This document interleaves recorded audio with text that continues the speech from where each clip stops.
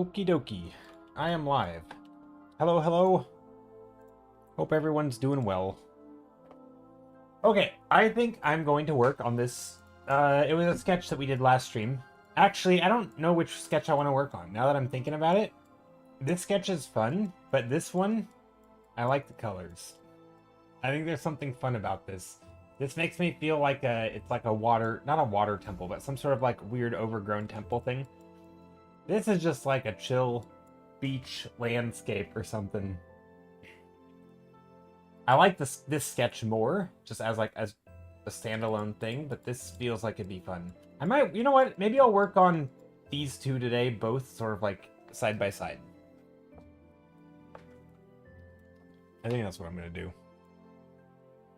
Oh, and I have the webcam. I should probably turn on. There we go. So let's see, first things first, let's save this as a separate file, because this is the other this is the sketch file. That way, let's do this one first. I can just grab this and stretch it and make it large. It does pixelate it a little bit, but that doesn't matter, because if you look, it's already pixelated and blurry and not looking good, so it's not mattering anyway. Let's see. We can make it a little larger.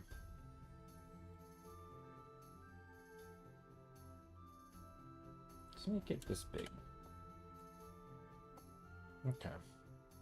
And there's not really any rhyme or reason why I'm doing what I'm doing, other than the ratio, the size. So the initial, I don't know. So maybe somebody will. I don't know if anyone's here yet, but the original dimensions, right? The aspect ratio is 4:6, which is what I use for like small prints, right? So like if I ever want to print it, it'll be tiny. But yeah, hope everyone's doing well. And yeah, happy late 4th of July, I guess. Technically, I streamed on the 4th, so probably not. I don't know if anybody celebrated. Okay. Yeah, no, I'm feeling good about this painting. I think that one will be good. And then we can do one more. I don't know if I want to actually work on them, but I will. I guess what I'll do is save another. And I'll do arting. Nice! RX, how goes the arting? What kind of art are you arting? Okay, I think this one can go like this. Same thing. Make it larger. Stretch the canvas to some random size. Make this larger again, so it's extra pixely. I think that's also another thing I like about painterly paintings. I don't know, but you keep going. Your art is to 11 out of 10 seemed, yeah. Fishy Freaker on YouTube, thanks. Yeah, so initially, like, actually don't mind it, like, because when I stretch my small thumbnail to make it large before I start painting on it, I actually don't mind because it's already, like, painterly, and, like, it already has, like, this grainy texture, and so it almost doesn't matter if it gets a little pixelated, because that's kind of how the brush looks anyway. So it doesn't even matter. But yeah, I'm going to paint on these two. I think this one needs more work, because I don't really know the direction I want to go. But yeah, these are the sketches from last stream. So last stream, just as a recap, we did those. And now I'm going to do these other two. But yeah, I appreciate the kind words, Fishy Freaker. Okay, so speaking of fishy, I kind of feel like this could be like a mermaid sketch. It kind of feels like you like 5 a lot. That one.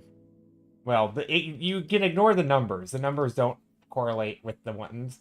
We can just call this 1, 2, 3, 4. Are you saying you like the one that isn't here? And obviously 4 isn't a thumbnail. 4 was just me showing the brush. Yeah, three is fun. I like 3 as well. I think the colors are neat, and there's definitely something about it. So I'm just gonna jump in and just paint on top of it, and basically treat it as like a paint over, like of my own painting. Because I always find that paint overs, especially when it's not your art, it's easier. Somehow it's easier to jump in and make changes that you see because you aren't attached to any of this stuff. Like it's not like, oh, I made this and it's kind of cool, so I don't really want to ruin it. But yeah, I don't know. This kind of looks like a statue, so I kind of feel like we should lean into that. That's typically how I'm starting, very blobby. But maybe it's not. Maybe it's like a big old like a tree, one of those like, bonsai-looking trees that aren't actually a bonsai tree. I don't know what kind of tree it is. Maybe a Japanese maple or something. One of those weird trees that are like very scraggly. But if I do that, I don't want then it also to be over here. And also the sizes are strange. Like, one of the things that I always do on accident is like the goalposts, right? I do like the 2 things of equal sizes in equal distances. And I don't want to do that. So I'm going to delete this. Or I'm going to see what it looks like if I delete it. I'm on a separate layer, so I can always undo. Key art, how's it going? You like the blue, like the light blue so nice? Yeah, it's nice. I like the color palette, and I don't want to ruin it, but I inevitably probably will, because that's... Hopefully I can keep the colors. Trying to just keep it very loose. Maybe I'll play around with that brush I was using the other day. This one, I think. Was this the brush? Yeah, that brush. Let's move this brush. Can I copy and paste? No. How do I do this? Duplicate subtool.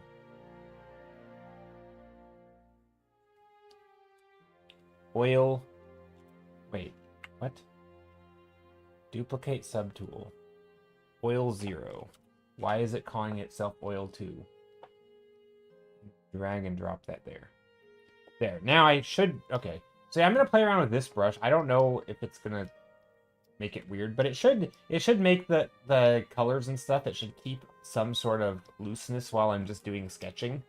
Because it has this color jitter in it, which is kind of weird. I don't like it for big shapes like this. But for the more, like, already high contrast shapes, like this kind of thing, it's not bad. I don't know. I'm still learning how to use jitter brushes in like in a good way. How to make choices with them. But I don't know. I kind of feel like this kind of tree should be on this side because this is a bigger shape. Like it's more real estate, which means I can kind of make it more of a like an important part. Whereas this is just off to the side. Also, I don't know how to use this brush. Let's move this up here.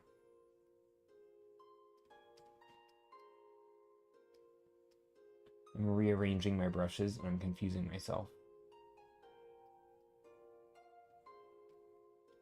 Where is the brush that I've been using? Oh, sampled brush. Okay. So maybe I won't do that. Yeah, I'm not going to do that. I'm going to use this is going to be the big shape. I like that. And then over here, we can get rid of that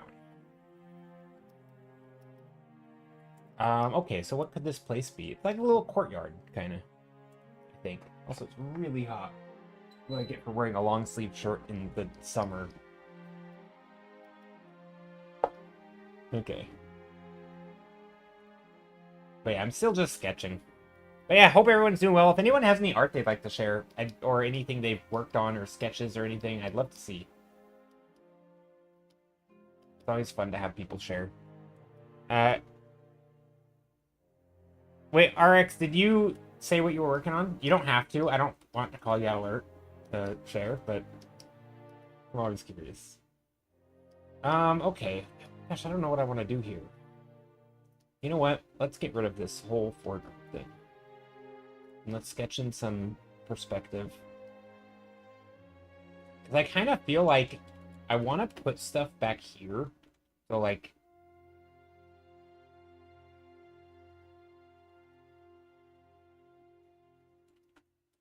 like a mid, right? Because right now we have a background thing and we have a foreground thing, right? We don't really have like a midground thing.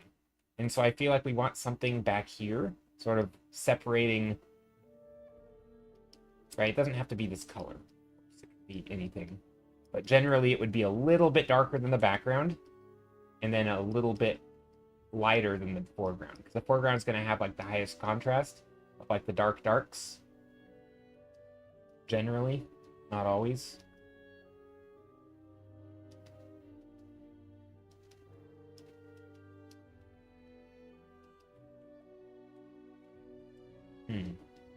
I don't know where I'm going with it. This one's gonna be an interesting one because I still don't know where I'm going. It's just like playing around with shapes. You're struggling with art motivation? I mean, you don't have to like do art, you know? Like not today or not, you know, you shouldn't force yourself. I mean, assuming it's a hobby, right? I mean, that'd be like saying I'm struggling with video game motivation. Like, I don't know, if you don't want to play video games, don't play video games right now. Like, aren't required to. You know? I think sometimes we like to,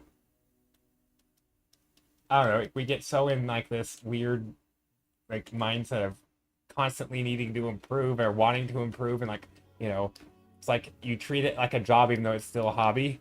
I don't know. Thanks for the insights. I really learned a lot.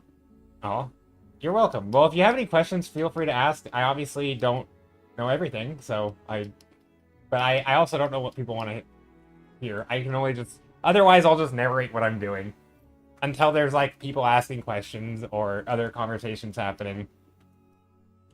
That tends to be how I do things. It's just easier that way. Okay. I do like these colors, though. And I kind of like... So, this is like a dappled light, right? Like, the light's kind of coming in through... I don't know. There's like a texture. Although it's not really coming through the trees, because there aren't really trees. We could put some big foreground thing. Like... coming in there like that or something. I don't know. Big Bob Ross tree. Probably not that, though.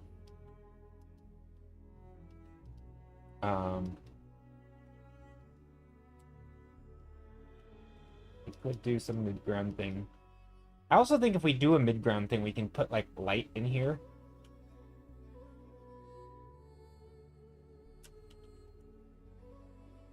Making, like, the top plane of a thing. So this will be the top plane. And then the side plane can be here.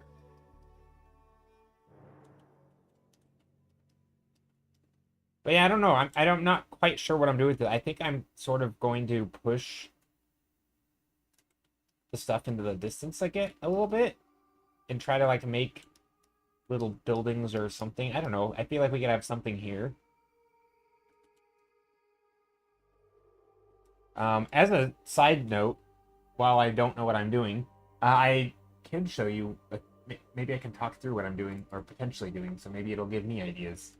So I have this little, like, this world map thing that I've made or am making. It's still very much a work in progress. And as I paint environments, this is just the first one I did, so I'm going to share it. I initially was going to, or not initially, but today I was going to work on this. If I go back...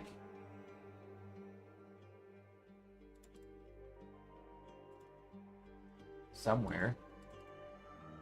Oh, it's literally the next painting. Okay, this one. So this one. So I have I did an environment, right? Fantasy environment painting. And then I added that to the world map as like a little icon. And then I did another painting, like a city or something.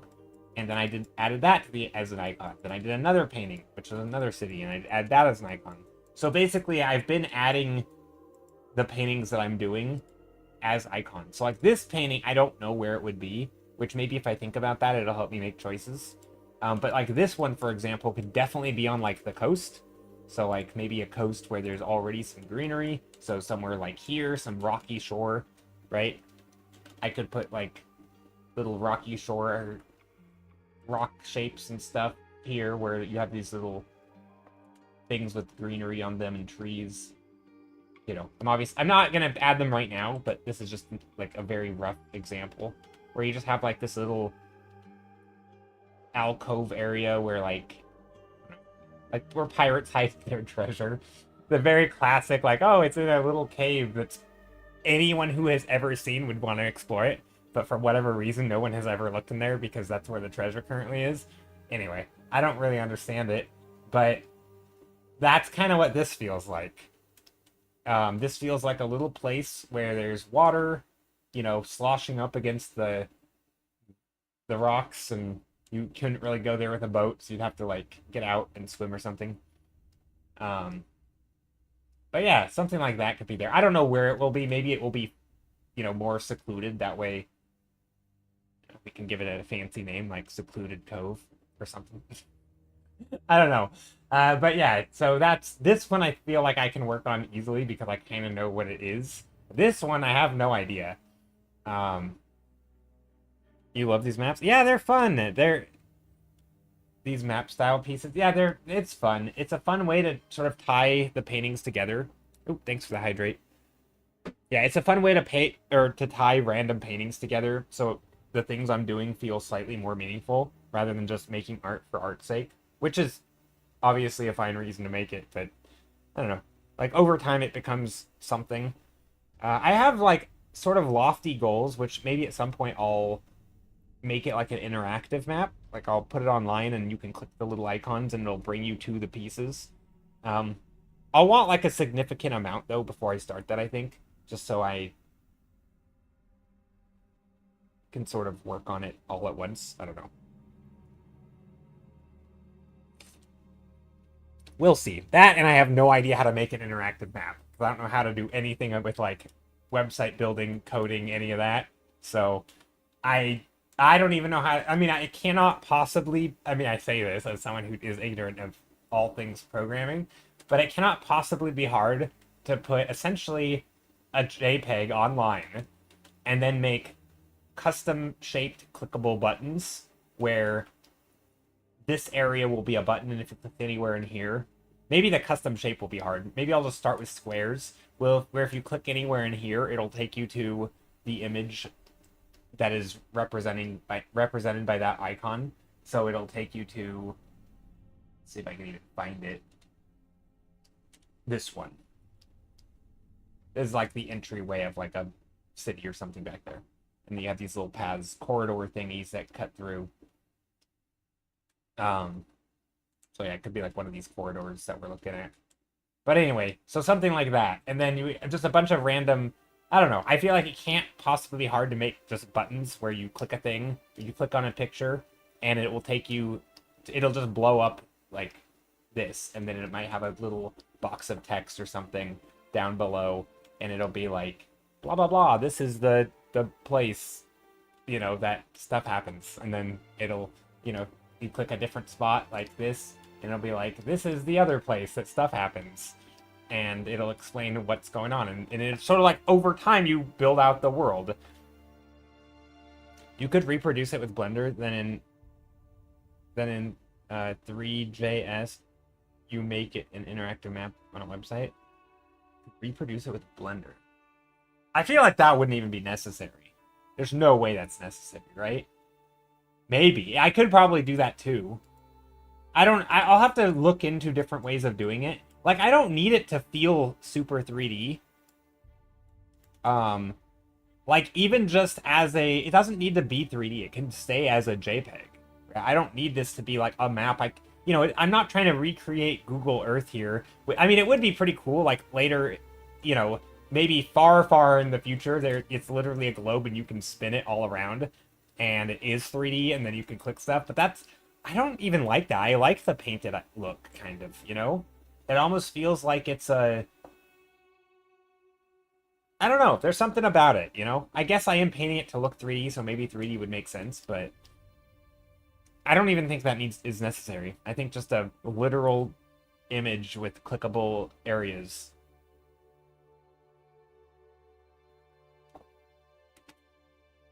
But yeah, I mean, I'm far away from the...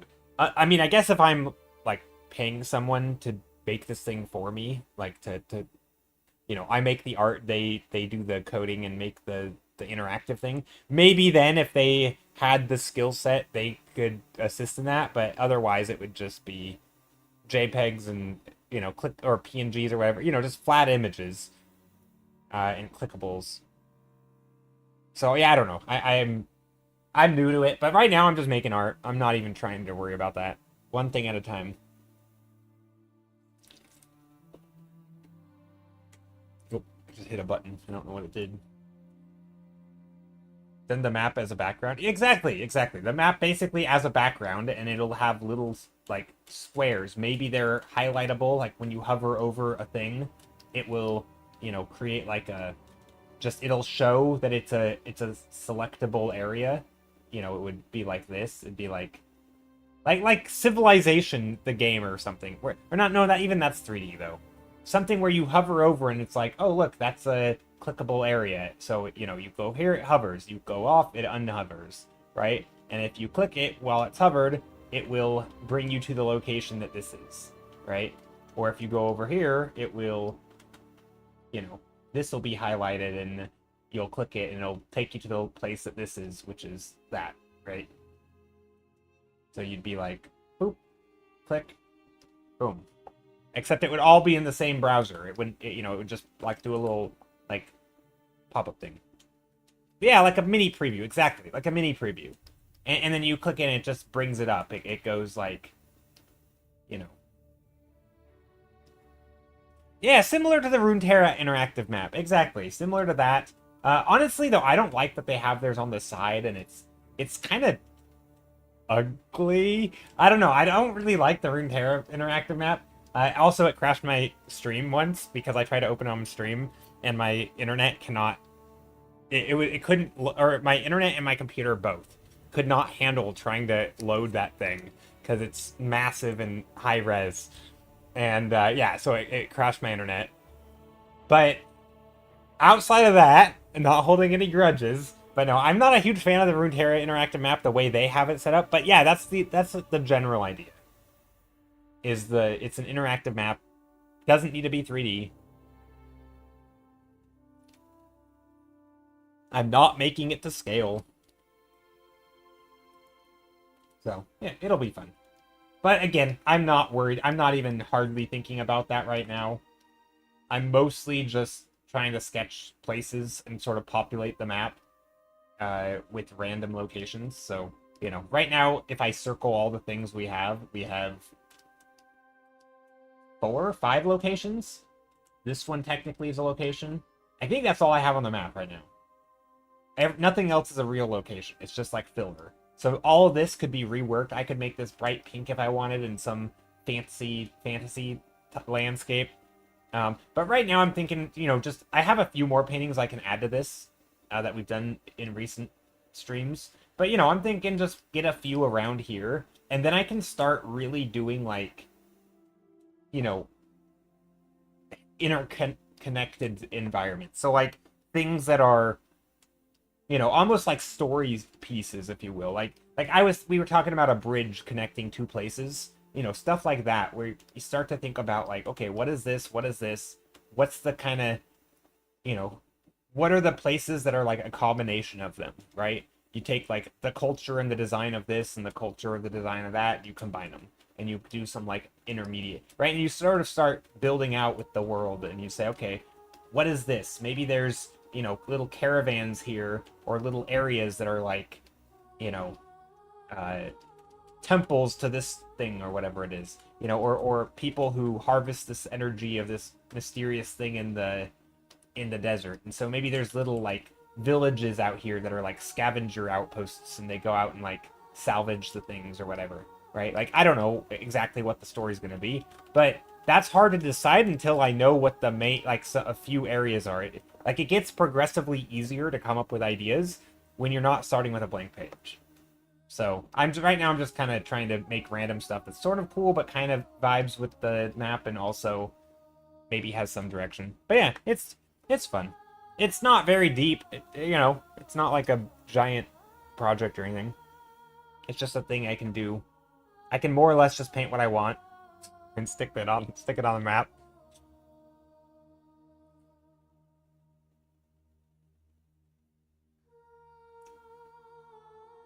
I think you need the map and a layer on top with the location with what you want to be clickable. Yeah. I don't imagine it would. There's probably a million ways to do it, and most of them are very simple. And then there's probably a few slightly more technically demanding ways of doing it that might be slightly better that I don't think I care about. This is not gonna be like a big thing. It's just like a fun personal project that has no end goal in mind.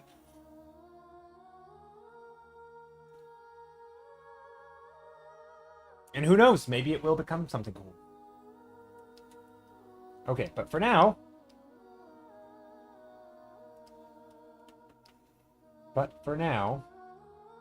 I'm just painting. But yeah, hope everyone's doing well. Hey, Drefzilla, how's it going? How are you? How's everyone? You know what? Speaking of... Maybe this is... I mean, I've been playing a game called Coral Island a lot. And there's like this, well, an island called Coral Island. But there's like merfolk and stuff, which is kind of cool. But I like the idea of like sort of Atlantean, like Lost City kind of vibes, which is kind of similar to how that game is. It has like a merfolk city or village that's like lost or hidden or unknown to the humans, and then you discover it, and it's like there's a whole like, you know, you befriend the townies and stuff. But I kind of like the idea of like, imagine you had... I mean, this doesn't have to be in the water. But imagine, like, low tide comes and this thing sort of, like, it floods. Or high tide it floods and low tide it unfloods. And so you have, you know, this, like, these puddles of water on the ground. You know, you have... Everything is sort of drenched in water, but you have...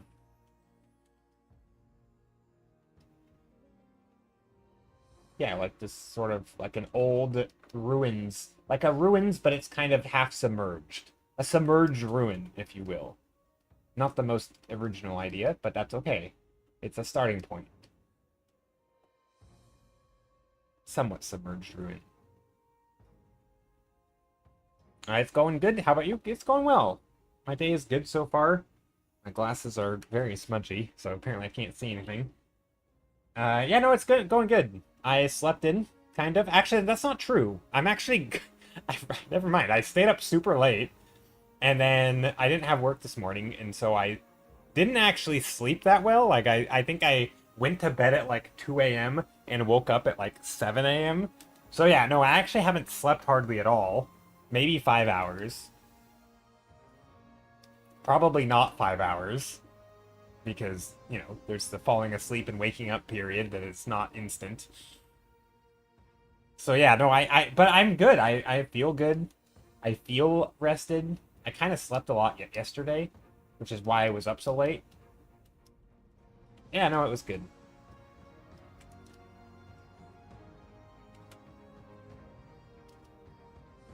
But I like the idea of, like, you know, barnacle. I think one of the reasons I'm thinking of, I mean, partly because I've been playing this game, but also this thing makes me feel like barnacles, you know? It makes it, like, there's little crustaceans or things up here. And so whatever these structures are...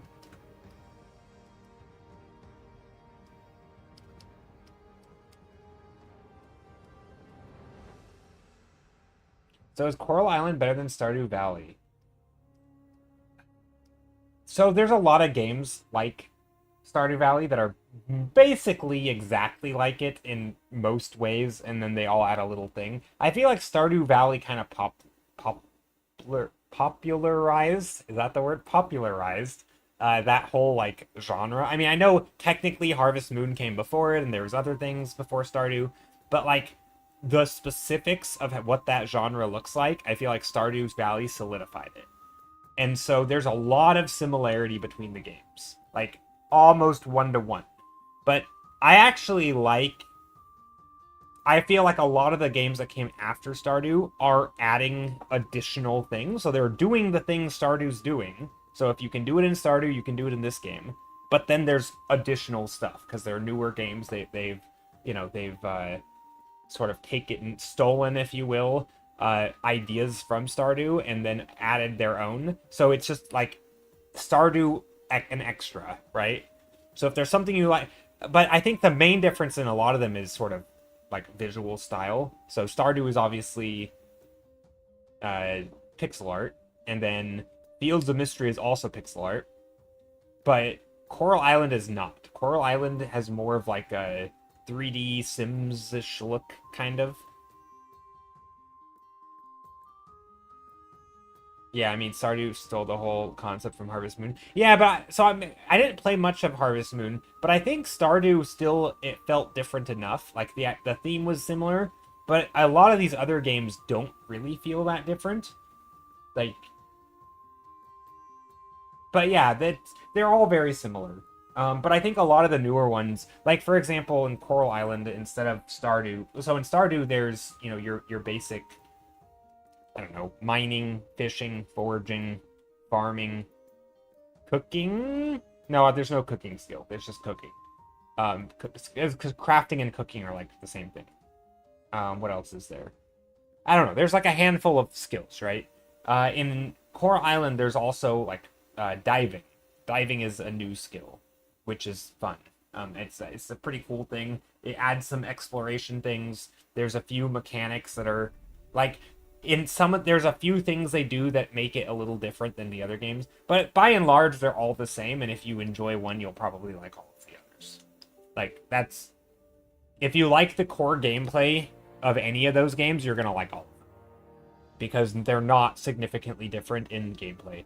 But I mean, there are, maybe if it's like a style thing and not a gameplay thing. So like if you don't like pixel art, then you're not gonna like Stardew Valley. And if you don't like the aesthetics of Coral Island, then you're not gonna like that. But if it's a game, if we're just talking about gameplay, they're functionally the same. With, differences in story, slightly different mechanics here and there, but more or less the same. Hope it's going well. Hey, Skittle, it is going well.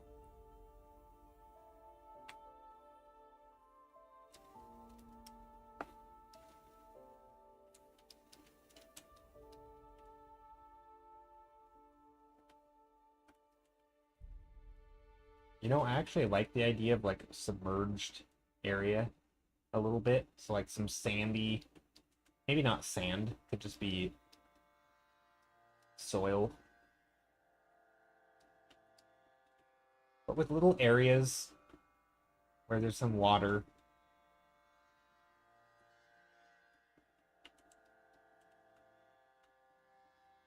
You might try it out. It's fun.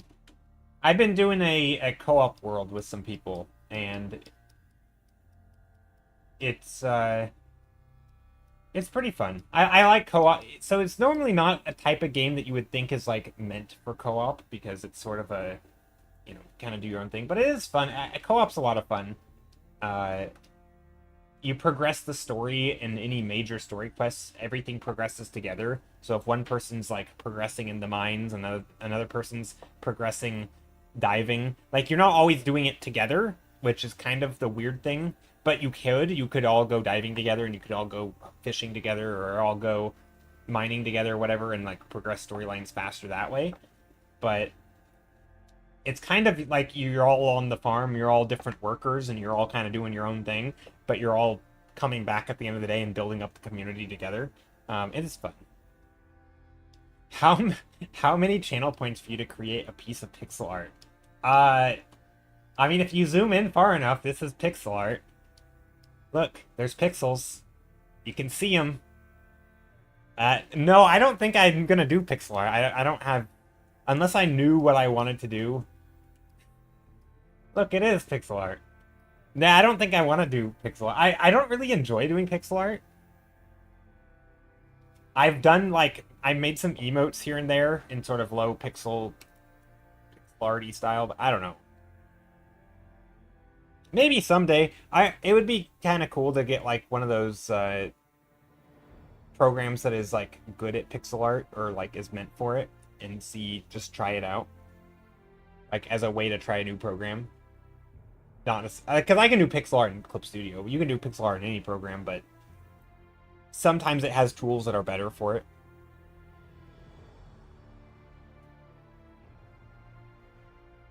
Yeah, Asprite. Yeah. Or a spray. I don't know what you call it.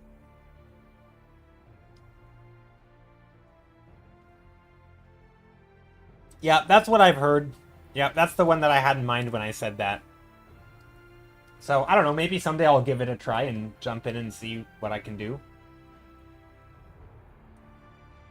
But I'm thinking right now there's going to be a bunch of stuff here. Just like, maybe it's like seashells and shapes that are kind of seashell shaped. Actually, this could be an underwater scene. First underwater scene to the lore. No, probably not. I'm just gonna do some. Let's see. I don't know. Sometimes I sketch fast, and sometimes I'm just so dang slow.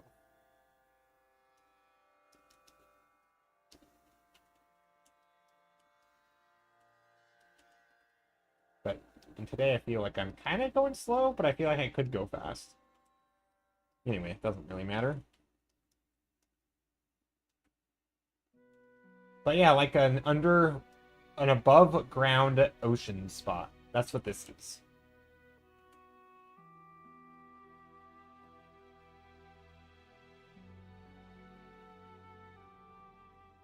Definitely inspired by the games I've been playing. But yeah, also hi Skittle.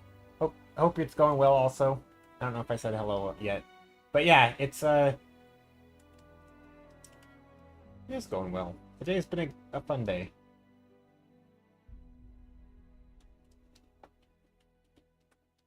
I'm feeling good about today's painting. Add some distance back here by adding a little bit of layer of atmosphere. And by atmosphere, I mean whatever sky color is. Slightly painting it back here can add like a little bit of fog. Underwater. Yeah, like I'm thinking like not necessarily like Atlanta. Imagine like a once city, you know, sort of washed away by rising oceans or something, but like it still was an ocean city, sort of built on the side of the ocean, but like maybe the water has come in and like, you know, it's kind of like an abandoned Atlantis that isn't fully like submerged or anything. It's above ground, but it's like, you know, long forgotten kind of. I don't know, something where it's still a bit overgrown. I mean, maybe it's not. Maybe there's people living. I have no idea.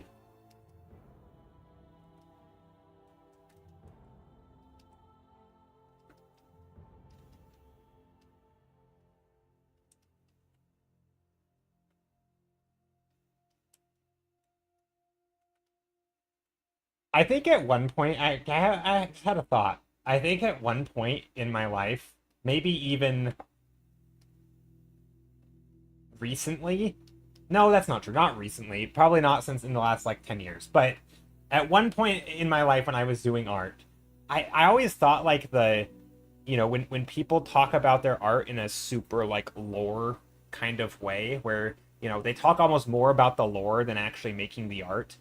Um, I always felt that was like, it always felt too, I don't know what the right word is, like, not artsy, but like too, like, disconnected from what I wanted to do in a way. I don't know if that makes sense, but like, it always felt like, why does it matter, you know, what your character likes for breakfast? You know, like, why, I don't get it. Like, if you're doing a character design, like, why does that matter?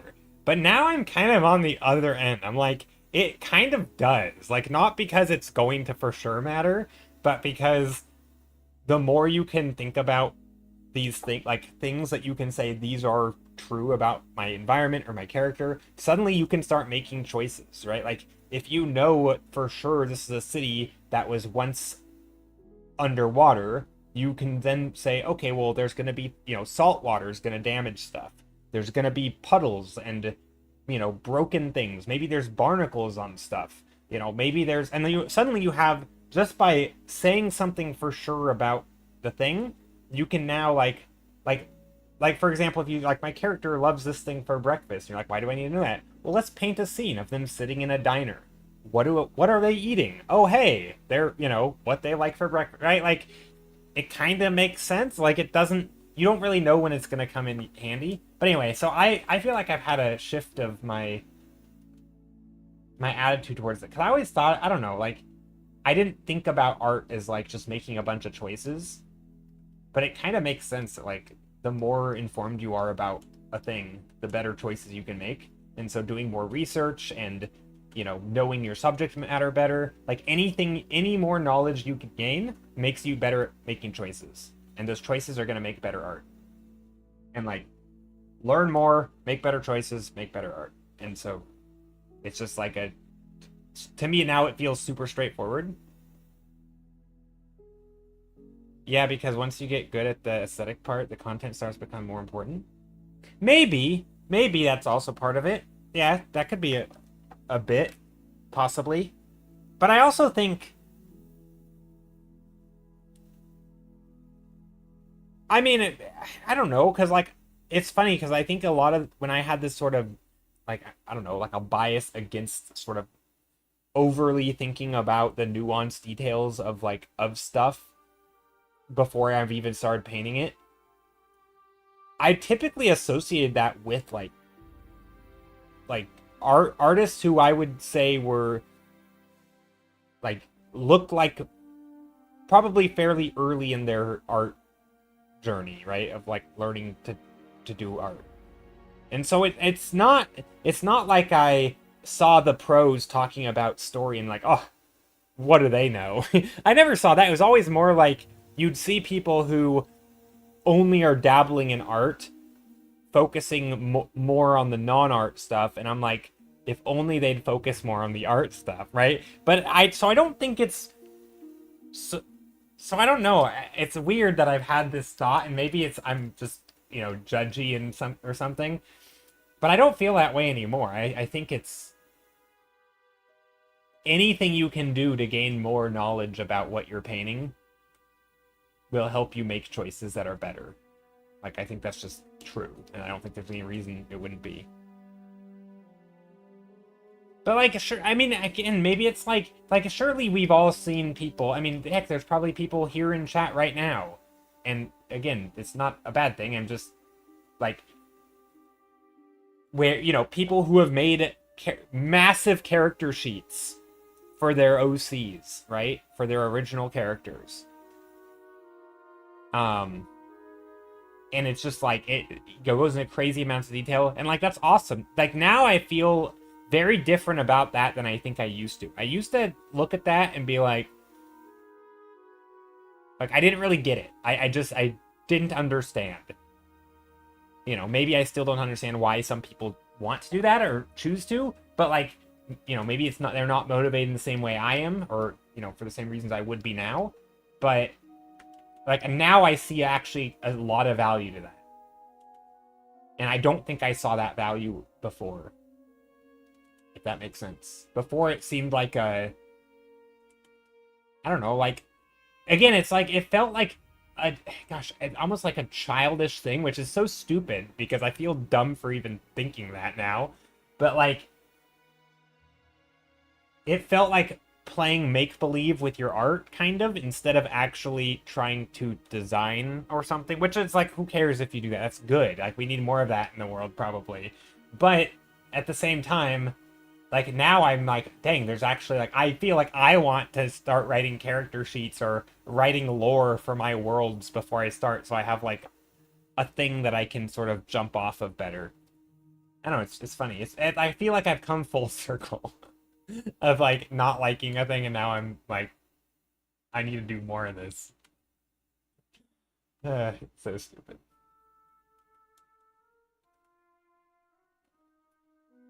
I'm almost embarrassed just to say that.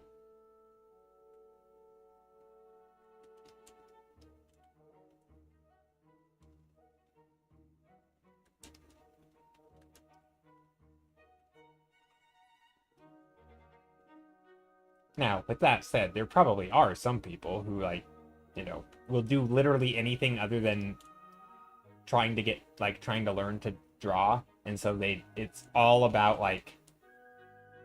And again, I guess for a lot of people, right, they just want to do cool idea stuff, right? It's not really about like being good at drawing. It's more about writing, right? It's writing, it's world building, it's not making character art that's going to look like it came out of League of Legends or something.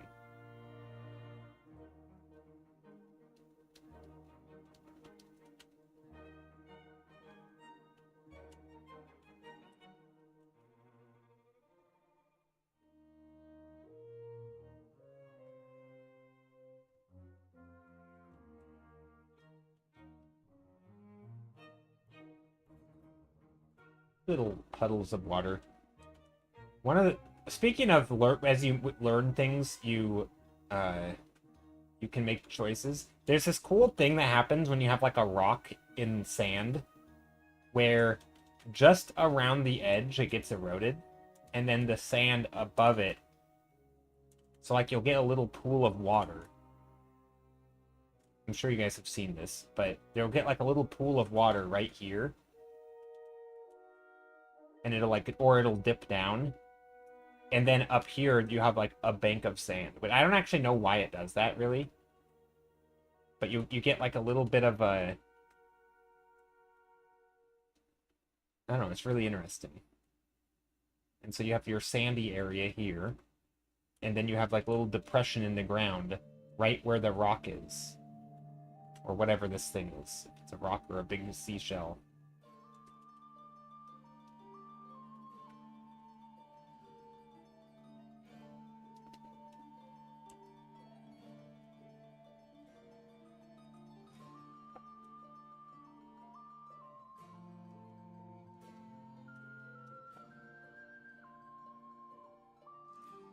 There.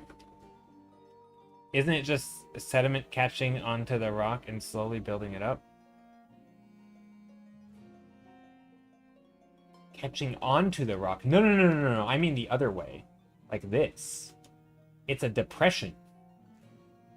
It's like the rock is sitting on like a mini pedestal. So you have like, from the side view, you have, it's kind of like in like this stuff is eroding, but the rock is holding this stuff in place, right? And so you have, it's like this, right? You get the water pooling around here,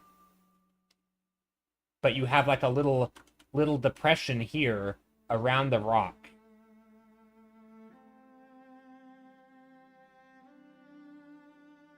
Yeah, there's probably, I think it's similar to how you see like big like rocks in like in like windy places with lots of erosion, or places that were once lots of water, where it's like this, and you see this kind of shape with rocks as well, where it erodes and it sort of anchors itself to this spot.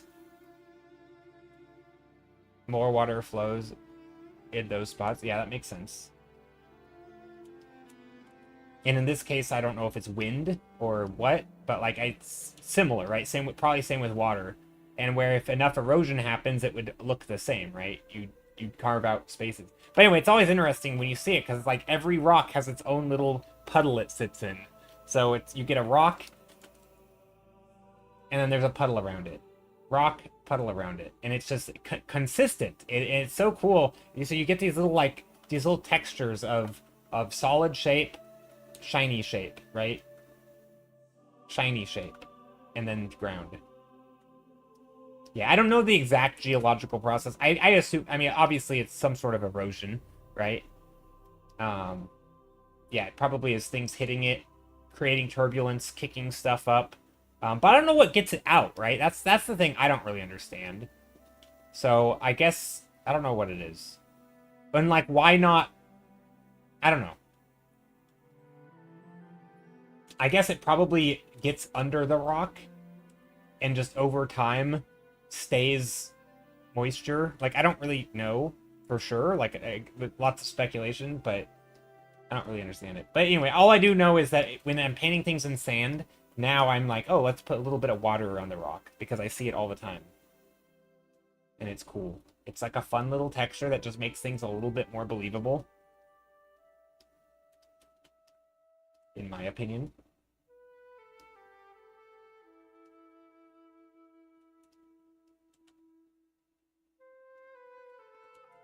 little sandy areas with little greenery growing.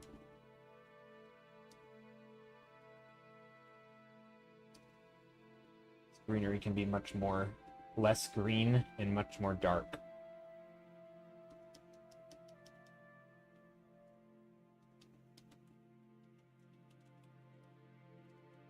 And then these trees are kind of cool. What if we give like a pinkish color? You're right. Now, you chroma coring this year, Joe. When does it start? I didn't plan on it. Have they made the announcement for it? I think I'm in their Discord. Let me take a look. Chroma core. Nope, that's swatches. What's Chroma Core's? I'm sure I'm in Chroma Core's Discord. I don't know what I don't know what their Discord looks like though.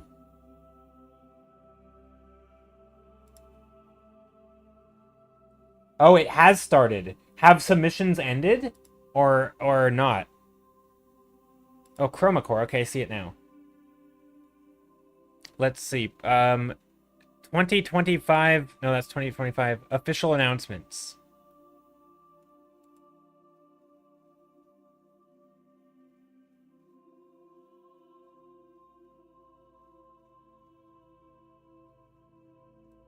Oh, okay. July 3rd is when they announced it. Welcome to the new year in 2026. Chroma Core Battle of the Bands. General. Hold on, I'm looking. Let me just...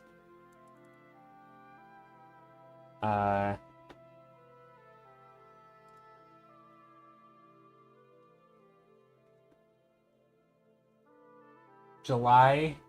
Oh, rules. Okay. July, that's 2021. Okay. 2023, 2024, 2020... That, 2020... I'm way back. Hold on. Where am I? July 2026. Timestamp of deadline for those who missed it in the channel. In 7 days. Okay, so I have 1 week from today, July 12th. And then there's a YouTube link somewhere. Okay. So we've got a little bit of time. That's I don't know if I'm gonna do it.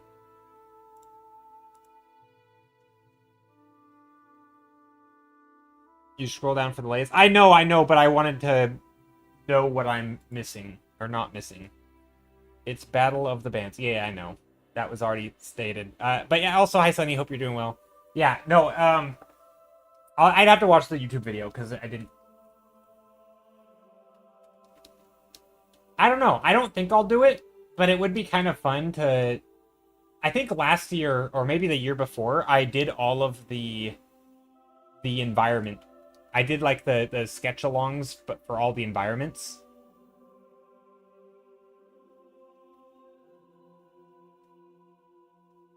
Is stream flickering? Uh-oh. Is it? Sometimes when I share things on stream, it will do that. Yeah, let me know if stream is flickering. If it is, I think I have a way to fix it, but I don't like doing it because I don't know if it's a good thing to do.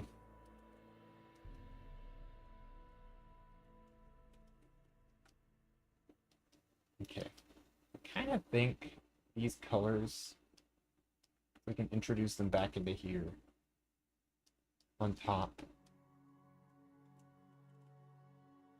But yeah, I don't think I'll probably do Chroma Core. I mean, it's so character focused, and I don't have any issue with doing characters, but it's a lot. It's a big time commitment. Like, I mean, I guess I could just submit a character as like a fun character thing. And then like 99% chance I wouldn't make it anyway. But if I did, I could then decide whether I actually want to do it or I could drop out. But like just to see if I make it or like do the initial submission or entry, it could be fun. I mean, it's less character focused than Art Fight. Fair. But Art Fight's more just like a community event, right? It's not like a contest as such, right? Like, I guess kind of it is, isn't it? But not really.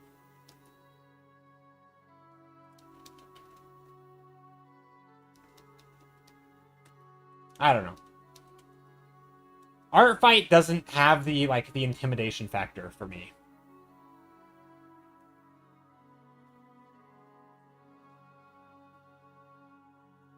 I mean, the community event is primary to Cynics. I mean, I mean, sort of. But also, I mean, yes, the sketch along thing is just a means to create hype.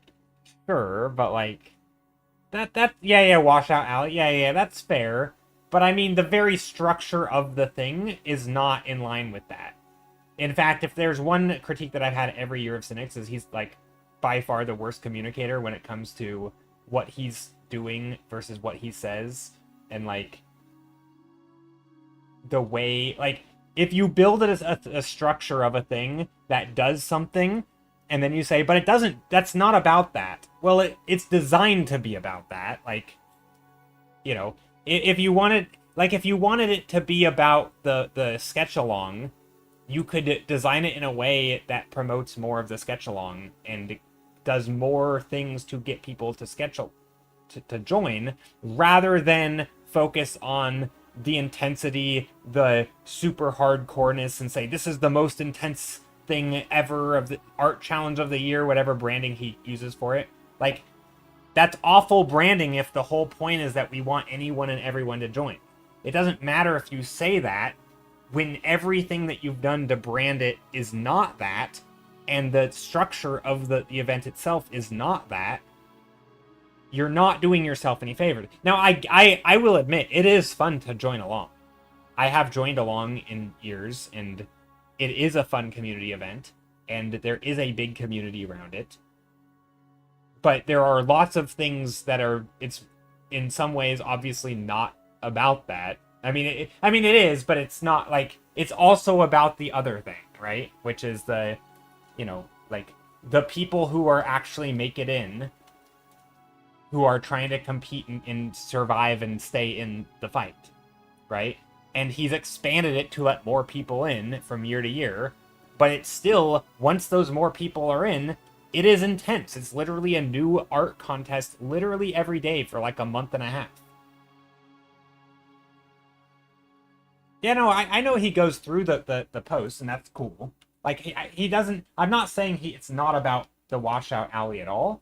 I'm just saying, to act like it's not about the competition at all either. Like, it's not one or the other. I mean, it's both, clearly, but yeah, no, I think if I was going to do a submission of an initial character, like, why even do the character initial submission if all you want to do is the washout alley? Like, when people ask, am I going to join, I guess I assumed the question is around, like, am I going to do a character submission?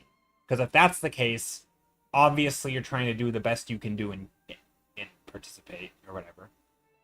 But yeah, no, I mean, obviously you can, you know, it is fun. I will probably do environments for it, but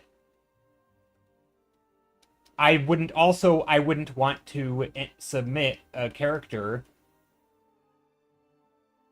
hypothetically get selected, which I probably wouldn't, but, you know, let's just pretend I did, and then not be able to actually do the contest, right? Why enter into a contest if you know you're not going to be able to participate, right? Again, that's another example where, like, you're not actually getting enough people to enter.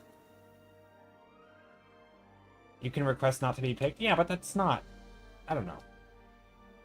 Like, that's nice and all. I don't know. That doesn't, I don't know. It feels like it would be silly to do that, but I guess you can. That's fine. I don't know. For me, it's just, I wouldn't enjoy that. If I'm gonna make a character in a week and put my all into it, it's to try and put my all into it and try to get selected. And if I don't want to do that, then I would rather just do the follow along and which I have done in previous years, and I will probably continue to do. But yeah, I just don't think I would spend a ton of time making a character, designing it, and giving it my all, only then to be like, I don't actually care. Like, no, obviously I would be because I care. But yeah, no, it is a fun contest. It's cool.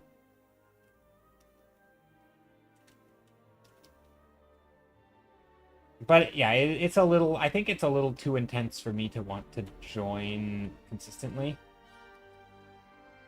But I don't know, maybe my mood will change in the next week. Hey, Jack Rax, hope you're doing well.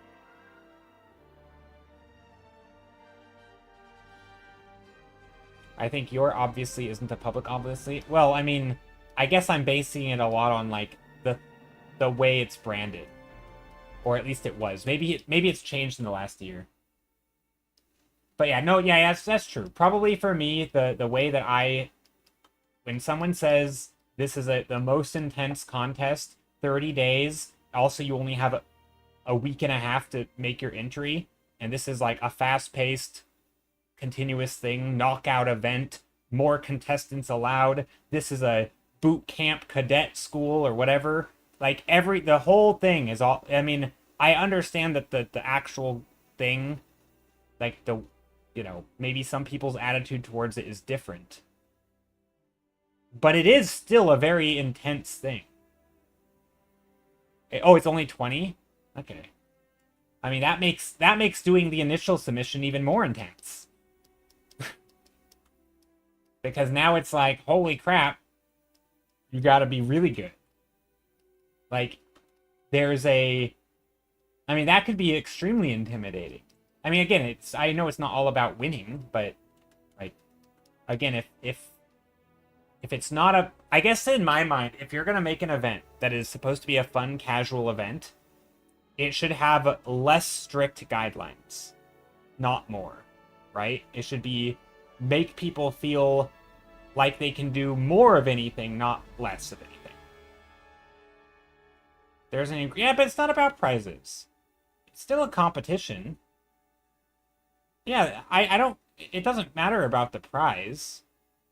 I mean, most of the time, art prizes are so little for the amount of time you invest anyway. It's, it's not like an esports event where you're gonna win multiple thousands of dollars, and, like, generally prizes for art events suck anyway. So I mean, the amount of time people will invest into doing a thing. Yeah, no, the prize will never matter hardly. I almost have never seen like an art event where the prize is actually significant. And this is coming from someone who's pretty poor. Like, at best you get like a tablet or something. And a tablet worth a fair amount of money, right? But yeah, I'm not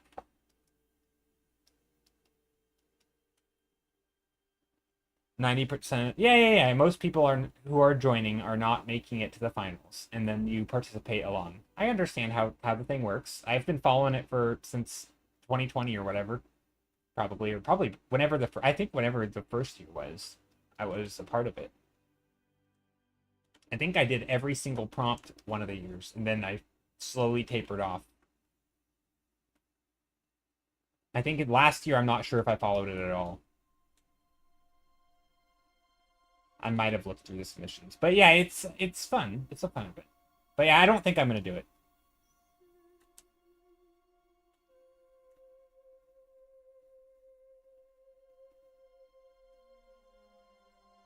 It also kind of bothered me a little bit with the way Cynics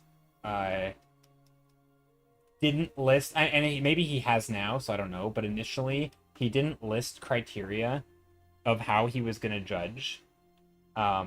He kind of sort of implied it sometimes, but then occasionally when he's actually doing the judging and the explanations, he would ignore his own criteria and be like, oh, I really like this one instead.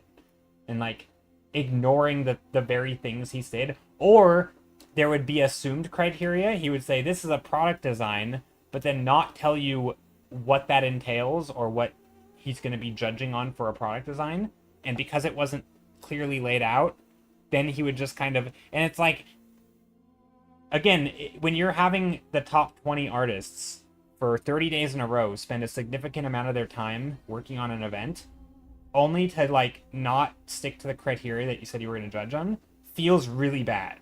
That feels like a like if they're going to invest this much time, you should invest at least a fraction of the time, like being, you know, consistent with the judging. That always bothered me. Again, I didn't follow last year, so maybe he fixed a lot of those issues, but the year before that, so 2024, that was still the case. It was definitely the case in like early 20s. Also, thanks for the follow. But yeah, so that makes it like, again, like I get it, and every time people had brought it up, it was always, again, I don't have anything against cynics, but like every time people brought it up, there's always a dismissive like, well, it's not that serious. Well, then don't expect the people who are in the running to commit 5 hours a day for a month and a half in a row without days off. Like, that's insane for an event that's not that serious, right? Like, I know that the most people participating aren't sticking to those rules, but don't claim it's one thing and then have the structure be another. Like, it's like you're creating a system.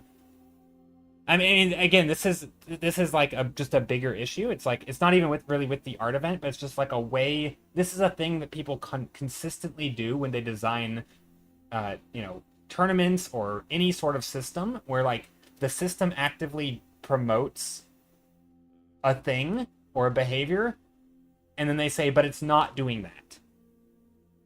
Well, it is. You may not want it to do that, but you've designed it to do that, right? Like, it's like it's like when people say in government or something like, there aren't structural issues that do certain things. Well, maybe it's not supposed to be, but there clearly is, and that's the outcome of it, right? But yeah, I think the attitude towards it though it's still a fun event. That's just my critique of like more of how you run the contest and not, I think that the idea is cool.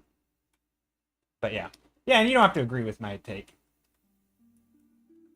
And again, like I say, I haven't followed it for the last year, so I don't know if he's changed them in this year or last year. He might have changed stuff. Or maybe he has more, like, unbiased... Maybe he's taken himself out of the judging, and there's more unbiased judges who don't follow the event and don't know the people. Like, the amount of times where, like, community favorites basically will... Like the things, I don't know. Like, I guess I'm a big stickler when it comes to judging and biases in judging, especially in art contests. Like, it's always been a thing. Because there's lots of ways you can do it, like removing the names on submissions. Don't know who painted what, right? And it just makes it more fair, right? And I think when you're going to have... And again, I'm mostly focusing on the top 20, because I understand anyone can join and it can be a good time for them. But if you're going to have like a top 20 or something, and then have a ton of bias seep into that judging, and do literally nothing to try and be more fair about it, and completely ignorant to anyone who calls it out, year after year after year. I mean, I only know of like 4 years in a row where nothing was fixed. Maybe it has been fixed in 2025 and 2026, but it's just... It feels like a slap in the face to the people who are actually investing the time day after day after day to participate. I don't know. It felt like... I mean, granted, it's still probably the best art contest out there. Like, don't get me wrong, it's a good contest. Like, this issue exists not with just cynics, but with pretty much... Like, I think... Like, gosh, Clipstudiopaint is the worst at running contests. DeviantArt has been pretty bad in the past. ArtStation's been pretty okay-ish, kind of, sort of. But even they have, like... Yeah, they've been weird. Like, I don't know, a lot of... Like, people run... I don't know, this is just, like... I get it. Most people running things, especially for the first time, are just jumping in and figuring out, like most people doing most things. But it's the same like pet peeve I have with like people who do like who make surveys and then the questions are super biased. And it's like, how can you not like just put yes, no, maybe, or one is or no, five is extremely, extremely negative, extremely positive, and put a 5-step gradient. Like, stop doing like yes, but I really wish it was something else. Like, that's not an answer. Like, that is like, if that's the only yes answer, then anyway. So yeah, that's a thing that exists in like people who make surveys, people who do contests. It's just like there's not good system design. And I don't know. Maybe I care more about this topic than most people, but I feel like for anything that's having people spend a lot of time, yeah.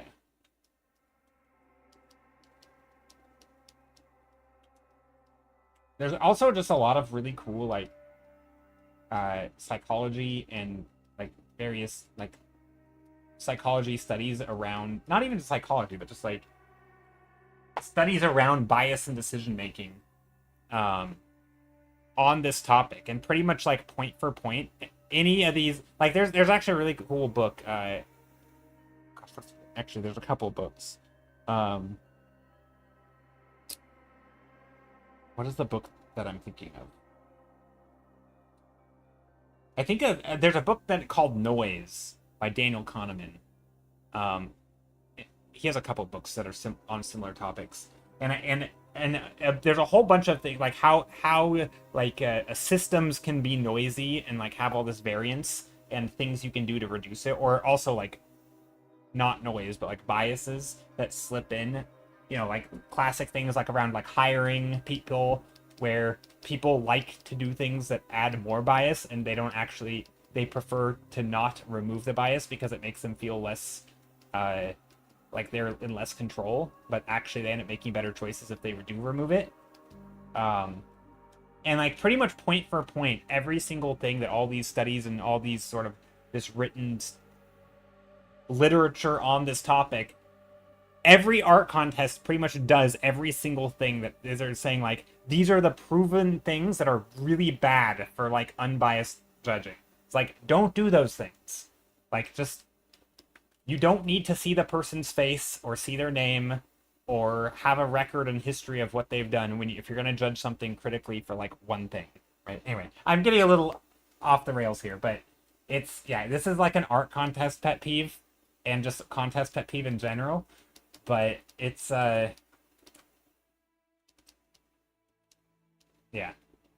Cynics definitely isn't the worst at it, though. And in fairness, he's also like one dude doing this thing, so yeah.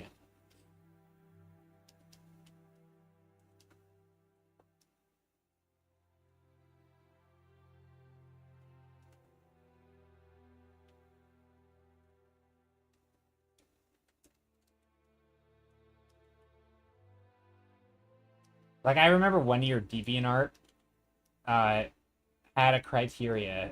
They had a bunch of different criteria for the way they were going to judge an art contest, and they laid it out very clearly. But there was 5 things they were going to judge on, right? They were like technical skill, creativity, whatever that means.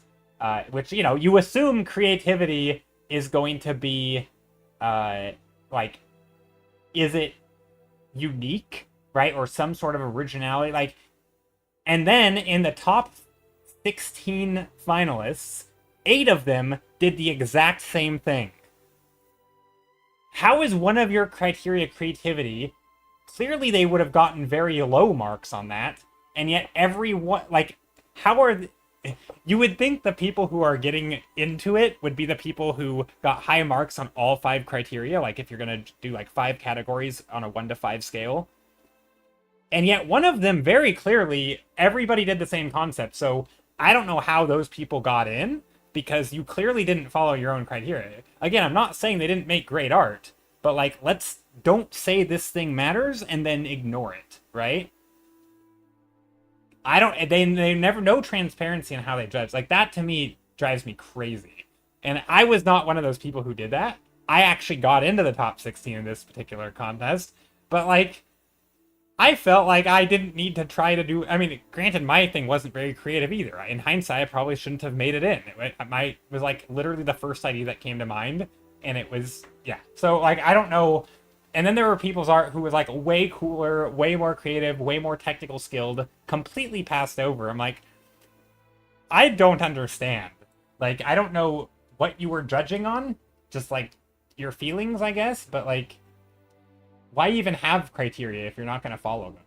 Like, I get that art's subjective, but like, if you clearly define your rules, there can be still sort of objective things, right? Like, if you say something needs to be representational, and you were to ask 1,000 people what the thing is, and only 50% of them knew what it was, you could then compare it to someone who knows, then everybody knows what something else is, because it's more clear. You could be like, one's more representational of the thing than the other, right? Like, if only 50% of people can recognize this as a dog, and 100% of people recognize this as a dog, and it is a dog, then clearly the one that's more like a dog is the one that more people recognize as a dog, right? Like there are ways to set metrics and follow them. And so, yeah, DeviantArt, that made me angry because they clearly weren't following their own criteria. And then there's things like Clip Studios contest. Oh boy. They actively say that they are biased and they are going to take into account your social media following. Like, we are gonna be fair, but we may be swayed by your social media following, and if you get a lot of likes, then we're gonna like it too. It's like, what? Why would you even say? I mean, at least they're being honest, I guess. Reminds me of a Minecraft play I once had seen. Oh, that's awesome. This painting? I could see this being kind of Minecrafty looking. Also, I don't know what this tree is doing. This doesn't look like this doesn't look very driftwoody. But yeah, art contests are a point of... I could ramble about art contests and how poorly designed some of them are.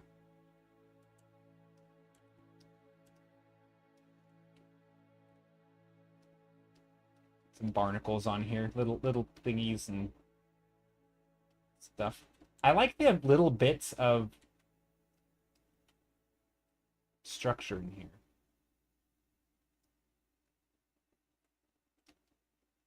You don't say. Yeah.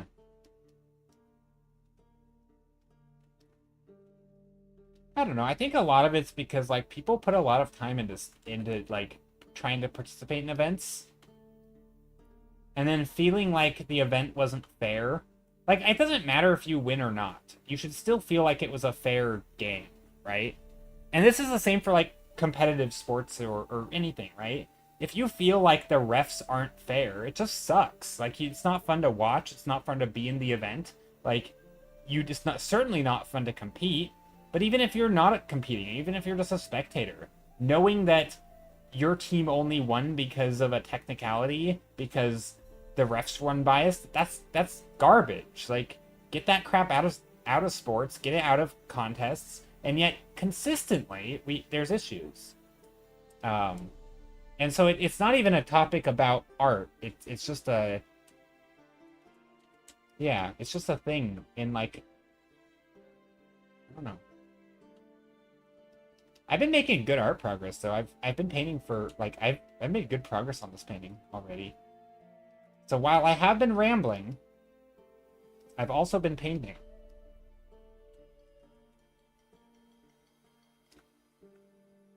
You've been going for 30 minutes already? Yeah. I've kind of shifted topics. We went from cynics to contests more broadly, to non-contests, or just competition. Could never, yeah.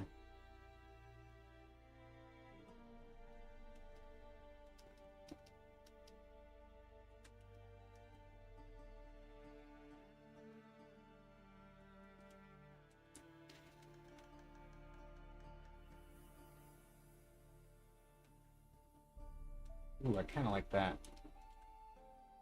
I think I ramble more when I'm tired, though. Well, maybe I'm tired. Maybe that's what it is.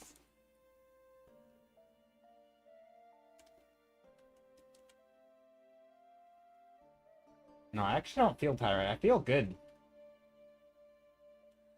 Also, this feels like glowing algae or something. Like, it's bioluminescent. It's green.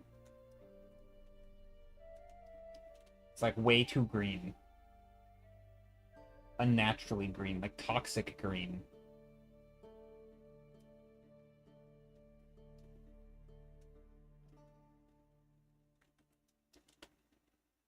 I like the idea. I feel like you don't see a lot of green in this kind of environment. You'd see a lot of like pink and coral color. Like a pinky color like that or something. Kind of like the green though. Sort of interesting. Maybe I'll paint on a separate layer though, just in case I don't like it.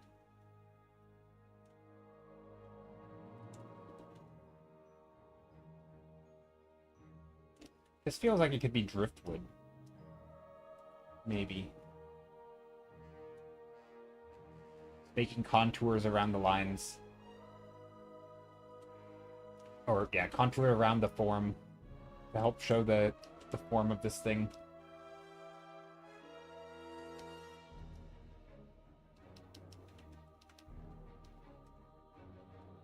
Painting around the contour. It's really good advice. Advice that I didn't follow for the longest time. But paint around the form. Especially in the early stages.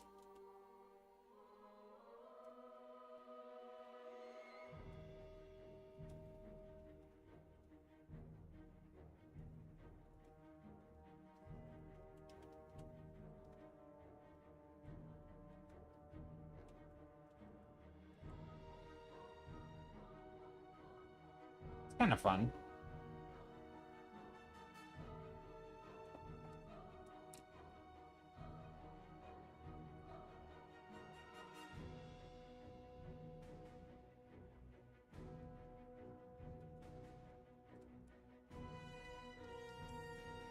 Maybe I don't like the green. I mean, it would almost just straight up look better if this was, like, a more yellow, wouldn't it? Maybe even a bit orange? I mean, it's got it, right? Yeah, that's just way better looking. Okay, rest in peace, green. The yellow can stay.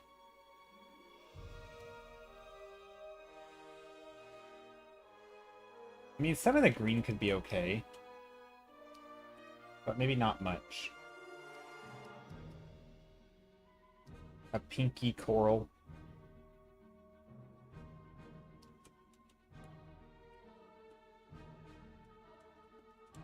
Some kelp.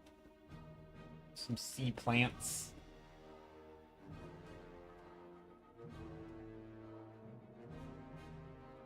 Little wispy shapes. It's definitely inspired by me playing Coral Island, though. I'll tell you that.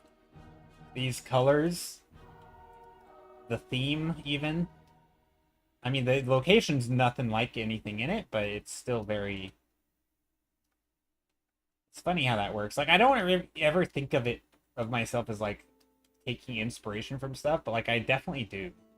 If I like, watch something or see something, it'll just, like, make its way into my subconscious or something, or very much in my conscious, and I'll just like start like making a shape. Like it's almost like I'm influenced by what I like, if that makes sense. So like if I make a shape, if I see like a sci-fi show or movie or something, right, and it has like lots of like circular sleek designs, you know, of like whatever it is, just like spaceships with big bubbly, you know, like Star Trek spaceships and stuff, and it has that certain look. If I see a lot of shapes like that, suddenly my next paintings will have like more rounded shapes and less like jagged spiky shapes. And if I see like some, you know, gothic medieval, not medieval, but like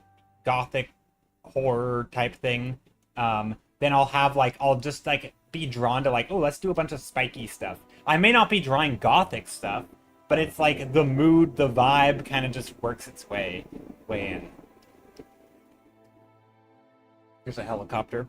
Ignore this loud sound. But yeah, that passive inspiration. It is very weird how it happens. Like, even when I'm actively trying to avoid it, it's almost like I have a short-term memory. Like a very short-term memory.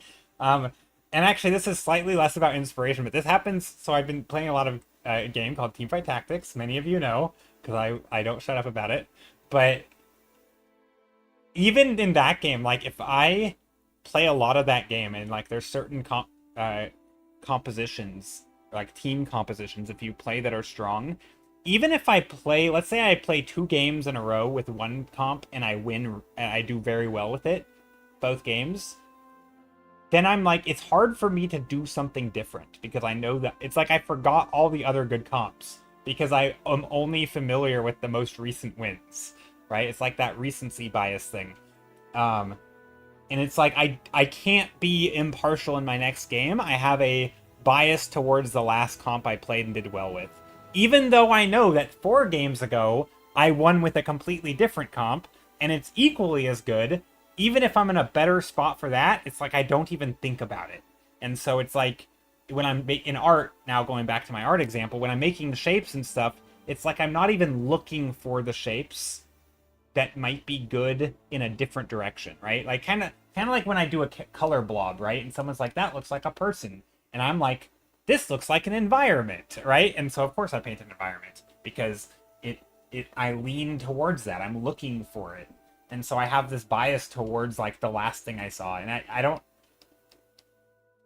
know if that's like a quirk of me or humans in general. But it definitely feels like I'm definitely influenced by like the last thing I saw or played.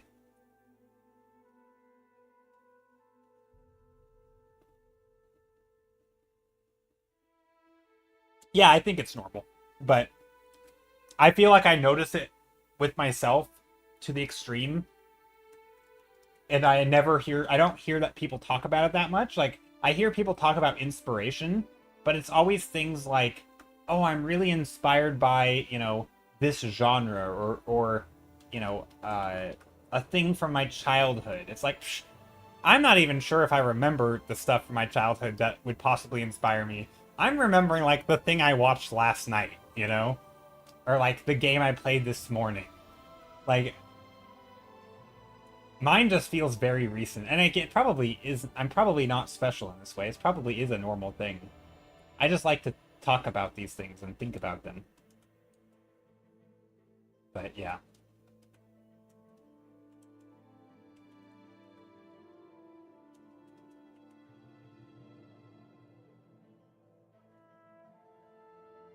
I like how this painting turned into this other painting.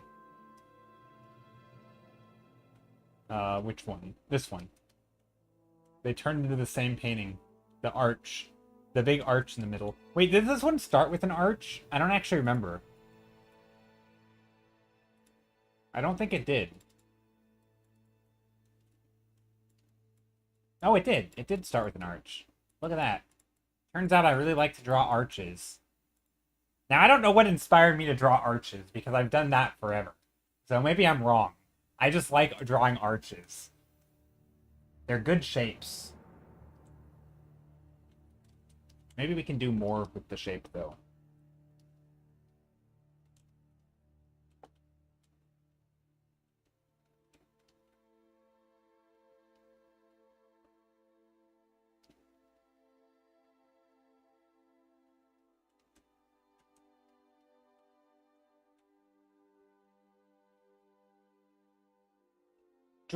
Drupzilla, what are you working on today? It's like how everything evolves into a crab. Every painting evolves into arches. I actually don't know what you're talking about when everything evolves into a crab, but I'm curious what you mean by that. I like it. I feel like that's probably a meme that I'm unfamiliar with. It's probably a good one, though. You're doing portraits. Archinization, yes. Sarah says, I've been trying to join for about half an hour now. I think that's a new record. This is looking really cool. Wait, what do you mean you've been trying to join for half an hour? Also, hi, Sarah. Hope you're doing well. This is looking really cool. Thanks. I think these foreground colors are wonky. I think it needs more reds or oranges. Oh, we're back to crab talk again. Isn't it carcinization? No, no, no, no, no, no. Everything evolves into arches, they're saying.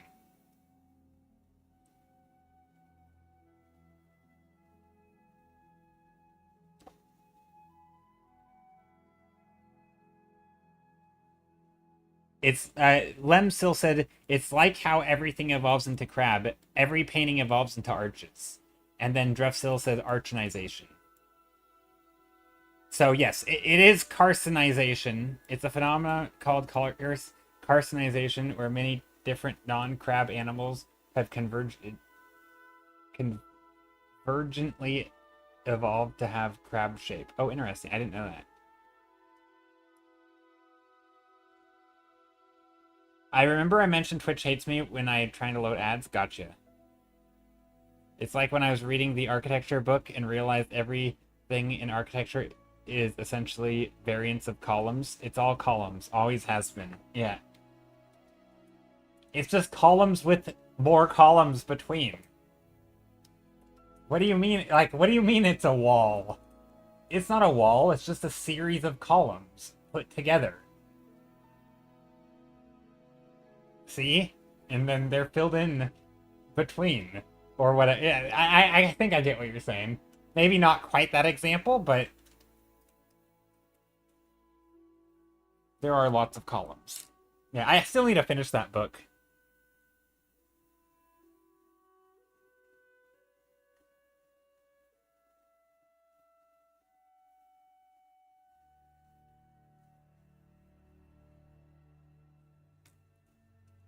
Pilasters are columns. Everything's columns.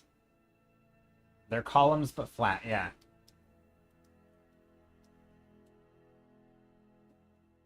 I mean, especially if you think about it from a like a form, like simplifying form thing, or like modeling in 3D, like an art perspective. It very much, I mean, we talk about that, like you can construct anything out of cylinders and rectang and cubes, right? And cones and stuff. But like in architecture, it's pretty much all cylinders. Either that or it's just a big square. But yeah, lots of cylinders.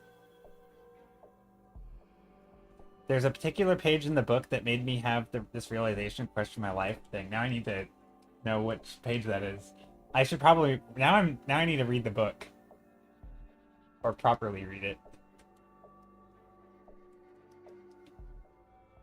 Let's do some stuff. Let's add in some color in here. I'm trying to think what color I want for these shapes. Because right now I'm not loving this. Maybe a blue?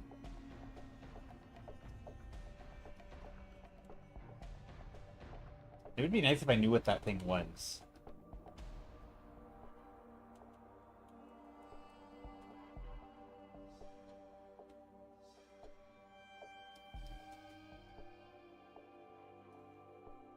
But yeah, Sarah, hope you've been doing well. And also, how's the arting going?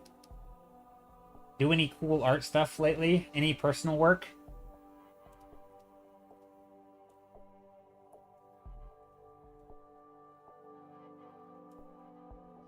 Okay, let's find some references of barnacles.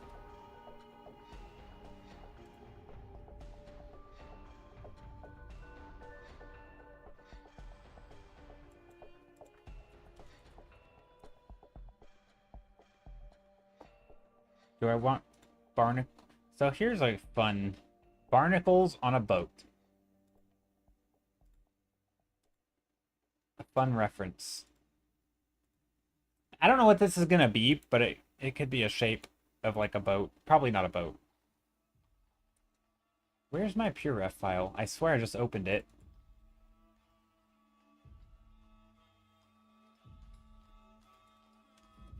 Man, PureRef has been asking me to update it for the last, like, 6 months. And I only open it basically when I'm streaming, or I have only in the last 6 months, for whatever reason. And I never want to update stuff while I'm streaming, and so I just never update it. Actually, it's probably not true. I've probably used it before the last 6 months, but for whatever reason, I haven't been updating it. Why don't you? Because I always forget until I'm streaming. And then it's like, oh crap, I need to update. And then it's like, well, not right now. I don't want to install stuff and potentially need a restart, so I'd rather just do it later, but then I never remember.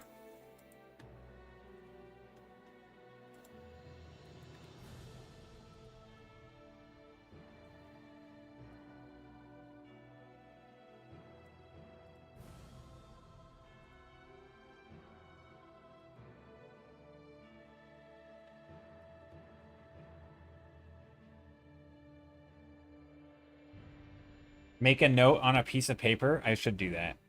See, that would be the responsible thing to do.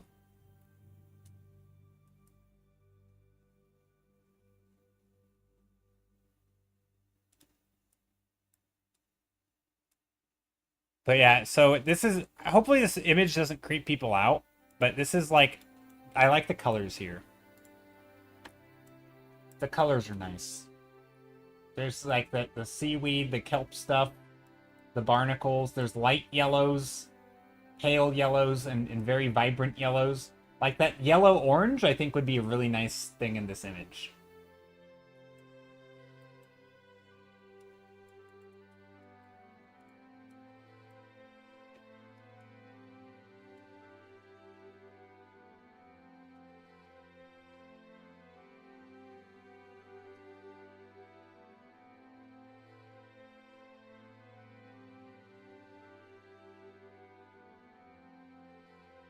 And of course, there's going to be lighter versions of it.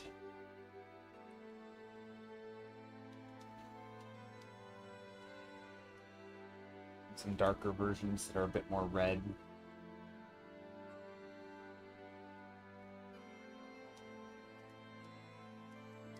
There. I can use those colors. I found the image I posted a while back where I was crashing out about columns. Ooh, okay, I didn't realize you had a crash out on social media about columns. It's amazing.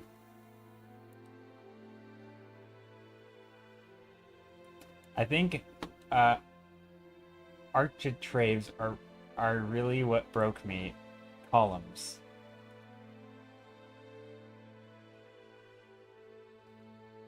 Wait, are those columns? I don't get it. I'm going deep. It might be too...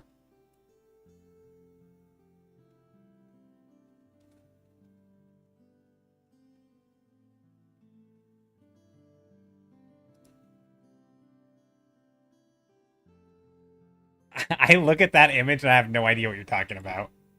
I'll be honest. But I mean, I kind of understand. I could kind of see it. You mean like just sideways column? I don't really know what you mean. It's all connected. Look at the silhouette from the side. It looks like it's a cross-section of a column.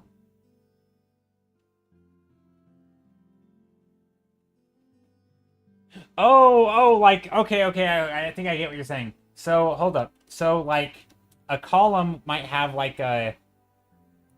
Okay, hold on. Let's see if I can draw this. So you might have, like, a column that looks like this.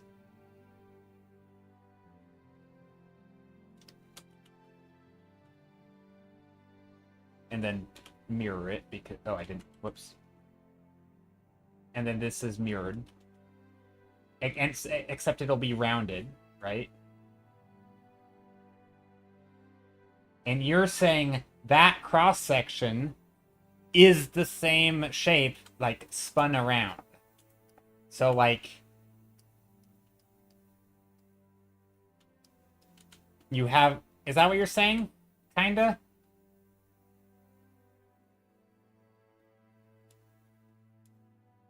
So, like, that... It's like a column just stretched out.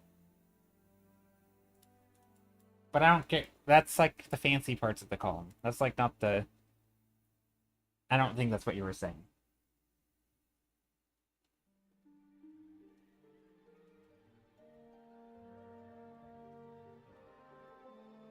If you cut that in half, it's half the shape. Yeah. Like this, you're basically taking this shape.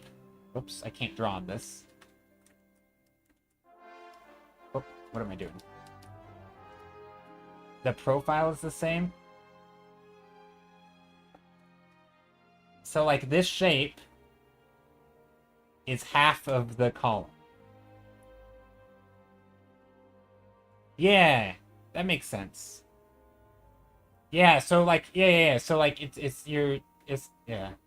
But like, that's not...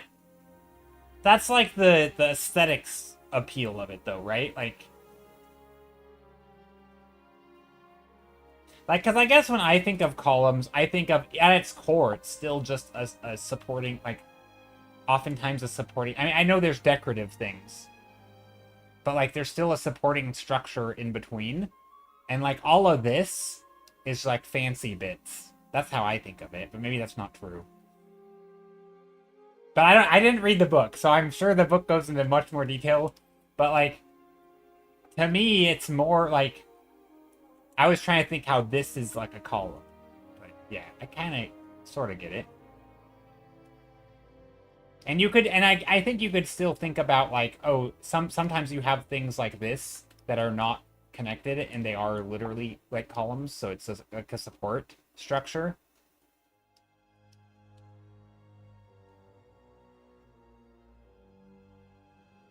For me, it was an epiphany of how everything is connected. Many purely decorative elements were originally derived from once functional elements. See, I could understand that. That makes a lot of sense. And, like, if you had a structure like a roof here, and you had supporting structures, right? This might have also at one time, instead of having these, you had columns, right? Underneath the structure. So, like, here's something being supported. So you could have a column here, or you could have a structure like this. But then what if instead of this, what if you didn't need these, but you just repeated it, and you made a decorative thing that kind of is you know, it's like an extra piece. Maybe it's not even decorative. Maybe it has a function. But suddenly you have this thing, right? Now you have this, but at one point, you know, like, I could understand how you could get from we have these things supporting a roof to now we have these little arches, and now we're gonna do little, like, fancy things because they look cool, and also arches and supports. I don't know if that's what you're talking about or not, but I could see it. I could see the connection.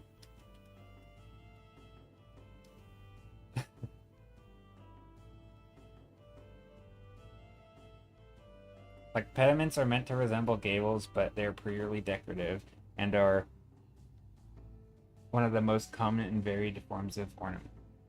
I gotta Google what pediment is.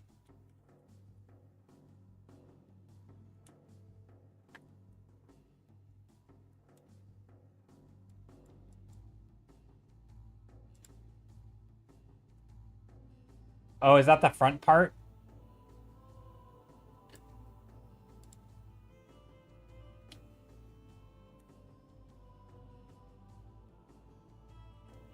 So it's the front part of a gable front of a gabled roof or whatever. So you have, like, the...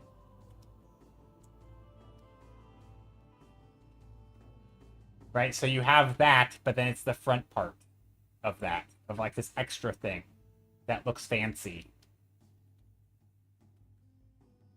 There's a word for that specific vestigial element.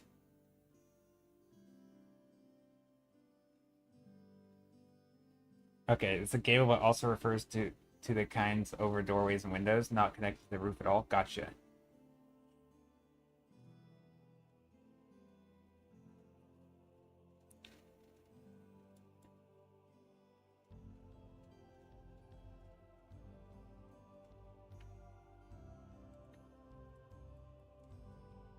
Yeah, I do like it when that happens, though, and I think knowing that history of stuff is really sort of enlightening and interesting, where, like, you learn what the functional thing was. I mean, this is fashion's the same way, right? Where you a lot of times you have things that arrive out of function, and then at some point there's a fashion version of it that is like designed based on a functional thing, but made no longer functional because now it's purely aesthetic and it's pure fashion.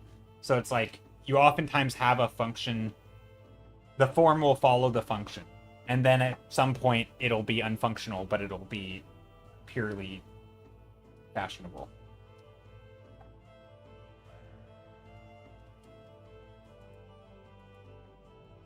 A skeuomorph. I'm gonna click skeuomorph. A skeuomorph is a derivative object that retains an ornamental design cues, attributes from structures that were necessary in the original. Are typically used to make something new feel familiar and thus easier to understand and use. They employ elements that, while essential to the original object, serve no pragmatic purpose in the new system, except for identification. Man, that is a pull. Pulling out the word skeuomorph, just all willy nilly. Dang. I don't think I'm saying that word right, but that's impressive. You're like, there's a word for that, and then you find it.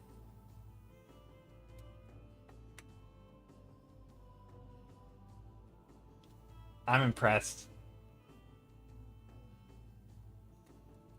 Imagine dropping that one in a casual conversation. I mean, you'd lose friends, but no, I'm kidding. I like it. Is the save icon a famous scale? Oh, probably. Yeah, probably. The save icon? Undoubtedly, right? The floppy disk, or technically the yeah. Yeah. Okay. No. You're not weird for knowing that. That's awesome. That's awesome. Welcome in, Raiders! Void Brush! How's it going? Also, let's close some stuff. I have too many windows open. Oh, nope. Whatever, I'll keep them open for now. Welcome in, Void Brush! Raiders, how's it going?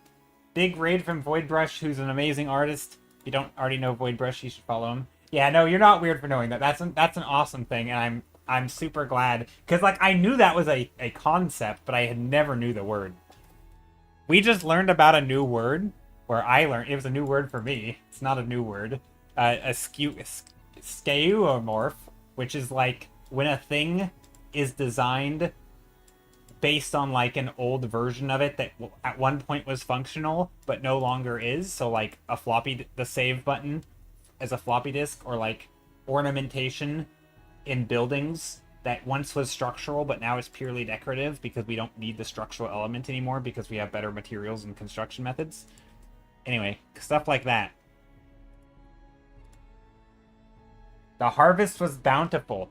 Void, you need to share your tax. You're past due on the art tax. I want to know what you were doing.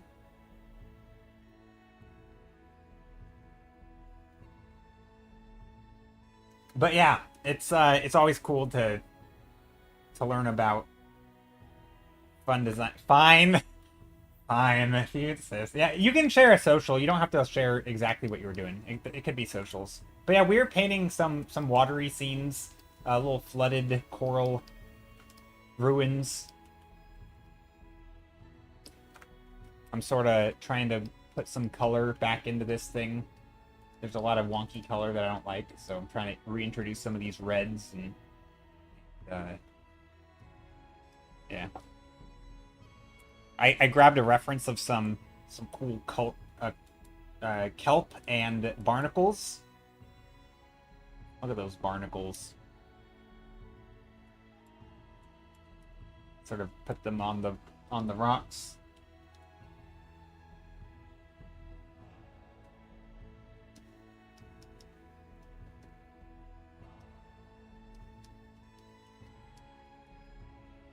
Probably could use old materials like that. If we get rid of the old, we can't evolve within the new.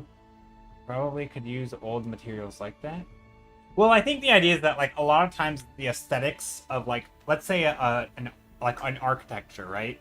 Maybe there's an aesthetic look that we like, but if we use say metal for it, do we really need a support beam of say like imagine you have like a metal roof, right? And it's, you know, the wall is here, right? Door, whatever, window, and then you have an overhang. Do you really need, like, if it's metal, you can just stick the metal out. You don't, I mean, in fact, there's a lot of buildings where I am, they're very modern, and they look like this. They have a flat piece of metal for this, like, overhang. But, like, a lot of places would put fancy little, like, support-looking structures. But, like, do you need the fancy support structures here? Well, probably not, because they're not actually supporting it, because this thing is already sturdy, right? You don't... Back in the day, maybe if this was, like, a flimsy piece of wood, you might have needed support structures. But nowadays, you may not, depending on what it's built out of, but you still might get them because they look cool.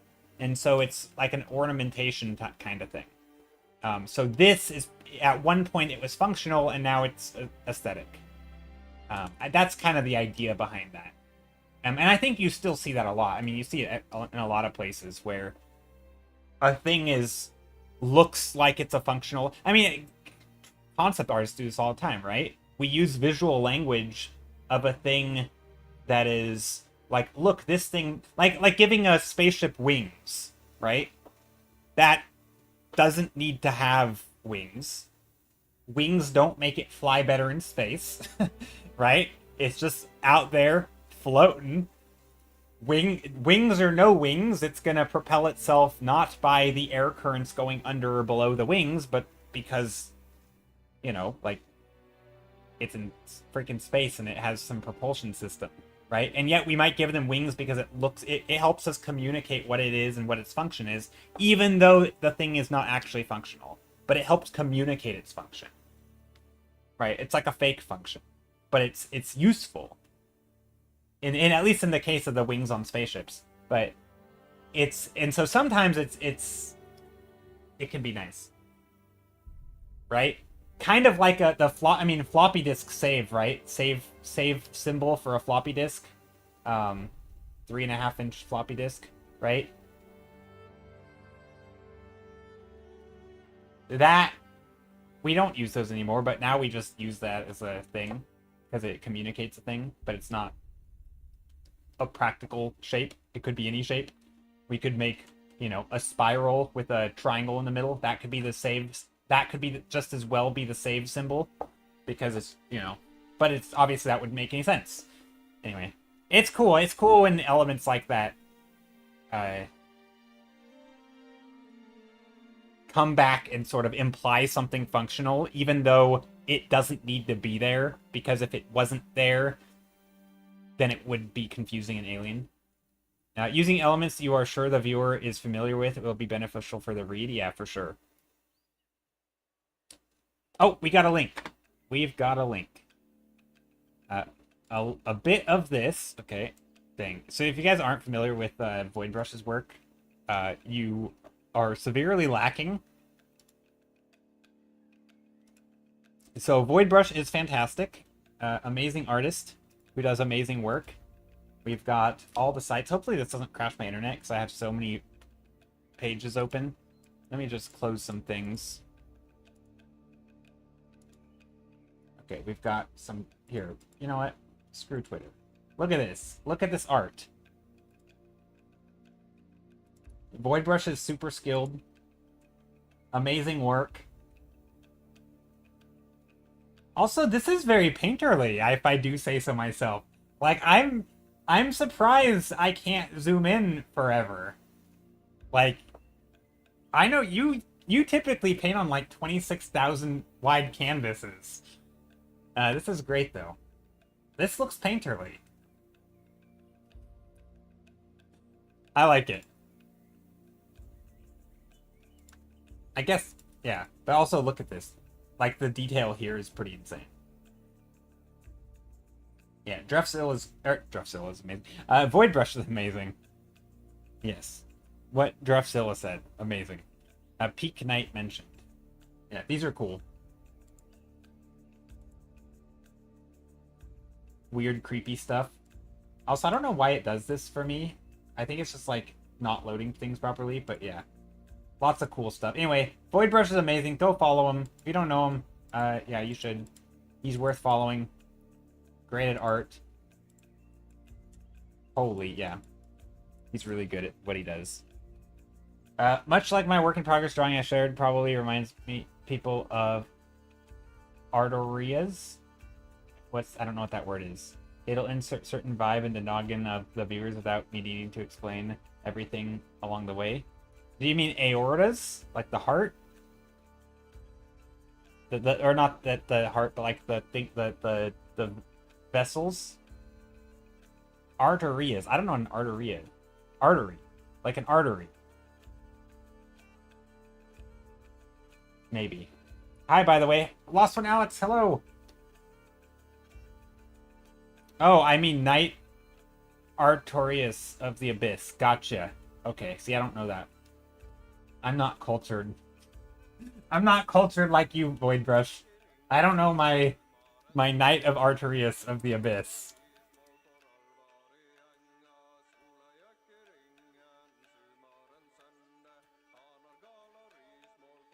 Dark Souls 1 poster boy. Gotcha. That's why I don't know it. I've only played a teeny tiny bit of Dark Souls.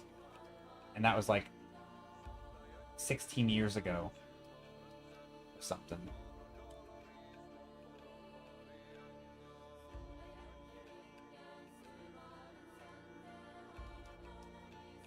However long. I don't know when Dark Souls came out. It was a long time ago. But yeah. Thank you again for the raid. I'm painting a sunken... This could be a big sword. I don't know if I like the idea of a big sword. Could be something. Good old Arterias. I don't think I'm saying that name right. Hi, Skittle. Good old Artie. Apparently I'm the only one who doesn't know good old Artie from Dark Souls.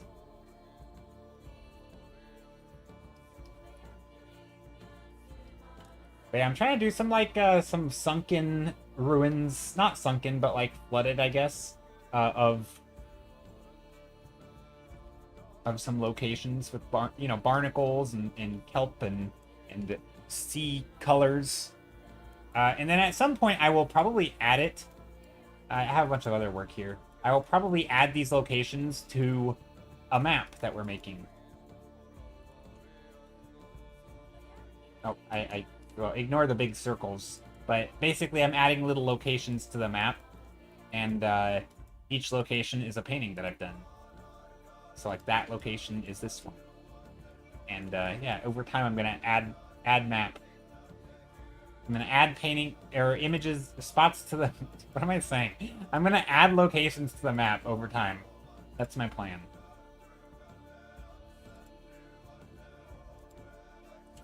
Best boss fight in the entire game? Gotcha. Okay. Sarah says, I also have no idea. Yeah, we're just not cultured, Sarah. We are uncultured. We don't know the bosses in Dark Souls.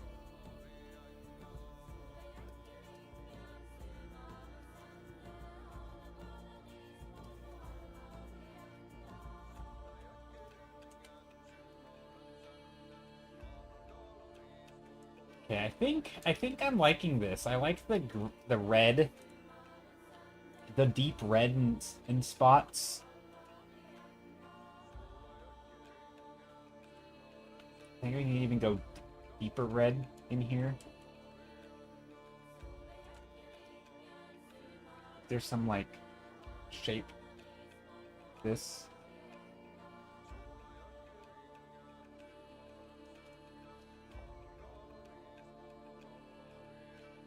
I don't know. Could be anything. But I'm thinking lots of little kelp, or kelp and barnacles and just stuff on top of whatever these are. These are kind of seashell shaped.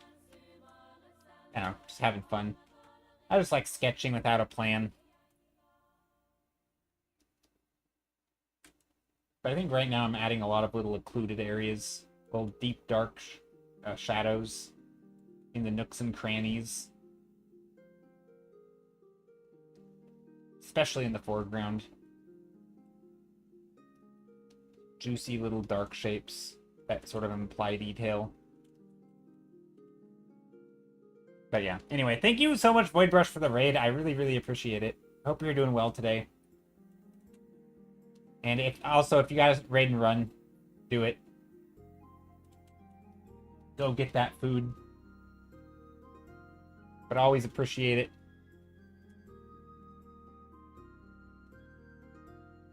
Do I like the blue in here? It's very, very blue. I don't know if I like the blue. I think it's okay.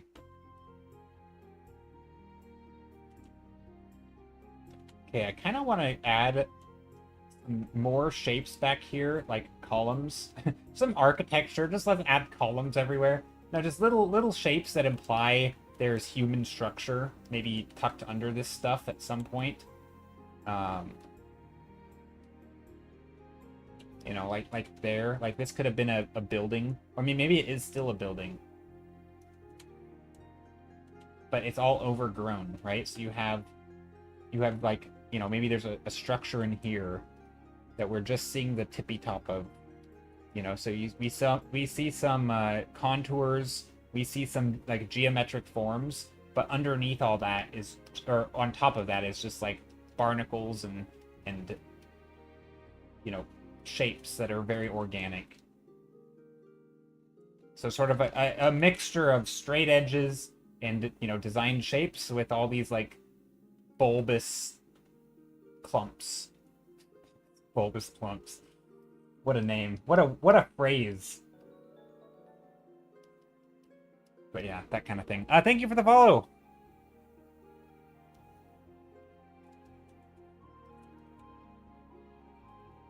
More barnacles.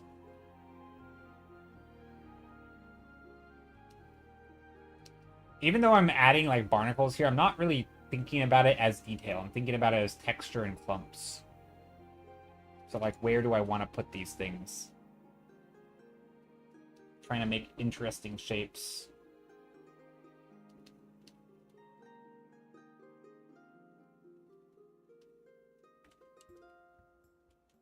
Very cool stuff. Thank you!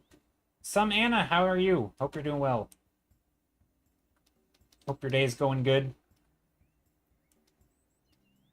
And as always, if anybody has any art they'd like to share, I'd love to see. I know Voidbrush just raided, and he shared his art. And if anyone else wants to share theirs, I'd love to see. It's always it's a fun way to kind of get to know people and see what people are up to. But of course, no pressure.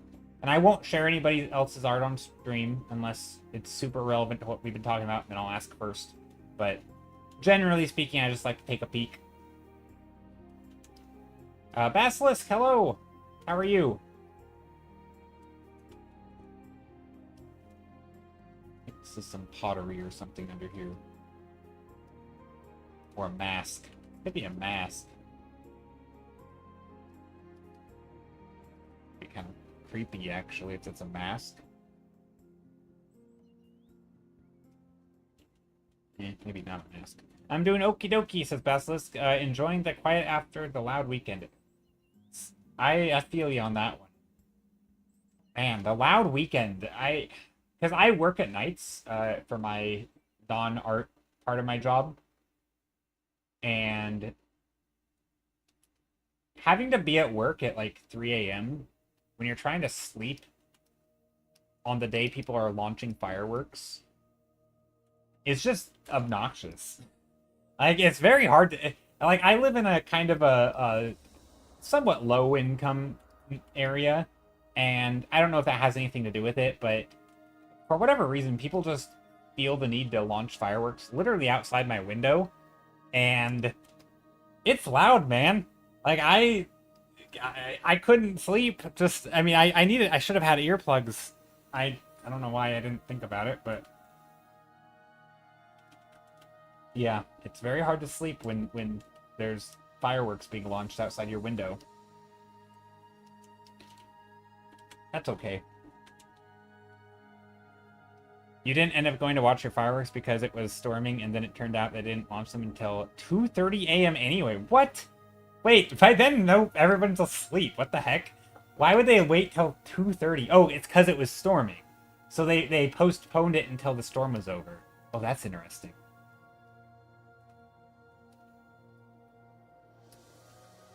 I didn't know they do that, but that makes sense. Yeah, I lived in a low-income area in college, and people were shooting off fireworks at least once a week all year. I don't know what's up with that. Yeah. Well, also, so I also walk to work at night, and I'm always like, especially during the non-firework year, like, it's always like there's not a lot of crime where I am, not a ton anyway, but a little bit. But like sometimes there's been a few times where I'll hear like what I suspect is a gunshot. And obviously, if you're in a big city, maybe this is a bigger thing. So I'm gonna sound like a, you know, like some, you know, what do you call it? Ignorant person who's never not very well traveled. But like, I don't hear gunshots very often. So like, when I do hear an explosion, I always like, is that a gunshot? And I heard a lot of things that I'm not convinced were fireworks, and it's just like, I don't want to be out right now walking at night when there's no one around and having people who maybe they are just firing their guns into the air, and I don't know, like, I'd rather just not do that. And also I'm sleep deprived because I couldn't sleep, and so yeah, it was just a lot. And also I streamed on the 4th because that was a Saturday. And I'm not going to repeat my rambles, but I am not a fan of fireworks for various reasons, but I think they suck, and they're annoying. I don't really care to look at them that much, and I don't care to hear them. It's just annoying. Man, I'm so glad I don't live in America just due to this. Yeah, no, you're rightfully happy to not live in America, I think, for that. Although it's not like there's people are shooting all the time or anything, but like it is. Also, like the amount of sirens I hear on every 4th of July is crazy. Just people like blowing themselves up and then having to be rushed to the emergency room, and so you just hear ambulances constant all night. Like why people feel the need to get drunk and light things on explosives up, like that just seems like a really bad idea. Anyway, that was basically my rant from Saturday that I'm not going to try to repeat too much. But yeah, it's something. You love fireworks, you think they're beautiful, but stupid people cannot be trusted. See, I also don't like that they terrify pets. I've had pets all my life that are just absolutely, like, we had to sedate our dog because he was so terrified of them. And it always was sad. I don't know. Like, animals don't do well with fireworks. Like, I just feel like they're so unnecessary. Like, I know I'm not trying to, like, say we should ban fireworks, but it just, you know, when you have a thing that is wildfires, people... And it's not even just irresponsible. It's also just, like, mistakes. Mistakes happen. I told the story of, like, you know, we were all well-meaning people lighting fireworks, but, like, my dog hated them, and somehow he got out. Like, we didn't know what he would do, but we always try to keep him in the house for his own comfort, you know, because away from the fireworks as much as possible. But one day, somebody went in probably to go to the bathroom or something in the house, and we were a good distance away from the door. But we were lighting these mortar shells, which admittedly is stupid, and they're dangerous, but, you know, whatever, they were legal at the time, and we bought them somewhere that sold them, and so, you know, they shoot these, you put these big balls, you light the end of it, you stick the ball in the mortar, and then run away, and they explode, right? And then they shoot up in the air. Well, here's this fuse dangling from this mortar cannon, and somebody goes into the house some 50 meters away, and the dog gets out, and he sees this thing on fire, and he's like, oh, gets all excited and runs over to it, sticks his nose in there. Luckily, doesn't get hurt, but he does knock it over. Mortar tips over. So now there's this mortar with a giant cannon facing a bunch of people sitting in lawn chairs, some good distance away, but still, like, you know, we're sitting back here ignore that I'm painting on top of my painting. But, you know, they're sitting on lawn chairs and there's a cannon facing at them. Again, nothing happened. It went off. It missed people. It was scary. But, like, somebody could have died, right? A dog could have died. A person could have died. That's terrifying. All because of a innocent accident of big dog runs through the door when a kid is going inside or whatever.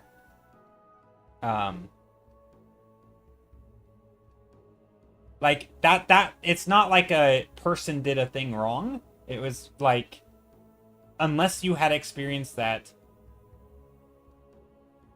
I mean, it could have just as well been like a person walking their dog in the park and then dog gets excited and runs away, right? Like at some point, yeah, like it's obviously an accident, but my point is, and that's super niche, but my point is there will be accidents that are just like, you know, a strong gust of wind, you know, or something. Like you still have, you know, the proper weighting on things and you take all the precautions, but like accidents do happen, right? Or it's kind of like with driving, right? Obviously driving is dangerous, even if you're a good driver, because there's other people on the road and there's always a risk. I think it's similar with fireworks. Even if you're good at them, it's still inherently a dangerous thing, right? Because you are literally dealing with explosives and you are unforeseen circumstances that you couldn't have planned. I mean, I guess technically there are probably ways if in a super highly controlled environment. But again, we sell them to people who we don't give them training. And so you can't really blame the person who, when the government says, yes, you can buy these and you can light them, just follow the instructions on the back. And yet that's not enough, right? And so of course people will buy them if you let them, and people will light them off if you let them. And like what kind of, I don't know, like it's just inevitable that mistakes happen. And every year mistakes happen. Sometimes it's because people are drunk and they're just being dumb around fireworks, and sometimes because something crazy happened that they didn't expect, right?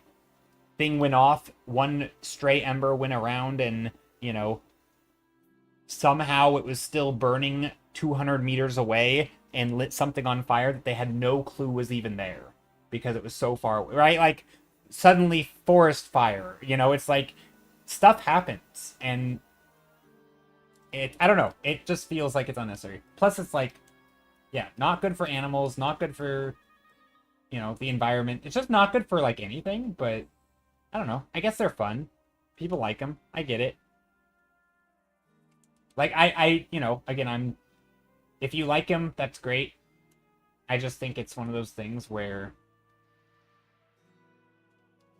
yeah, like people will always, you know, want to hold on to the things they enjoy, and so I'm not trying to take that away, but I could rant about this for a bit. This is the second long rant I've gone on today.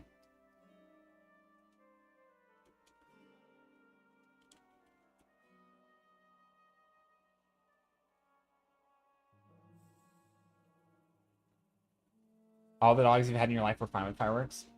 Oh man, I mean, I think a lot of cities just have made rules where you just can't do fireworks in the city, and because pets, basically. But yeah. That is good. Yeah, if your animals can deal with fireworks, that's great.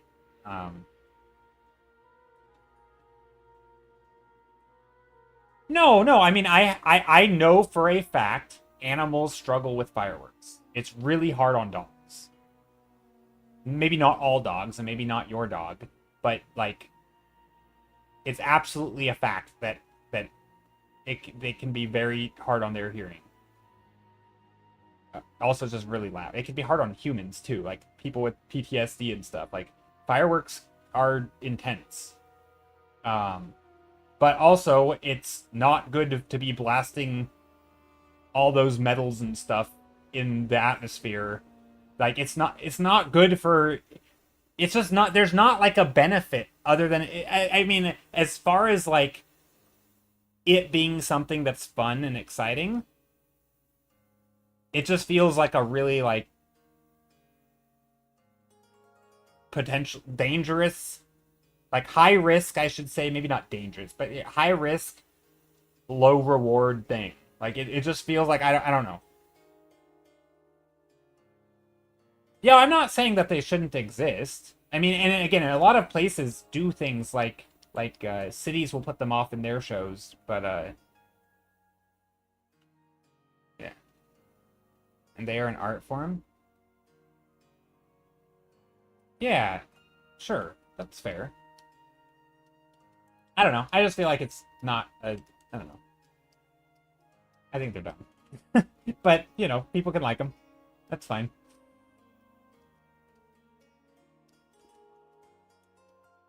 I don't know. I think there's a lot of things that we do that have like a high risk to things, like just statistically. I'm not, again, there will always be people who are like, well, I do it, you know, safely. Well, sure, but like I mean, I think when you compare it to other things, um,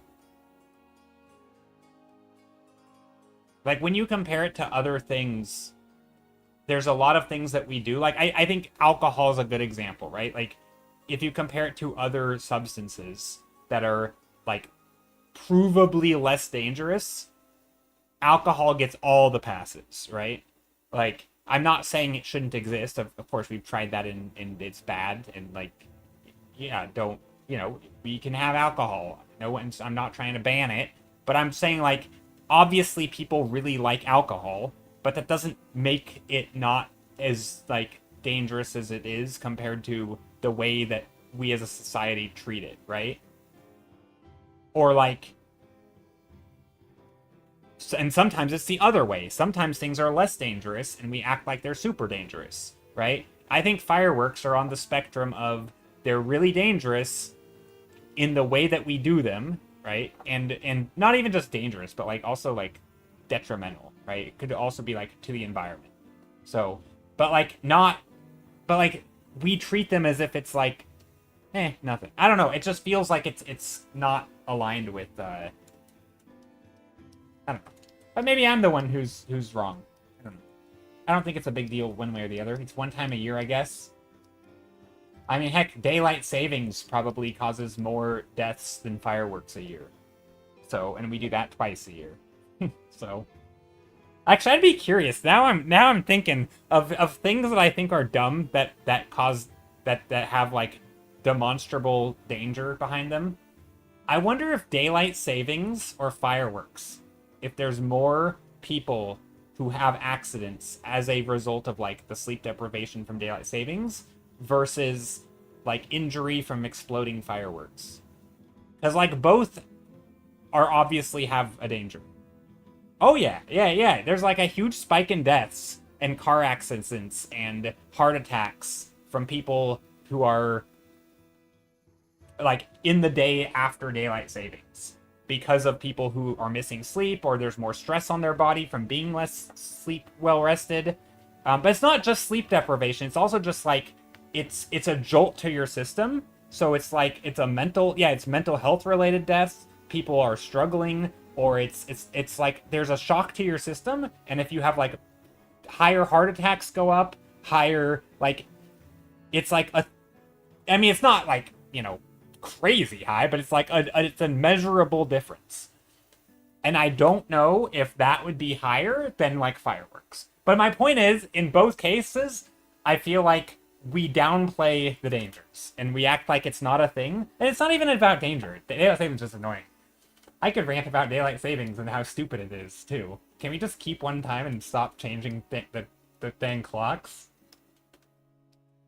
Anyway, I'm painting. I'm painting seashells and stuff.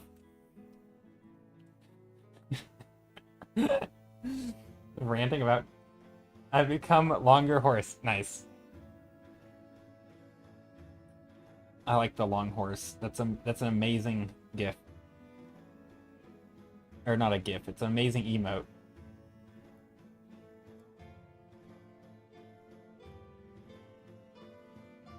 Yeah, quieter fireworks would be great. They are super loud. Do you think that the appeal is mostly the... I mean, we do have, like, the drone, right? Some people... I mean, I guess that's loud, too, but not in the same way. Have you seen, like, what do you think about, like, the drone light shows? Because, like, if we're just talking about visual appeal, there's an argument to be made that the drone light shows are way more impressive. Oh, they mentioned those? Okay, I missed that. Yeah, there's so many things.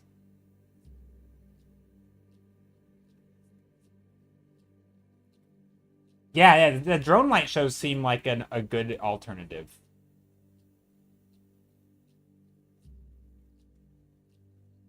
Yeah, you brought. Yeah, there's a lot. Yeah, chat's going so fast. I'm missing a lot, and also I'm rambling so much that I'm missing it. Yeah, yeah. I think drone light shows would be better than fireworks, and also you can reuse them, and so that's cool. You know, you can use them year after year, and it's not a complete waste in the sense that you can reuse them. And also maybe they could even do other things, right? You could sell them to like, you know, like those skywriter signs and stuff. You could do things, you could do commissions. You could take commissions to write cool messages at night in the sky in the off season. Or like I feel like that seems better. I like that idea. Like if we're just talking about night spectacles, I feel like I'm all on board for the drone night light shows. Fireworks just seem like they're an archaic way of making cool, pretty lights. And also, I don't even buy that that it's all about the visual. I think people like the explosions. People like the noises.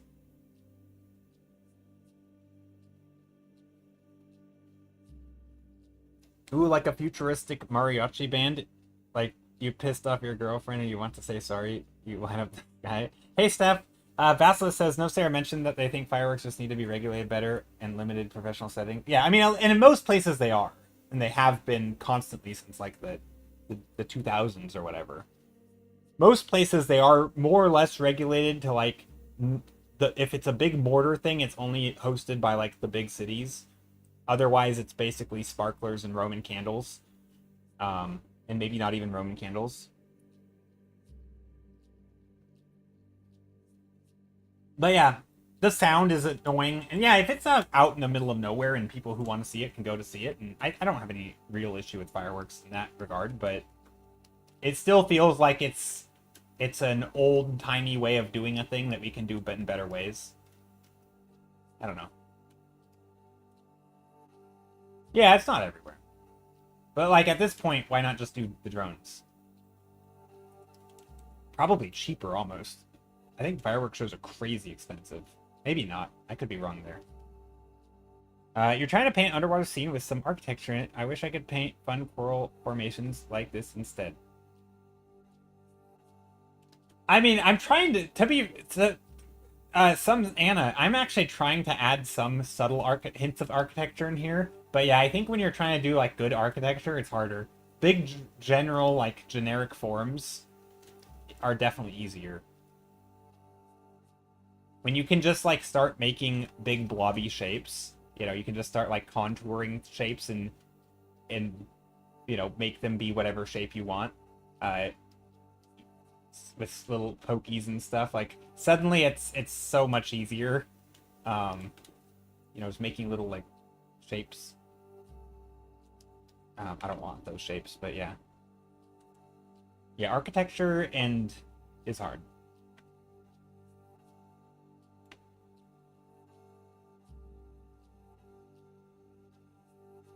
But yeah, fun coral formations are way more fun. they're way more fun. I agree. You're so bad at architecture. I wish I was better at it, but I also suck at 3D, which can make it easier. Yeah. Architecture's tough. I think it definitely helps to know like what kind of architecture you're going for, and so you can actually have proper visual references and guides to like figure out what you're doing. If you don't mind, could I get a bit of help with lighting and light reflection? I don't know, maybe. I'll try. I look at ref, but honestly, I'm not sure what to look up. Ooh. Oh, so it's like shiny? So like fish-like. I mean, so fish. I would look up fish because it's like a fish man. So any shiny reflective surface. If you're going for more like the shine, it could be anything like slimy.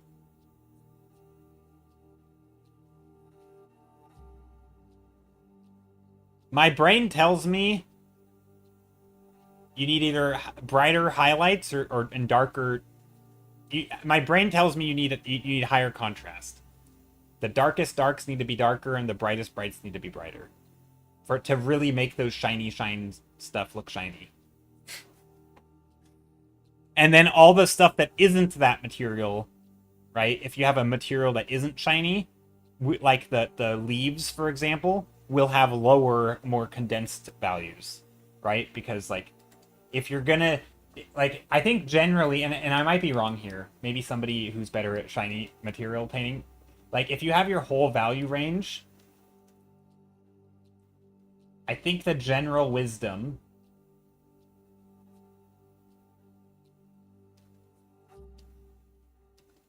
ignore my lack of accurate value range, but just pretend it is accurate for a second.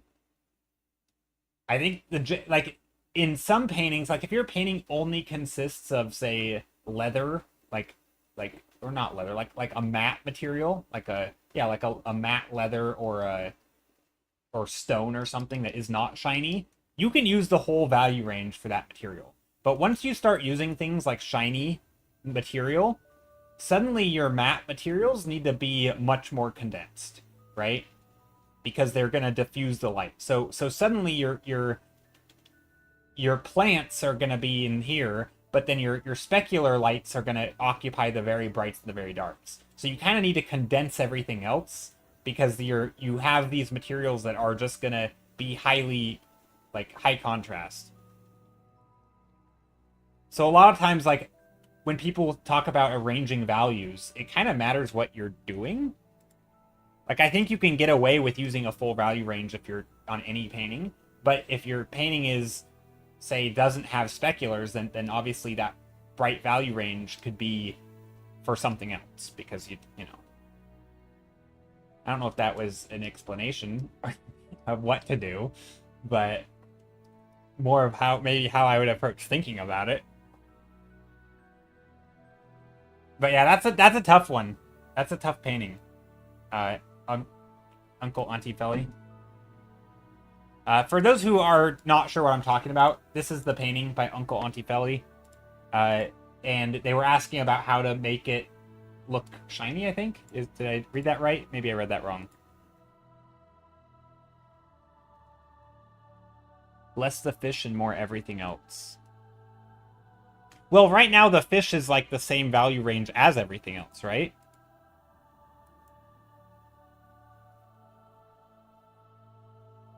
So, like... Maybe I'm confused. It's tough, though.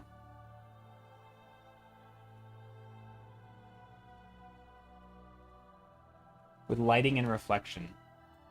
Oh, so you're not talking about just the shininess. I mean, I think it's looks pretty good.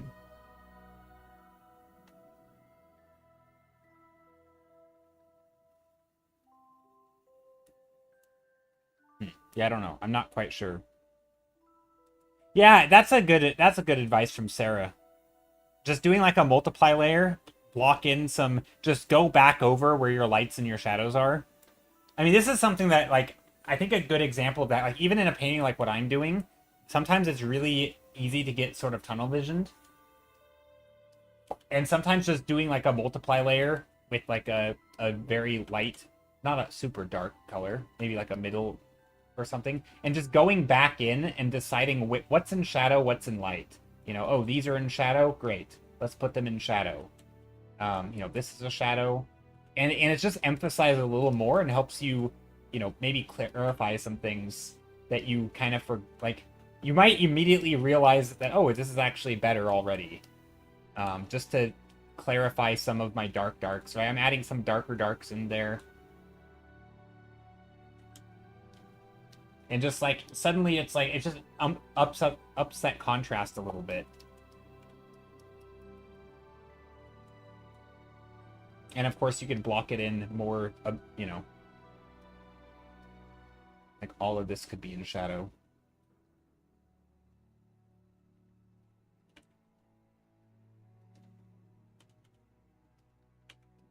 This could be in light.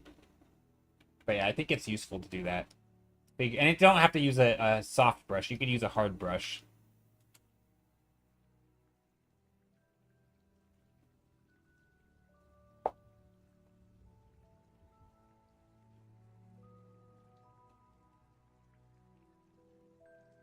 Something like that, maybe to just start pushing some shadow shapes around here. I don't know. I think that's better.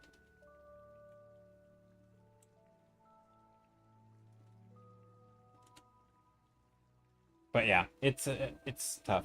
Is it? Wait, let's see. You've been trying to use a multiplier because that's what it's supposed to work, but it feels so flat now. It was more looking at the environment. I mean, can I paint on top of that you're painting? I don't know if I'm gonna make it better. I might make it worse, but I think I don't know. Like sometimes just experimenting or getting a second pair of eyes could do something. It might give you an idea, even if I don't solve the problem, because I don't exactly know what your vision is for it, but go for it. Okay, I want to try something. I'll probably make it worse, so just ignore everything I'm doing. Also, let me close this real quick. Let me open up a new file so I don't ruin something.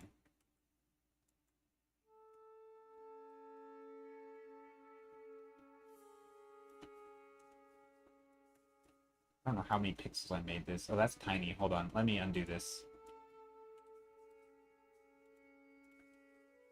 Oh, that is... okay.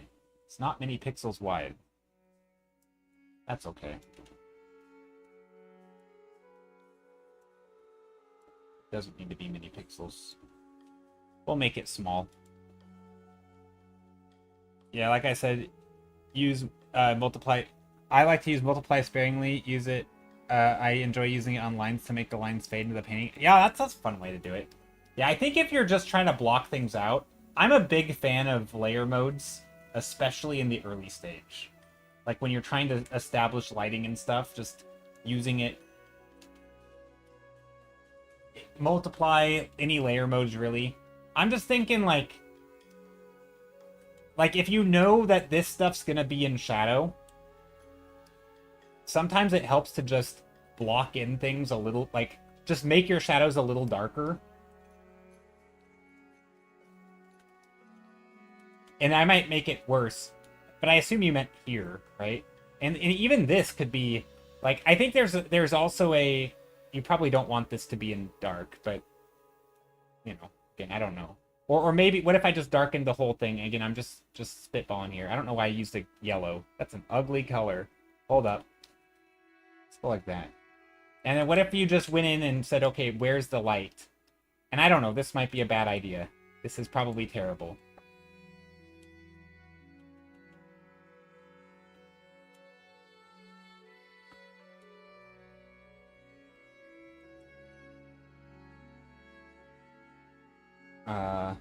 I don't exactly know what's happening here. A little bit lighter. I mean, I honestly feel like it's good. This could be in light. I also don't know how anatomy works, so I ignore me. I'm making this worse, aren't I?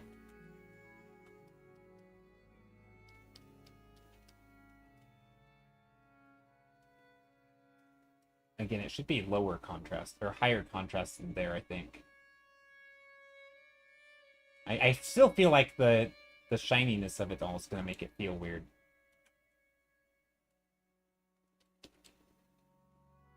I don't know. Yeah, I'm not sure how to solve it. No, I don't think it's a your issue with anatomy. It's my issue. Like if I'm redoing shadow shapes, right? Like I don't know where to put the shadows because I don't know what the anatomy is supposed to be. I don't know. Yeah, I'm not really sure how to do it, to be honest. I'm not really sure what I would do. I don't feel like the lighting is bad. I mean, there's probably some stuff, if I just delete that, right? There's probably some stuff, you know, like having this guitar or loop or whatever it is. You know, just making sure the forms are like showing. Yeah, I don't know. I'm not good at this stuff. This is out of my depth, I think.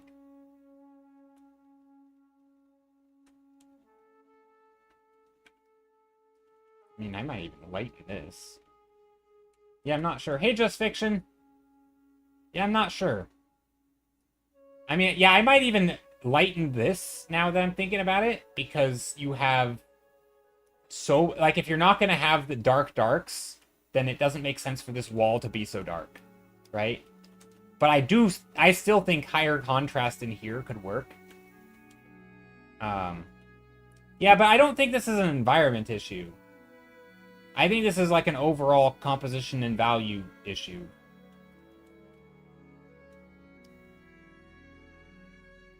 Like, going in here with like, going in here and having, like, some hard cast shadows and things overlapping to show that they're sitting on the thing. Like, I think the you know, obviously, you know, I tend not to use a lot of lines, so I would get rid of stuff, but... Like, I'm also not sure what this, like, in the front... Like, is this a shape in the front? Because if so, why can't we just make it a... Like, block it in... You know, what if we were to block in the things in the foreground it to be a little darker? And again, this might be a bit extreme because I'm using random colors here. And I might be making it worse, so this is, again, me just kind of thinking out loud. I'm not sure about all this, but, like, you know, just shapes in the foreground. I'm just gonna put random shapes here for a second.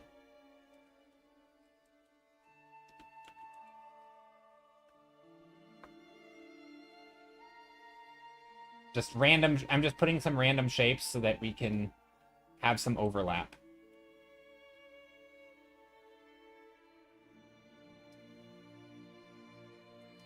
Yeah, but I'm thinking, I'm trying to say, like, sometimes for like adding depth and making the thing feel like they're in the scene, sometimes just having things in the foreground, and we can obviously make them have the cattails or whatever. But sometimes just having the things in the scene, like in the foreground, it will make them feel, it'll add that space. I don't know if that's a right thing to do. I don't know. I'm not sure what this needs. I'd have to think about it more, and I am struggling with it.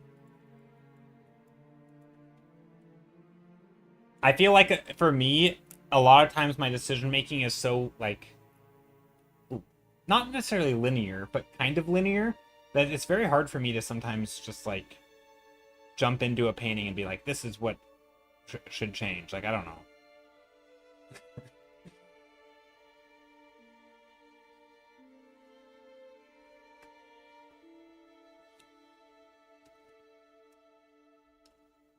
Because, like, sometimes I don't know if the biggest issue with a painting is, like, is it anatomy? Is it posing? Is it storytelling? Is it just a general sense of foreground? Like, when I look at that, I don't get confused, right? To me, there are definitely going to be things that, you know, whether it's mood and lighting and color, you know, could be a thing. But I actually like the color. I don't know. Like, I do notice that the most saturated parts are, like, the stuff that we aren't supposed to look at, which is a choice. I don't know if you'd want to change that choice. But, like, a lot of it, to me, feels like it's a...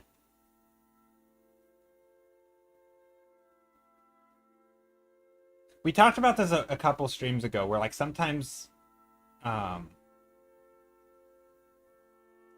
Like, sometimes when a painting to me is really appealing, it just feels like all the pieces kind of align in the same goal, in the same direction. So, like, if you have a really good character design, which, like, I think this is a pretty cool character design, but then you'll also have, like, the parts of the design that want you to focus on it are also the parts that are, like, the highest contrast or the most vibrant.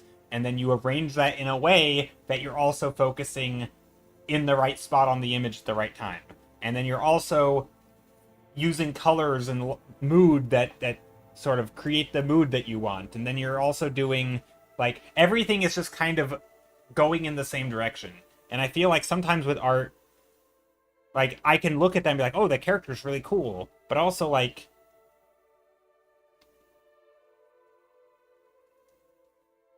is the vibe more, like, chill and relaxing? Or, like, maybe there's a thing, you know, like, you have where the light is versus where the shadow is, for example.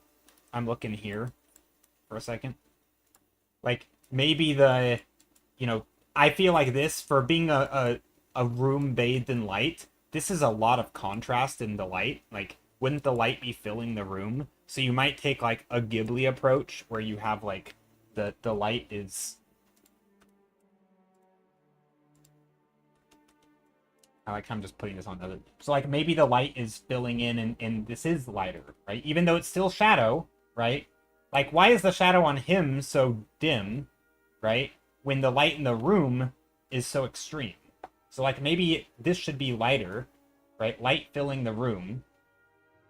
And maybe he should be more contrasty, right? So this stuff can have higher contrast because, again, it's a fish, and I think that's what I would do. Now that I'm thinking about it, I think I would give him more contrast in the light and shadow because he's shiny, and the room is going to have less contrast because the room is not shiny. And so all of this stuff can be filled with more light, whatever color of light you choose. I think that's what I would do. And then he would have the most, and maybe this is less contrast too. I don't know. Something like that. I mean, this isn't looking good, but... And then he would be more contrasty. I don't know. Maybe that's not the right choice either.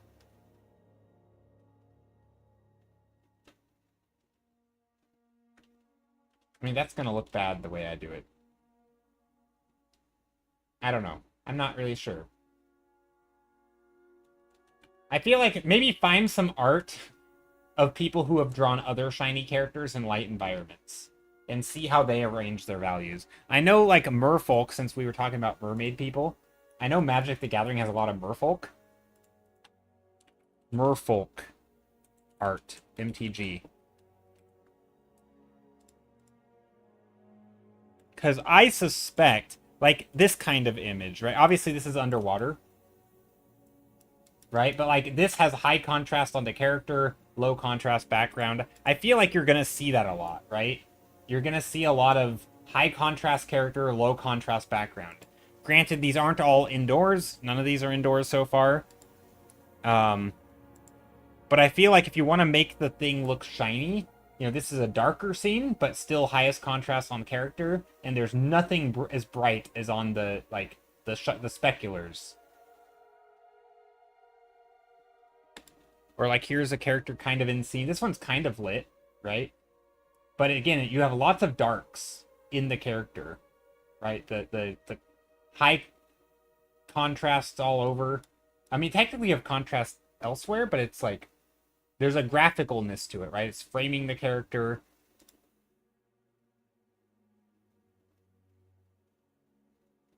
But I feel like these, even if you're not really, like, I feel like there's just a graphicalness to everything. So, like, when I look at your character, again, I'm not claiming I would do a better job. I feel like I don't see that graphical read, right? I feel like part of my brain wants there to be, like, just a clear shape somewhere. It doesn't have to be this way, right? It could be a dark silhouette in the back with a light shape in the front. It could be something like this. Like, I don't know if you need, and maybe you can put some light here. But, like, maybe you do something like that. Or, and if this part of the fish guy is dark, maybe you put the light, you know, some light stuff back here. You know, you just up it just a little bit. Like, I think there's a graphicalness that doesn't quite land.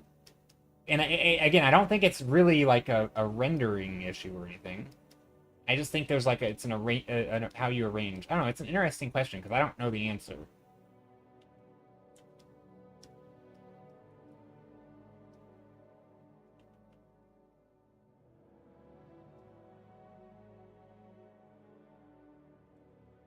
And then, you know, again, maybe even darker here.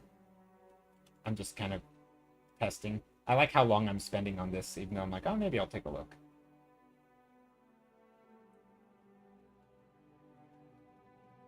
Like, I don't think this foot needs to be pure white. That can't be the right choice, right? Even if it's a bright shape, like a white, it's still going to be in shadow. So, like, whatever it is, there's no way that's pure white, right? And again, this might look bad, but that's okay. I don't know. And there's a lot of messy, like, congestion here that I'm not sure of because it makes me feel like this is the focal point. And I'm not sure how that's working, right? Like, what if we just simplified it in some way? Like, again, it doesn't have to be painterly. But I feel like a lot of these shapes... Like, this is a really cool design element on his head tail thing. But, like, if that's not where we're looking in this scene, like, shouldn't there be a detail here? Like, his face is probably in detail, which you maybe had it and I just ruined it. So, ignore me. You know, there's definitely going to be light on him. Probably on the guitar thing, right? That seems like an important part of the thing. So maybe this whole thing is in light. Right? I feel like there can be a graphical thing going on. And I'm not claiming this is the right way to do it. I'm just an idea. Food for thought, I guess. I'm probably ruining it. And I'm not trying to render your image. Just extending canvas. So, like, I would think more just compositionally, I guess. I don't know. Just trying to put it into simple... I mean, I'm making it look like a total mess. But I don't know. There's something about it where trying to... I don't know. It's interesting. Just trying to make, like, the shape read. And then if you want things in the foreground, right, you would do that graphically also, right? Maybe it's darker, maybe it's lighter, whatever it is. You're doing it in a way that's supporting the picture so that it helps tell that story. I don't know. Anyway, that's where I'm leaving that because I don't know. I'm also ignoring chat like crazy. It took me a while, but I think I got to a point, whether or not it was a good point. I don't know. Graphics, your number one enemy? I mean, I think a lot of it, like, for me, when I think of environments, a lot of that's exactly what I'm trying to think of, is just making things read graphically. Like, not everything needs to read graphically. Some stuff doesn't have to, right? If it's, like, off in the side and it's not important. But if I just make this part the most graphically interesting part, right? That's kind of where you're gonna look. And it's like, well, this better be relevant, or else why am I putting a giant spotlight on this, you know?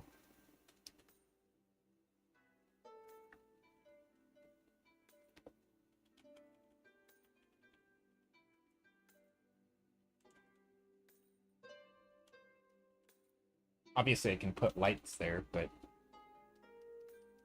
And like in this painting, it's pretty mid-tone, and so I will put some speculars in here because it is a water scene. So I will definitely have some highlights in the water and on the things. But yeah, I don't know. It's tough.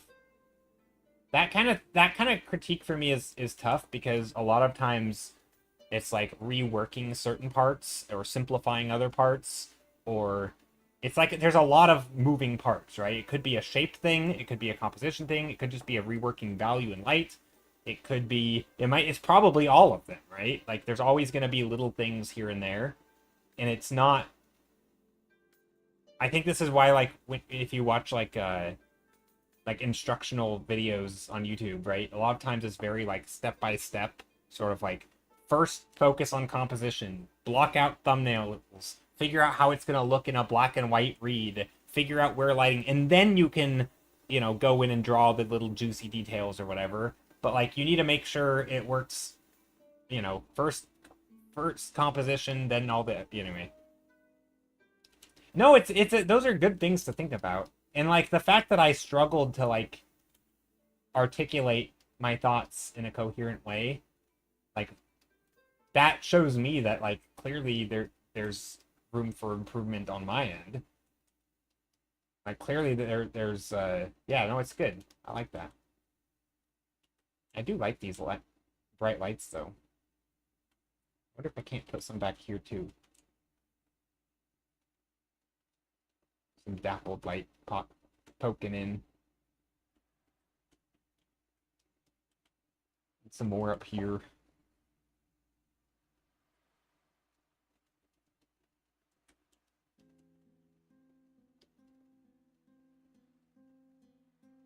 But yeah, I do think a lot of times, like, especially when it comes to composition things, like looking at value structure and how people arrange subject matter. Like, because this fish dude, he has bright materials on him, but they're still not going to be, like, as bright as, like, the shiny spots. Um, but yeah, everybody's going to do it differently, though, right? Like, it kind of depends. But like I feel like this stuff, right? This feels intense, but also look how intense the contrast is. This doesn't feel as intense. This feels more floaty and light, right? And yet the values reflect that. The values are softer. The transitions are softer. It's like so everything feels to me like there's a it all is working together in both images, right? They come. This is like also there's a horse here. I don't know if you saw that. A bunch of horses. Like they're this is very dynamic and extreme, and this is less. I mean, it's still dynamic, but it's less extreme and intense, right? And I feel like a lot of times paintings sort of have that vibe. Whatever the mood is, it's also underwater. Yeah, this one's underwater. True, and that makes sense, right? Because underwater diffuses light. But oftentimes, though, underwater, you will get some very dark shadows because there's like a directional light source and you don't always get a lot of like upward bounce light because depending on how far underwater you are, things just can get very, very, very dark. But generally, yeah, it's like much more diffuse. And like, yeah, there's different ways of, I don't know. But a lot of times, like, how you choose to do one thing or another kind of depends on like the overall impact you want it to have.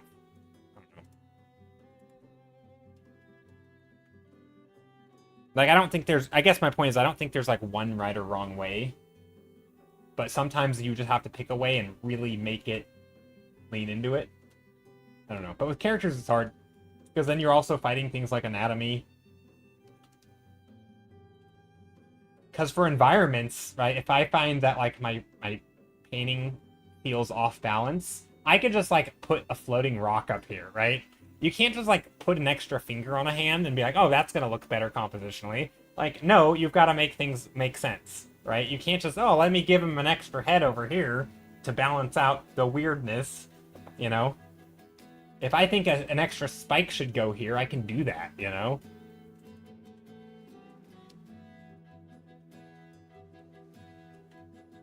So yeah, human characters are hard.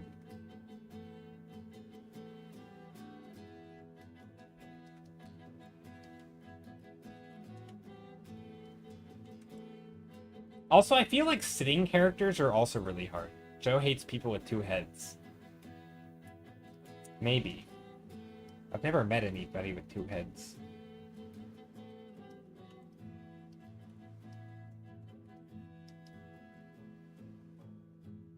I don't think I would hate them.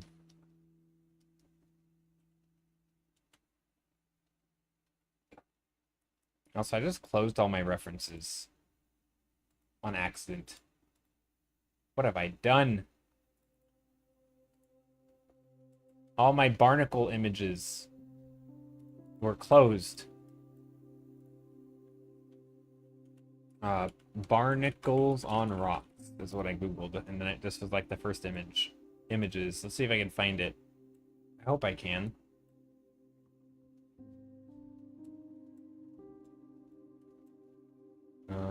Not looking good.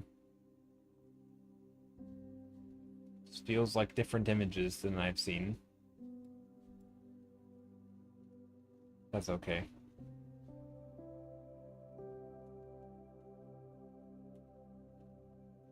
Okay, whatever. This one's close enough. I struggle more with shape shadow more, to be honest. I understand curves better. Wait, I understand the shape shadows more. I understand curves better, probably because I've been at it so long.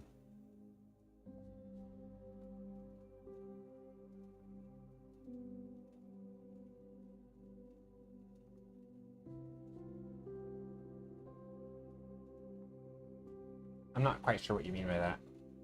Shape shadow more.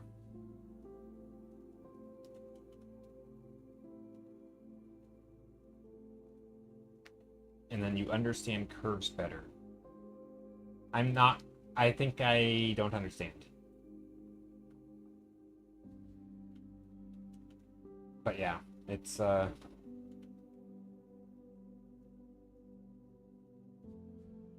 don't read too much in it. Sometimes I forget what I've typed while I'm typing. Well, I feel like I'm just trying to understand how the first sentence connects to the second sentence.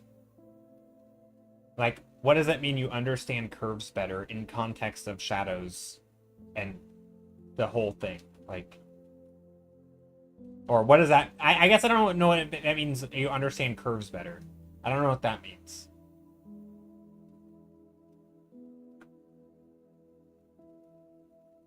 Not really, anyway.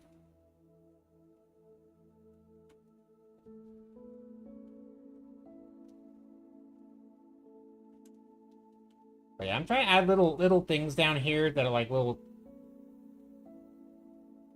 creatures and things on the bottom of the ocean.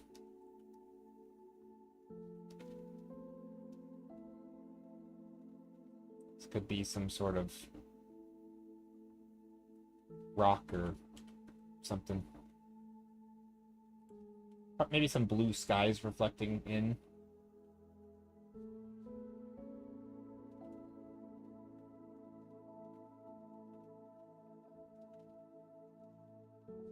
I also think when it comes to like lines and coloring line art, like the way you're doing, I also don't really know how to do that because like I never know.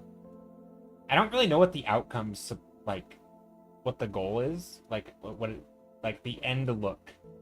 Like I'd be curious to see art because like there's a very specific like because lines to me oftentimes like are treated like occluded light, like the dark occlusion shadows. Where or ambient occlusion where it's just very dark. So I'd be curious to see like art that you really like in a way that is similar to what you're trying to do. Because I think I think sometimes when I look at art, like because you obviously have, I think you have a different goal in mind, and I'm not quite sure what that is because I'm a little ignorant on that kind of art.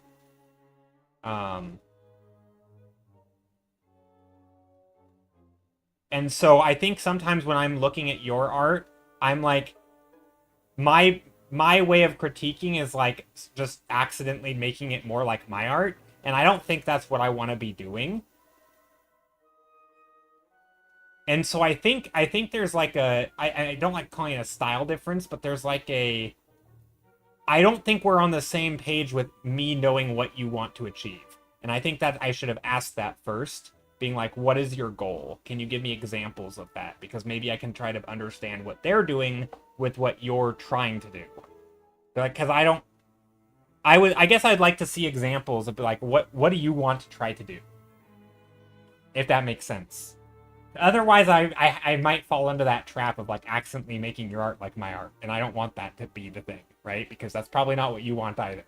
Because you're obviously working with lines.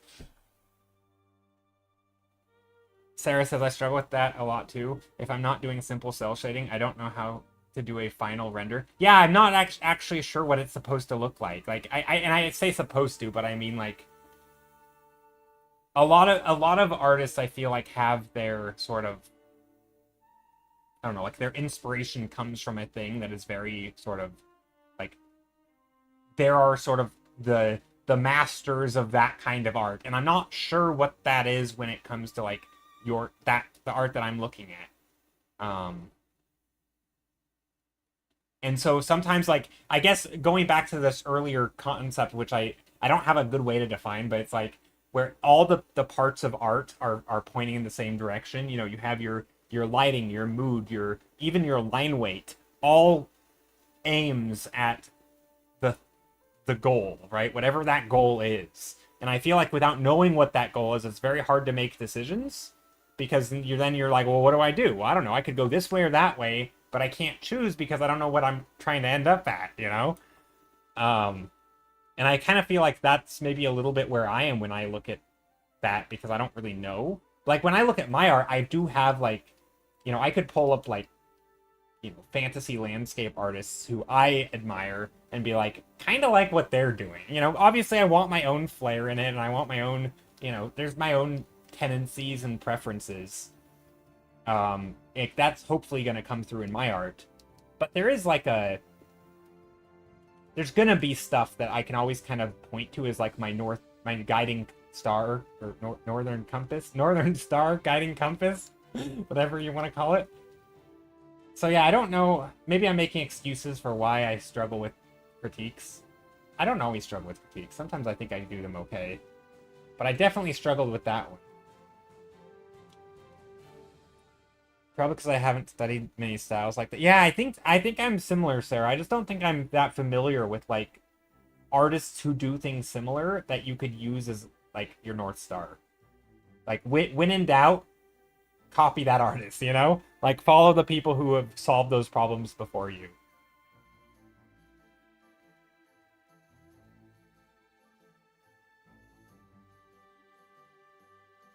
Lines can be just to increase contrast. Yeah. Like on edges around silhouettes. Yeah, I mean, you can use lines in lots of ways. Like, for me, I always, when I see stuff with lines, my brain is using the lines as contrast, right? It's like part of the choices. So, like, do you need to darken the shadows or not? Or is the line doing that job for you? And so I feel like it ends up relying on the line for contrast instead of using the knowledge around light and shadow and like other compositional elements to do the image, the carrying of the image. You end up using the lines to carry the image. And I feel like that, at least in my head, that wouldn't be the goal. I wouldn't want the lines to be relevant, like super important. Like if I were to remove the lines, could you still tell what the thing is? Like I bet, and I don't know if this is true, if you take comic art, like I don't know who's good at comic book art, right? And if you were to, I mean, you probably can't remove the lines, right? But if you were to like remove the line art, would it still read? I feel like it would, right?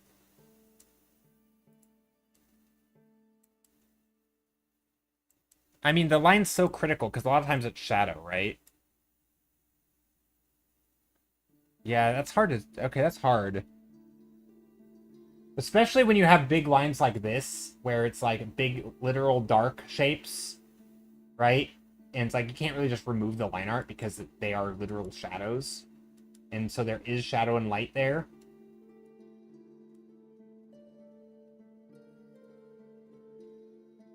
But see, here's art with line art, but again, the lines are not just lines. They are shadows and light, and so... Kind of depends. Yeah. I'd be curious, because, like, I feel like... Like, your art's obviously not like this, right? Because, like, you're not using your lines in that way. Yeah, I guess that's why I guess I'm trying to... Yeah, I just don't have a good grasp on what the goal is. It's tricky. Art's hard, man. So many choices to make. So many directions to go. And it's like there's no right way, but there's a whole heck of a lot of like wrong ways. Maybe that's not true. Don't take that out of context. I don't want to be the person to tell other people there's wrong ways to do art. I feel like depending on what your goals are, there are definitely things that are not going to be productive, right? Like things that if your goal is like clarity, there's going to be things that make it unclear, right? Like objectively less clear than others. But there's also a million ways to make it more clear. It's just more clear in different ways. And so it's just a matter of like which way do you want to make it more clear? You really like how Ari Panda's characters, they have a line art and 2D sensibilities, but they still always feel like they have really nice form to fit the environments really well. Let's Google Ari Pan. I've looked at their art before because you've mentioned them. Oh yeah, so just on their webpage, right? Super subtle lines. Like even here, there are some lines, but they're almost invisible. They're like pencil thin, right? This is a good example where if you were to remove the line, and are there even lines in here? I don't know. I'm not seeing lines. I mean, there are some lines. There's like wispy form lines, right?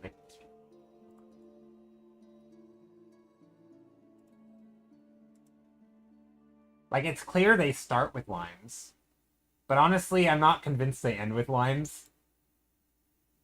Like, are there lines in this? I guess, kind of, sort of. Like, the lines aren't doing much here. Yeah, like, if there's lines here, they basically aren't needed, right? They're just as emphasis. There's definitely spots where, you know, like on the edge where this white meets... I don't know if you guys can even see this. Where the white meets the green. There is a technical line there. It's a little bit like an orangey red, but it's not even needed. Like, it could just not be there, and it wouldn't matter. Right? Now, it's obviously probably do start with lines on their sketch. You like your concept? Okay, let's take a look.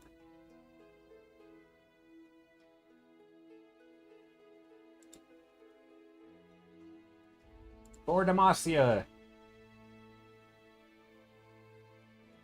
Okay, so, like, here's a good... But yeah, like, this is another good example, right? If you were to make this, like, black and white, it's not the lines that are reading as black. I mean, yes, they are in some cases, but, like, there's still value, right? There's dark and lights independent of lines.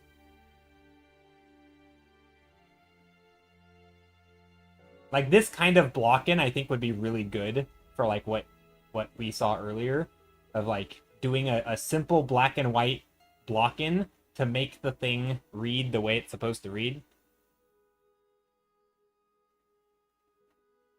What I do like from those artists, too, is more of a vague thing. I'm not really sure what I like about it.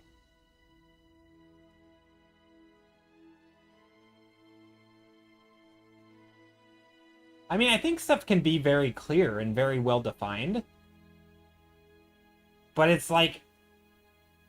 It's an emphasis on what is the focus, right? So, like, in something like this, there's still going to be a strong focus. So, like, if they were... I imagine if they were to render the fabric on this, it could just be, like, a simple gradient, right? It doesn't have to be fancy. But once you start to get up into, like, all these little details around the shirt and stuff, then you can start adding more lines and detail and higher contrast and stuff that's gonna be more interesting. But, like, it doesn't mean that the other stuff isn't rendered or less crisp or less defined. It's just the values and the choices made around how you're rendering is going to be different, right? Because it's not as important and it's not in focus. Right? Like this, it doesn't mean that these rock shapes aren't defined. They're just not... I mean, okay, in this case, they're not. I don't know. Sketches. Just looking at Ari Pan's work. Oh, these are fun. I like these.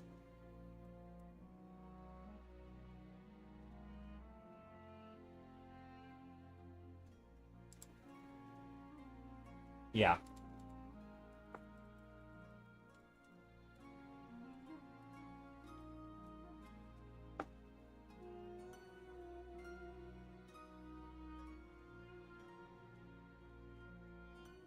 Definitely takes some time to and have enough knowledge to be able to analyze styles that you like effectively. Picking up that kind of stuff apart is really hard. There's so many tiny choices that go into style. Yeah.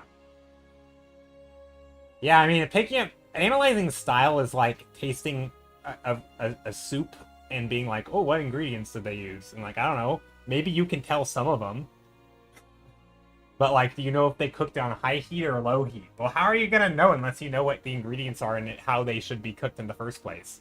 Like, you can only guess at that if you know what it was necessary in the first place to get there. So it's just like you can only reverse engineer as much as you already know. And so you have I feel like you already have to have built up that thing before you can go and reverse engineer someone else's work, right? Maybe that's not a good analogy, but like, you know, if it has potatoes, right? Maybe you needed to cook the soup for a really long time, low heat or something, right? Because if you cooked it too hot, too fast, it would never cook through, right? But if it was something else, maybe you can cook it a little faster because maybe it didn't need the time, right? You threw in the meat, it cooked it real quick, and you're good, right? Um, so it depends on what you're making. But yeah, I think it's hard to know how to reverse engineer something unless you know, like, you have to have a prerequisite knowledge about the things, right? If you don't know what okra is, you'll never be able to identify the okra in the soup. Yeah. Or let alone how you would possibly cook that soup because you don't know anything about how okra should be cooked or prepared, right?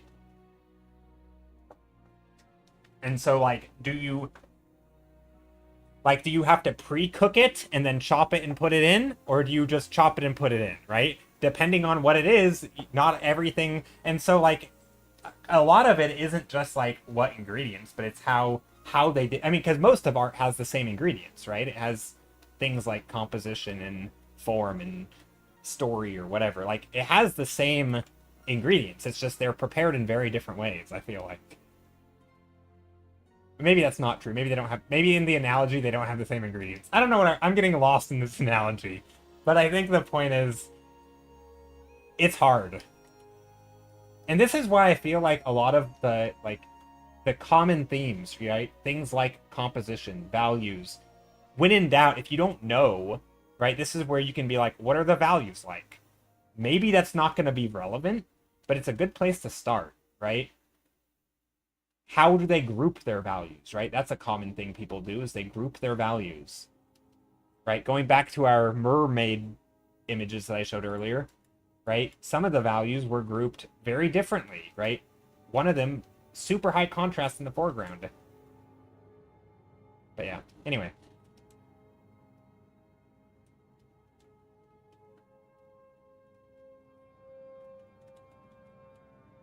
As somebody who doesn't love cooking, uh, that was quite the analogy I pulled there. I need food too. I'm getting hungry. I'm getting hungry. Mm. I like these, but I think these shapes are too ill-defined. I'm just gonna go in with a hard-edged brush here. Just start making choices. Defined choices.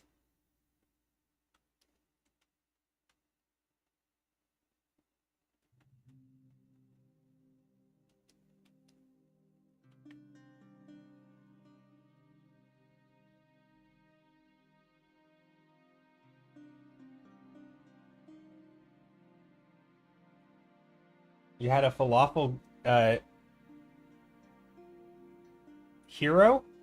Is it hero? I don't know how you say that word. Falafel hero for lunch.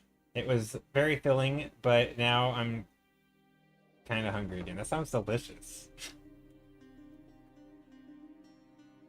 I assume you bought it somewhere, or did you just decide to make that?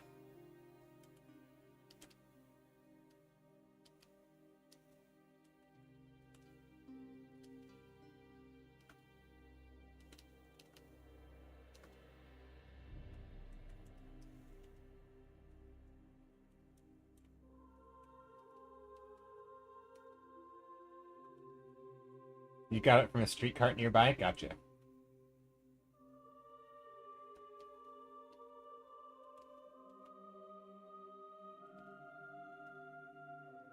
I haven't been to the grocery store in a while. Fair.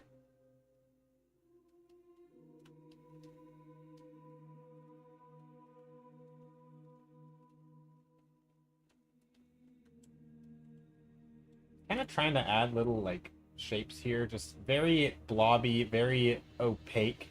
Nothing... Sometimes I paint too, Why do you prefer CSP over Photoshop? Asked somebody on, YouTube. Because it's cheaper. Photoshop switched. So a while back, well, this was before Clip Studio also had a pay per month thing, but I started out using a pirated version of Photoshop, so I was using it for free. Then a Windows update an update on Windows for some reason made it so my computer couldn't run Photoshop anymore, and so I had to make a choice. Do I buy Photoshop, or do I want to switch to a different program? And that was right around the same time they were switching to the subscription model for Photoshop. And I was like, I don't want to pay a subscription, right? I was like, I'm not paying a subscription for something that I use all the time, and I use up like basic tools, right? I don't use the bells and whistles, and so I don't need fancy stuff. I just want your basic bread and butter tools for painting.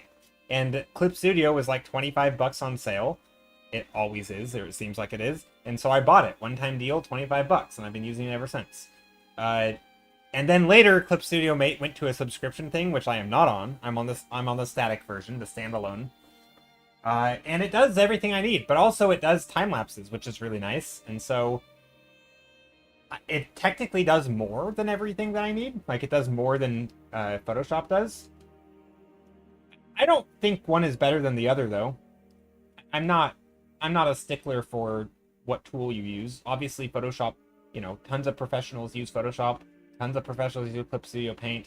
Heck, tons of professionals use Krita, right? Use whatever. It doesn't really matter unless you're super duper specialized and, you've been using a certain tool and you can't live without it anymore. And obviously, if you have a very niche way of working and you can't go from Photoshop to Clip Studio, then don't do it. But when you're just using, like, more or less one layer and basic brushes, I don't see why you need Photoshop. I will say Clip Studio does not have the best, like, post-processing stuff. So if you want to, like, photo edit your image at the end, color correct, it is not great for that. Because it doesn't, like, update in real time. Or it kind of does, but it's very, like, finicky. Whereas Photoshop is just, you just slide things and it's seamless. So it kind of depends on what you're using it for, but no, I like Clip Studio. Also, if you're into, like, animation, Clip Studio is pretty good at that, I think. I don't know, it does a lot. But again, I don't really use much of it. I just use the basics. As they say, the tool doesn't make the artist. In my opinion. It's the artist who makes the tool. Or something like that. I don't know what the saying actually is. But yeah, that's the gist of it. I'd like to get CSP again, says Uncle Auntie Felly, but I don't think this laptop will last to next year. So, oof. Yeah, Crit is good. I mean, I know Skittle uses a Krita. A lot of people use Krita. Krita does... I mean, I played around with Krita one day, and it does everything I needed it to do. In fact, I think I can show you the... Here, let me switch scenes. Okay. I'm gonna open up the image that I made in Krita, if I can find it.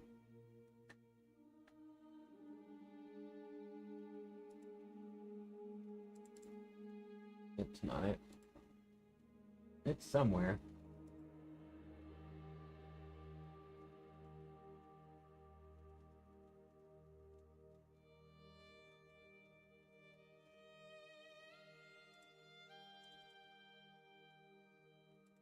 Actually, maybe that was too long ago.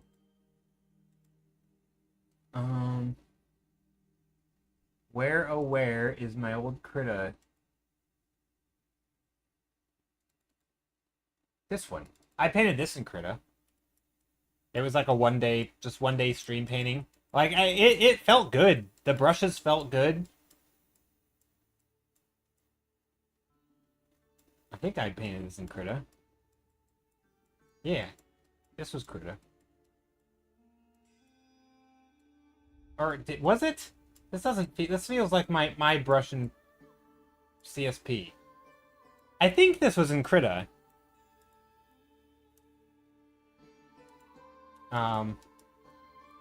Obviously I'm opening it here. Let's see if I have a CSP file, or maybe it's not. I have a CSP file for it. What happens when I open that? It has layers. Okay, maybe I didn't. I don't know.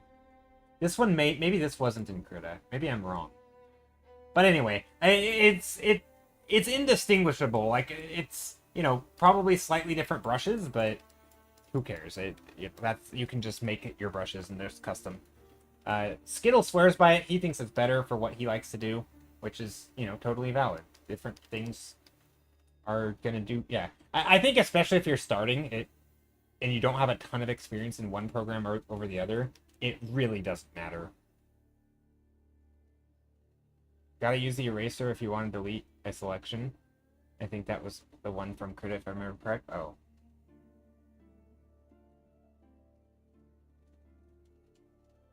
Yeah, my only issue with Krita is that because I'm so ingrained on how I use zoom, so to use zoom, I just without even thinking about it, like it's like walking, right? Just to navigate to zoom, pan, zoom, right? If I want to zoom in on, like, let's say I'm over here and I want to zoom in over here, right? The way I zoom is if I'm painting, right? Let's make a new layer. I'm painting, and I want to zoom out. I hit Z, I hit space, I pan, I zoom, or I can hit Z before or after I pan, because panning is its separate thing. And Z, my hand is now off my screen, but I can zoom out, and I can go over here, and I can, with one hand. That's the zoom feature. And then if I want, I can also pan in the middle of that and do the same thing, right? I could zoom out here. I can't do that in the same way with the same button presses. Now, you can still zoom in, and you can still pan, and you can still do everything I just did in Krita, but it's different buttons, and you can never get it to be the same buttons. And so I will just randomly hit zoom, because I think in Krita you can do that, but you have to hold zoom. If you're doing zooming in and out, you have to be holding the button. There's no way to just hit a button and zoom in this way. This is a only hold feature in Krita, I think, as far as I know. And again, it shouldn't matter. If I built up the muscle memory and the habit, eventually it would become second nature and I could do it. But when you've basically learned to walk in one way and now you have to do it the other way, it's just, it's weird. Oh, yeah, the zooming in selection is even worse, but luckily you don't have to do that in Krita. But that's, again, if you get used to it, who cares, right? That's kind of my whole philosophy with learning tools and art. It doesn't matter what you use because you'll get used to it. Now, it only matters once you're already used to it, right? If you already have a way of working, then obviously some programs will not be able to accommodate that because it's going to be specific to the program. But if you're starting out, it doesn't matter, right?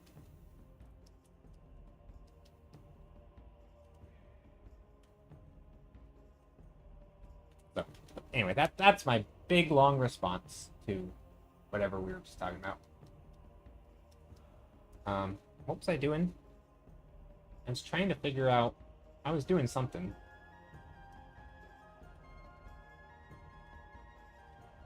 Let's add a little bit of light up here.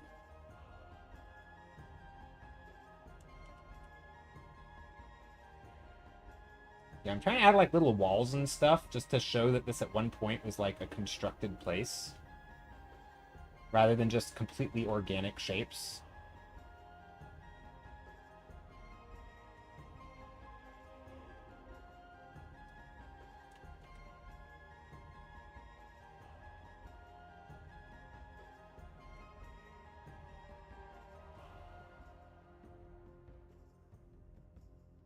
There.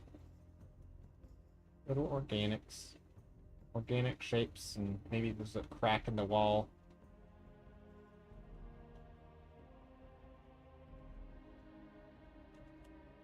Adding some lines and stuff.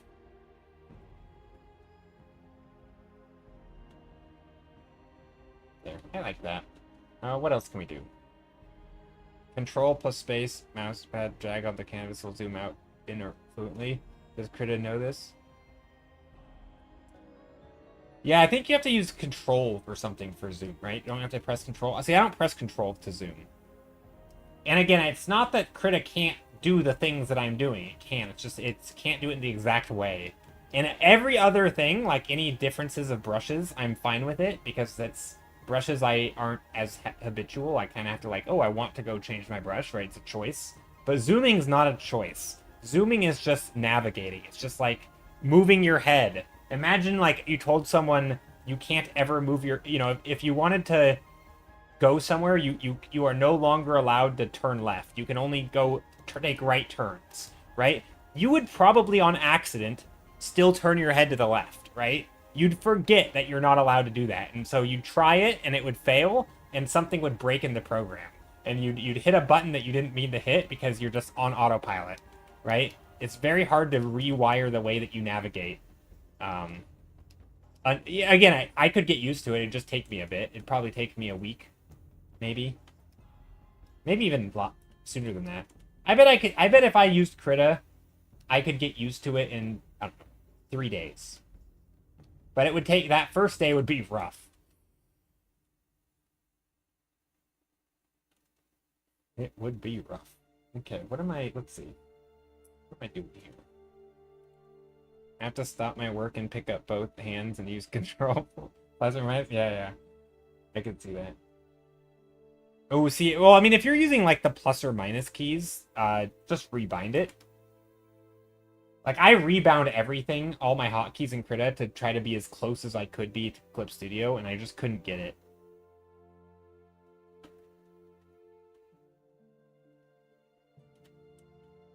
Also, thanks for the follows, by the way, everybody who followed. I have the anonymous follows on, so it doesn't say names, and I actually can't see them either. I should probably turn that back on, but I appreciate it, and yeah.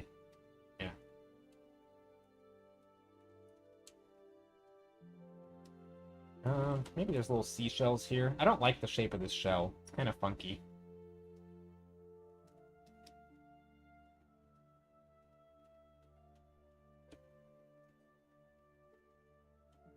Giant rocks with barnacles and things on them.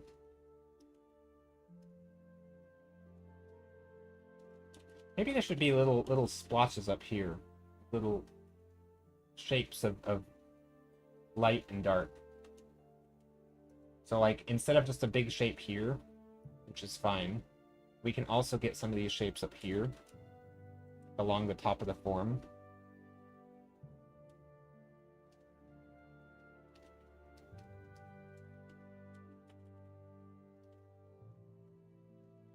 Something like that. Just kind of trying to create some, like, negative shapes or big, medium, small shapes, just different sizes of shapes.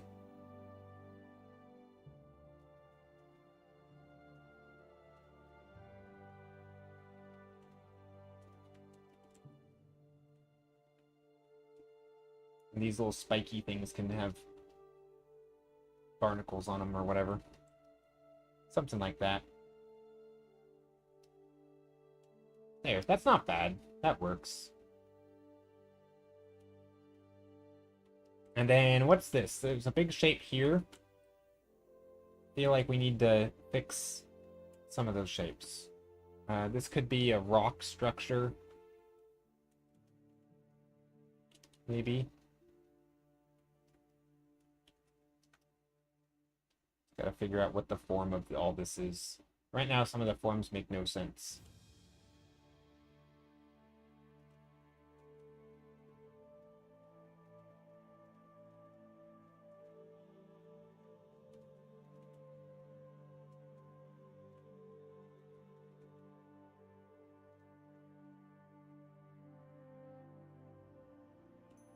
There, something like that. Adding little shapes. You need to stop and go make food? Yeah, take care. I'm getting pretty close to needing to go make food as well. And also, I'm kind of winding down, so my, conversation skills are severely lacking right now, but that's okay. They generally do. I'm not known to be the best conversationalist. I try, though. I'm not trying to be the best, but I try just to be somewhat conversational. Doesn't always work. Okay, but I do like this thing that I'm painting. Kind of fun. Definitely gives a vibe. Maybe there's some, we had some of this round plane. Maybe some more soil, some water, dirt on the ground. Maybe we put some little light lines in here, kind of show that reflection. You put some dark along the edge so that then I can put that light.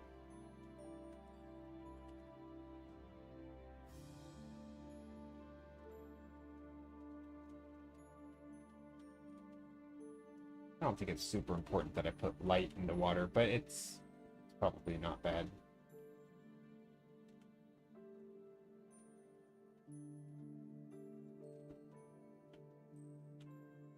Kind of like little dry spots here could be kind of fun.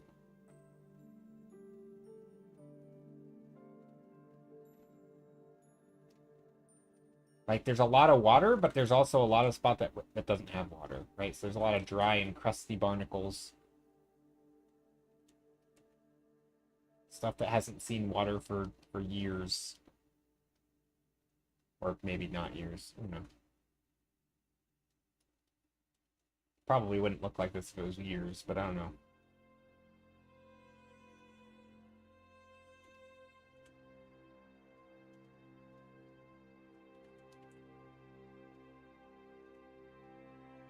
I like how this stuff's still very pixelated from when I expanded the image. It's literally just pixels. You can see them. You can count the pixels before I expanded it.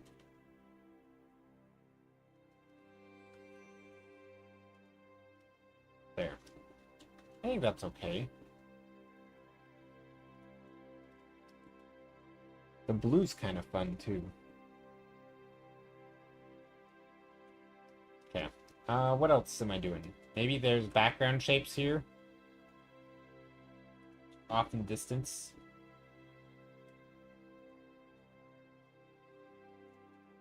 Little spiky shapes that imply the same kind of structure.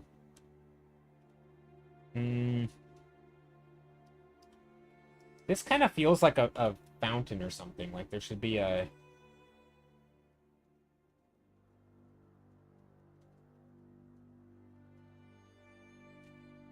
There should be a mermaid here. Or not a mermaid, but like a... You know, like a... Some sort of statue.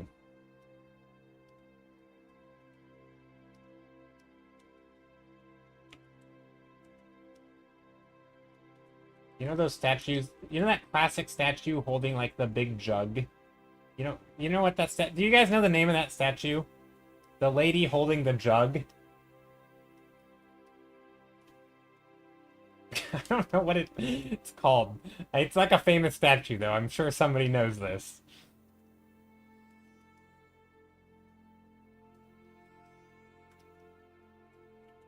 Big jug of water. Pouring it out.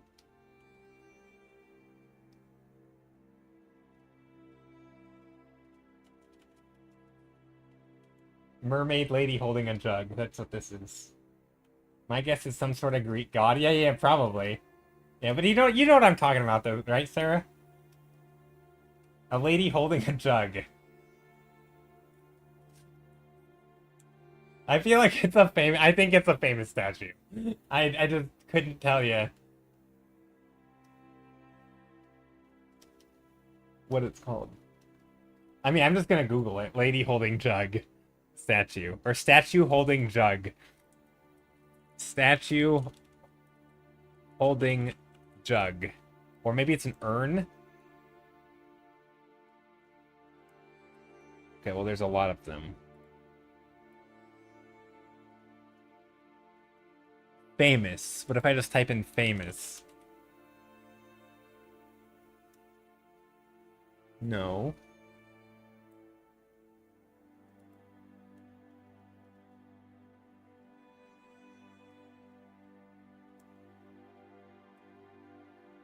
Okay, there's so many of them.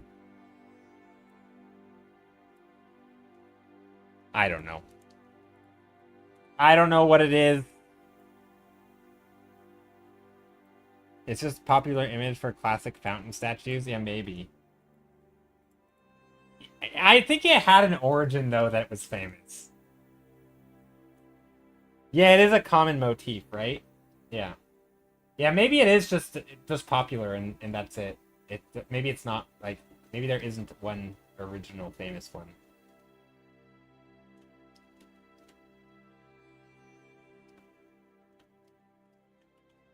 Also, this person's very short. Let's make them taller. Let's give them some legs. And it doesn't need to be high contrast because...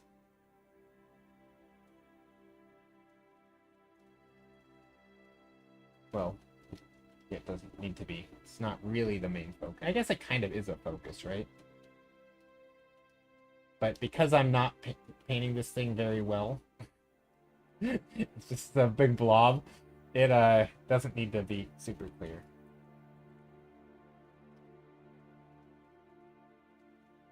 I don't know what's going on with this pose, I'll be honest.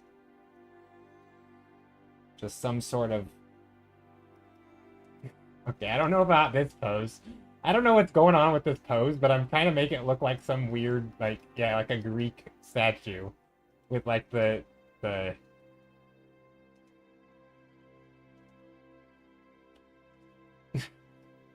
I don't know what I'm doing. Quite the pose there. Yeah, no, that's not happening. Hold on, we're undoing that. This is terrible. I'm just trying to make a shape. I don't know if I like this. I think I'm ruining it.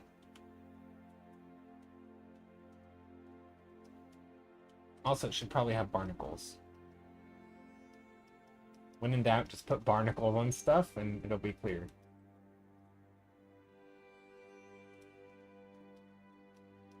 Okay, maybe we'll just focus on silhouette.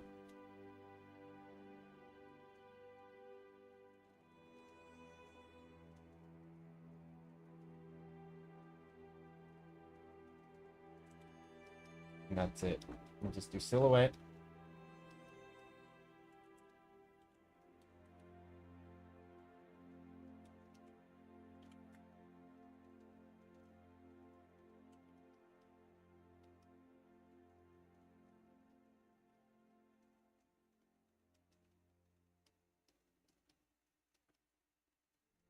Jug.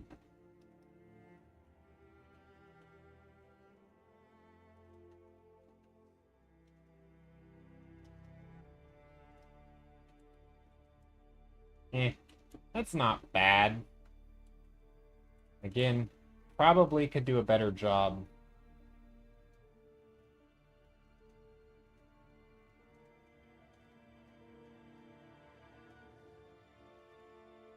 I mean, if she's a mermaid, right? You can have little, like, fins.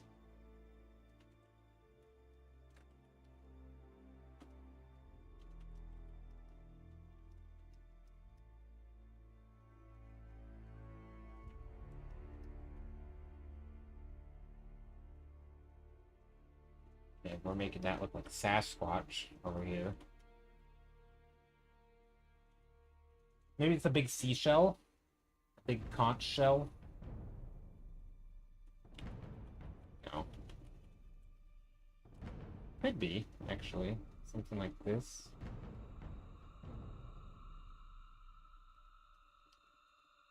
Now it looks like bagpipes.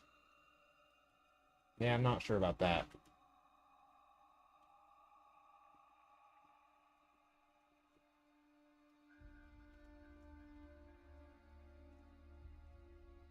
Well, maybe she's sitting on a rock. That'd be kind of fun.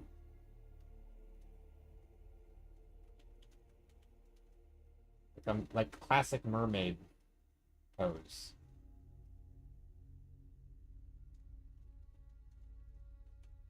Or maybe it's not a mermaid. Maybe it's just merfolk. Merfolk can have feet.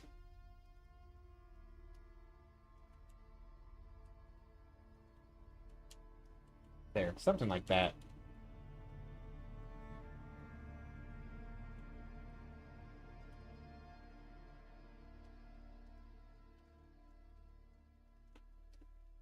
Yeah, it kind of works.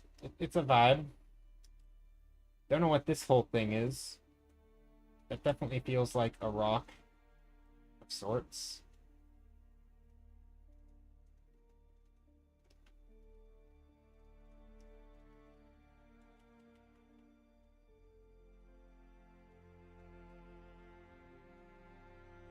Not bad. What if I take this same rock, though, and what do we do? Go like this. And take an airbrush and go lightly back here. Just to push this whole thing back just a touch. Like a huge seashell. Yeah. Yeah.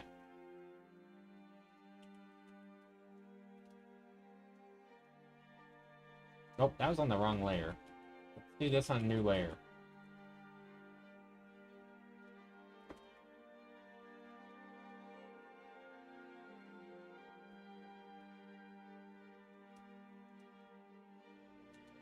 Seashells rock. Seashell rocks. Yeah, seashell rock. Yep, rock. Seashell-shaped inspired rocks.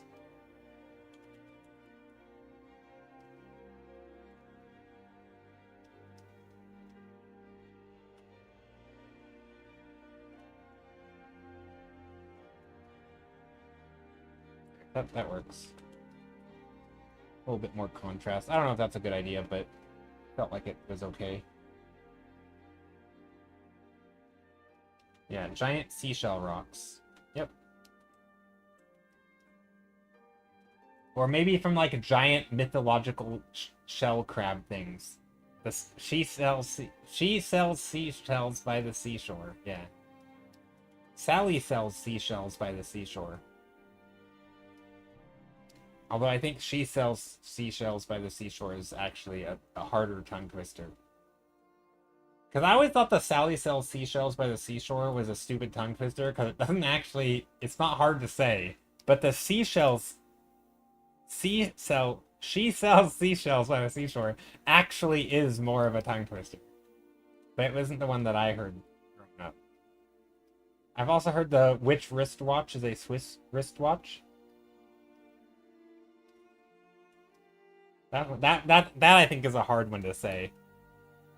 Which wristwatch is a Swiss wristwatch?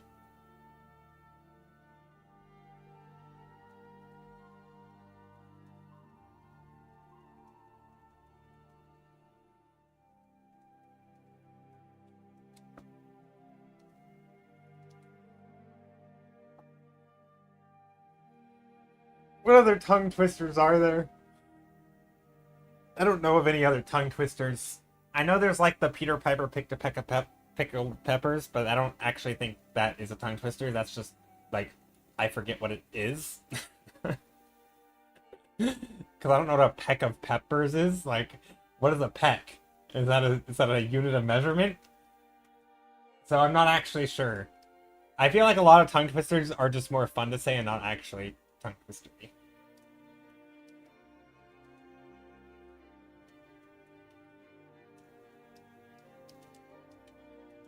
I think those are the only ones I know. Betty bought some butter, but she said this butter's bitter. If I put this in my batter, it'll make my batter bitter. Huh. I've never heard that one. That's that one's hard to remember, and maybe if you heard enough.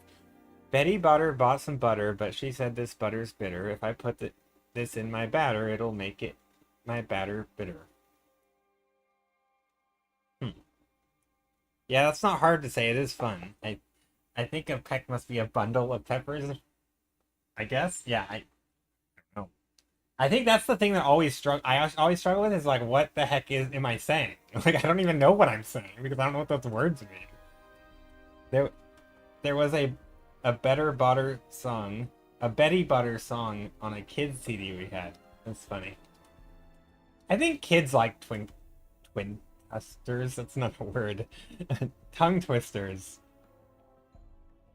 Is the word tongue twister a tongue twister?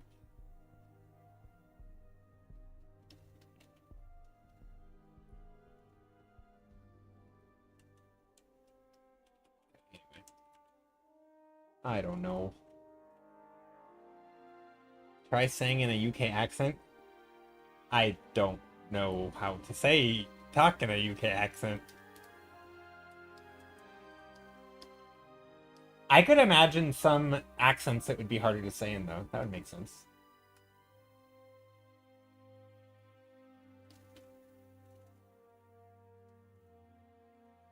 What?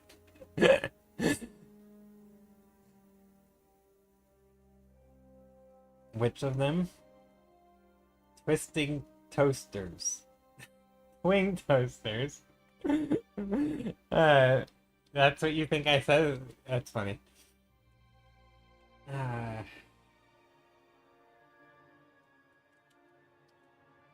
yeah, what you typed is not what I said, but that's...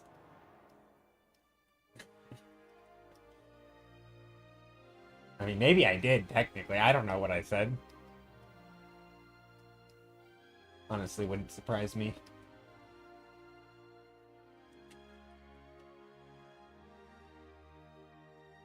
Okay, anyway, here's my painting for the day. I think it's a good thing to call it finished. Maybe this giant seashell.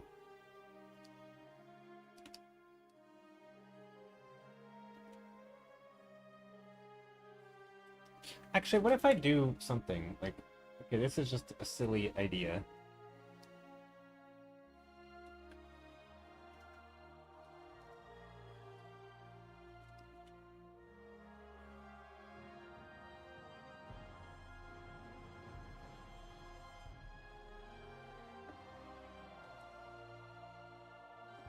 Massive rocks back here. I'm like, what if one of these is even bigger?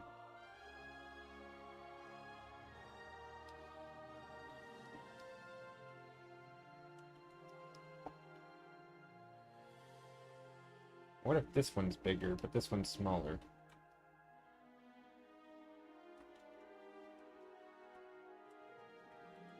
Maybe like that. These could be bigger, but they're also lighter because they're not important.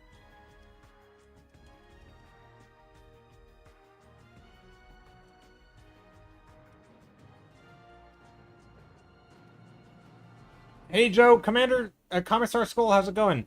I misplaced stuff I did not want to misplace. Uh-oh, that's not good. Did you know there's a really cute card named Twingo? Pretty painting. Twingo. I didn't. Wait, my painting is pretty? Thanks. I think it's okay. I'm pretty happy with it. I think I could probably have pushed some things more. It's a little something. There's some stuff going on.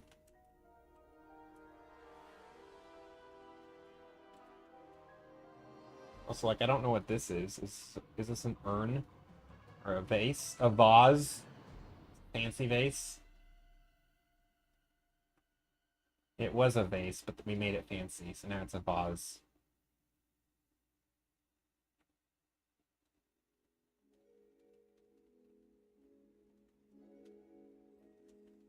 Okay, why don't we just make it upright?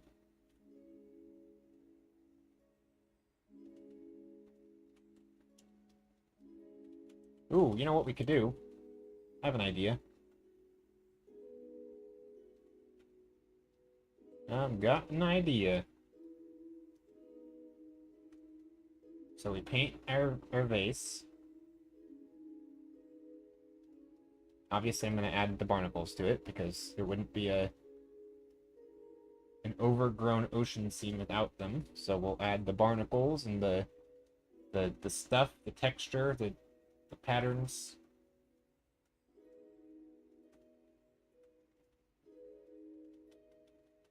Okay, we're adding all the things. But then I'm gonna add some designs. I'm gonna go like this. Go.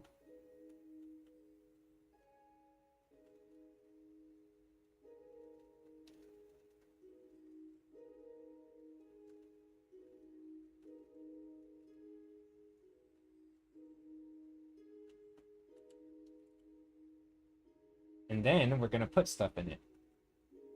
Like kelp.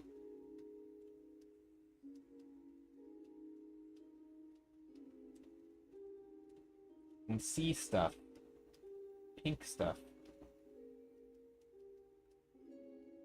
Look at that a little prop there.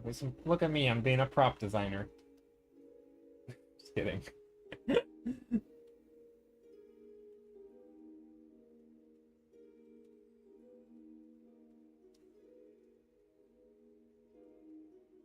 And then we'll take this and we'll do the yellow color. Yeah, it's like a big jar. All these cell shapes make me want to find a hermit crab somewhere in the painting. Yeah, I can see that. Maybe this is the hermit crab. That's true. You would think there would be a big hermit crab. Maybe there is one somewhere. Also, if you kind of squint, this looks like that Pokemon.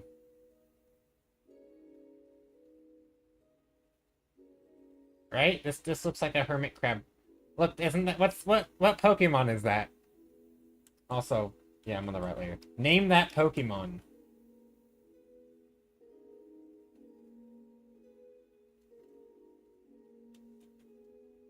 I don't know which one it is, but this is totally a Pokemon. Somebody? I don't know my Pokemon. I don't know this one. It's like a water Pokemon with a big shell. Uh-huh, sure. Isn't it? It's totally a Pokemon. It's a...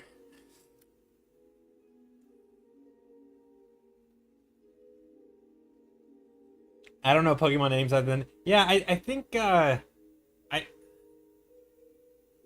Lapras? Yeah, maybe Lapras. Hold on, let me Google Lapras. I think so. It's Lapras. Yeah, that is one of the originals. Lapras. Yeah, look, okay, look, it's basically a 1-to-1. I mean, I nailed it.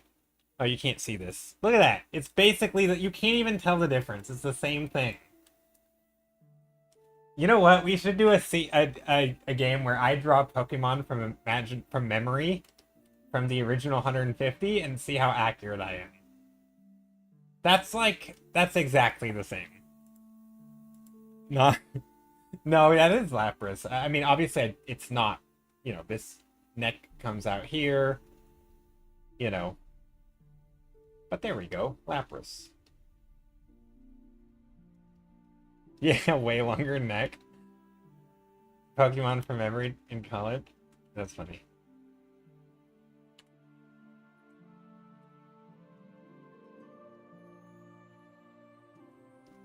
But yeah, obviously this is supposed to be a character and not this is supposed to be like a random thing behind it, but it's because it's far off in the distance, it kind of looks like a Pokemon or a creature. Also, this doesn't look good.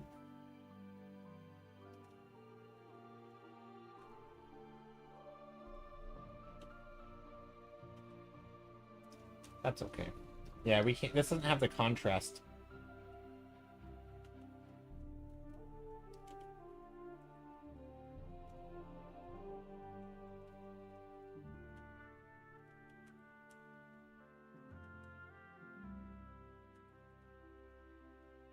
So I kind of lost the direction of the lighting.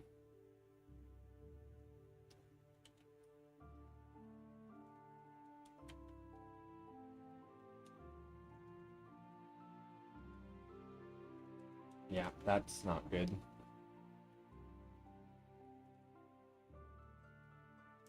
You watched Project Hail Mary and now you have thoughts, mostly gay ones, but also rocky thoughts. Project Hail Mary was pretty cool. I mean the the movie was okay. The book was way better. I know that everyone says that about movies compared to books, but I feel like for a movie, we've had this discussion already on Once on Stream, but for a movie that is like if you read the book, so in the book, it's not about what happened because the same stuff happens, but the reason and like the thought process is the book, right? The book is like gay ones, question mark, says Sarah. There's two characters and one of them is a rock. How is that's amazing.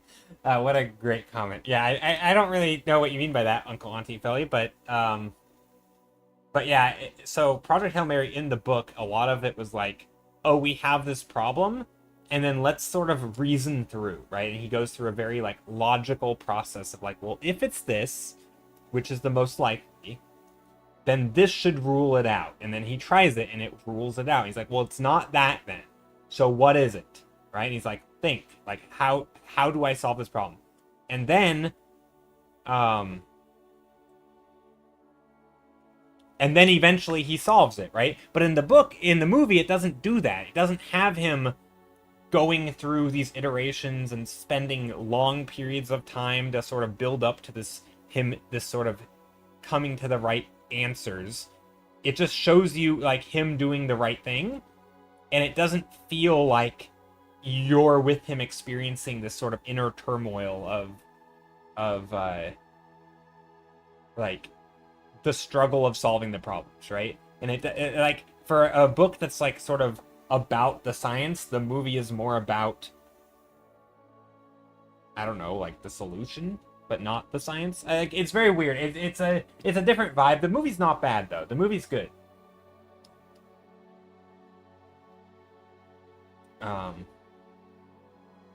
Yeah, the movie's definitely good, but it doesn't. It feels like the thing that I really liked about the book it isn't in the movie, and so it's hard, and it's hard to judge the movie without, you know, it's the same story, so it's hard to like judge it. I don't know. It's weird. It's hard to judge because I can't just forget that the book exists, you know?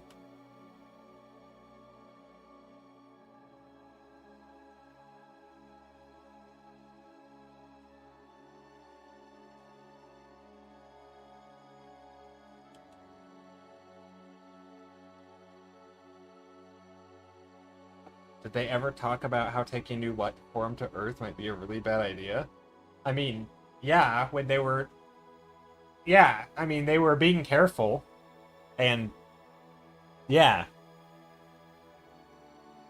I mean, even in the movie, they were being very careful, I think. Well, kind of.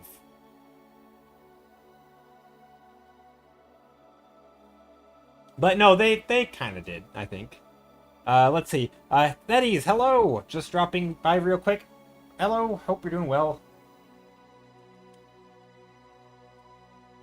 Yeah, I guess I didn't really mention the movie. Yeah, I mean, that's kind of the story of the book versus the movie. It's like, they did a thing, but either they didn't explain why, or they didn't express the concerns, or they didn't cover their bases. The book was very good about... I mean, that's kind of the... If you've ever, like, read The Martian, it's kind of the same thing, right? It's just like a dude covering his bases. It's like, here's what the supplies I have, here's what I can do, here's what I can't.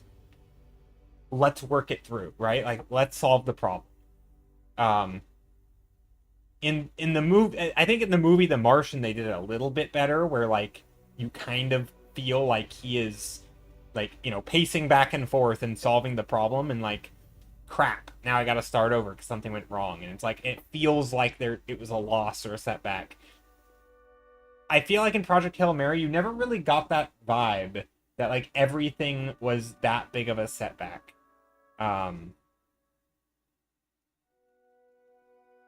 Like, and I guess it's not that big of a deal in the movie, but I think there are things that, like, if you really think about them, like, well, why did he do it that way? Well, that was explained because that was the process that was, like, it wasn't even about the thing he did in the movie, or in the book. It was about the thought process. Whereas in the movie, it was about the thing he did, right? And that is just a difference between movie and book. And I think, like Sarah, you're saying, I think right now it's pretty much unavoidable. But a lot of that stuff, like, did they ever explain it? Yeah, like that's literally what the book is. It's explaining why things did the way they were done, right? Like that's literally what the book is. It's just an entire internal monologue of coming to decisions, basically. Um, and I think that's what makes those books really good. And it's so almost impossible to do in the movie. The movies are still good. Like, don't get me wrong. The Martian was great. Project Hail Mary was great. But it's about a different. It's funny that the stuff that happens in the books and the movies are the same, but they're about completely different things because of that problem solving.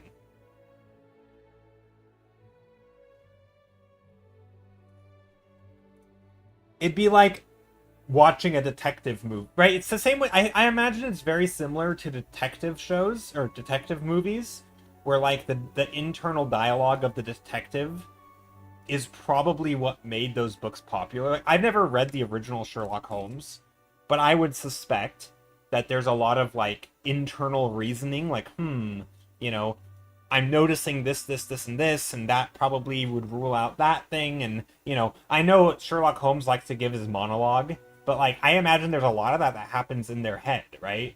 And it's hard to do that in a movie. But in a book, you could spend 2 chapters discussing the pros and cons of a choice or a decision, of why it may not work, or sort of your internal struggles. It's very hard to show that on screen. And so it ends up about being Sherlock Holmes does a thing and he makes a choice and jumps to action, and then only later does he explain it. But in the book, you could explain it while it's happening. It could still feel exciting because, you know, you have like, you can do the pacing that way. So yeah, I think there's definitely, it lends itself to a book, but movie was good. And I think I share a similar opinion to a lot of people that like movies that are, you know, supposed to be thoughtful or thought out and about science and showing science is a cool thing and not just like super doomsday. I mean, it was a little bit of that, but not really.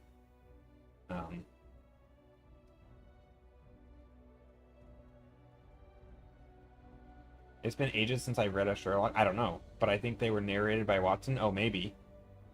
Oh, that would make. Oh, that's annoying then. Okay, well, I'm sure there's detective stories that are like internal dialogue of the main character. I couldn't tell you if it's Sherlock Holmes or someone else, but like that would lend its. My point is that would lend itself to a book, whether or not that is that story or some other detective story. I can guarantee you there at least exists some. No, you're probably right. You're probably right. It probably was narrated by Watson. Which to me makes it less interesting. Isn't there that really popular lady who writes murder mysteries? What's her name? Popular murder mystery authors. Agatha Christie, right? Agatha Christie. Isn't she the one? Maybe she's the one I'm thinking of. Yeah, maybe some of Agatha Christie. But anyway, but my point is, it's just there's some things that books do really, really well, and I think internal dialogue is that, right? They can take you on a journey of decision making and make you nod your head in agreement at every step of the way, right? I've never read Agatha Christie either. I should read some because, you know, famous popular authors and stuff.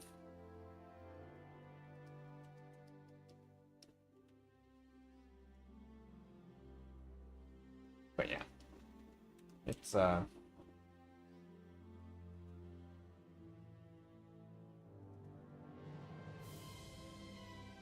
Joe's face cam almost lined up with Lapras's body. Oh, why is Lapras on the screen?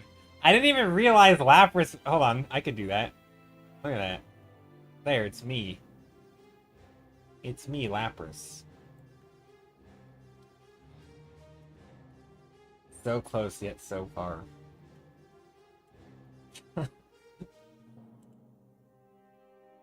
I forgot, is Murder on the Orient Express? I think it's Agatha Christie. I think that's the famous Agatha Christie one, right? Now it's looking like a silhouette of your painting. You know, or just get rid of Lapras. I don't know why Lapras... Also, this thing doesn't look like anything important. Okay, let's go raid somebody. Thanks for being here, everybody. Thanks for hanging out. If you're here from the Void Brush raid, I appreciate you sticking around. You're probably not. Probably nobody is. I think the only people chatting are people who have been here before, so probably not people from the Void Brush raid, but I do appreciate everyone hanging out.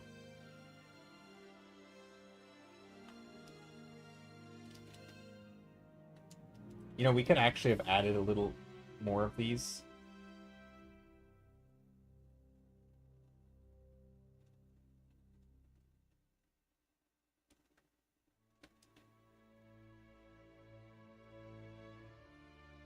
I listened to an audio recreation of that one while on a big road trip. Oh, interesting.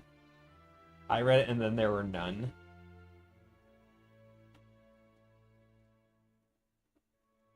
Oh, wait.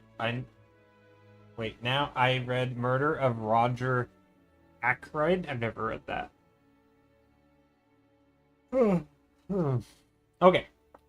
This does look like a Lapras. It's kind of bugging me, but that's okay. This is a good spot to stop. You know, I know I said this at the start, but this is a sketch we did last stream, and I think I said I was going to work on both today. I didn't. I only worked on this one. But I like where we took it. I like where we took it. I think this could definitely be like a ruined shore of like old artifacts and old stuff for our world. So I think maybe next stream, right? So we have our world, right? Maybe next stream we will paint, you know, a shore just lined, maybe here, right? Lined with artifacts, right? We'll have a bunch of little like statues and things and arches and, you know, like just sort of like a coastal scene, right? All sorts of coral and coasts, a big coral reef with all these sort of overgrown things. You know, that could be here. Heck, we could even add this one in there, right? This could also be on a coastal scene, but more like, this one's more like, you know, reef, kind of, and this is more like, you know, there's plants here. So you got the plant ones, with all the trees and the growing greenery and these big, you know, rocks that jut up from the ocean. And then this one is more just like this old civilization that's overgrown and dry, but it still has some water in it. But, you know, it's dry in the sense that, like, you know, it used to be underwater. So, yeah. Very pretty. Thanks, Just Fiction. Also, hope you're doing well. Hope everyone's doing well. Okay. See y'all. That's how I end stream these days. Just close the webcam and call it done. No, yeah. Thanks for being here. If you're watching on YouTube, I appreciate it. Thanks for hanging out. I do plan on posting updates to this. I've only posted one update on my Patreon, but I do have a Patreon if you want to support me further.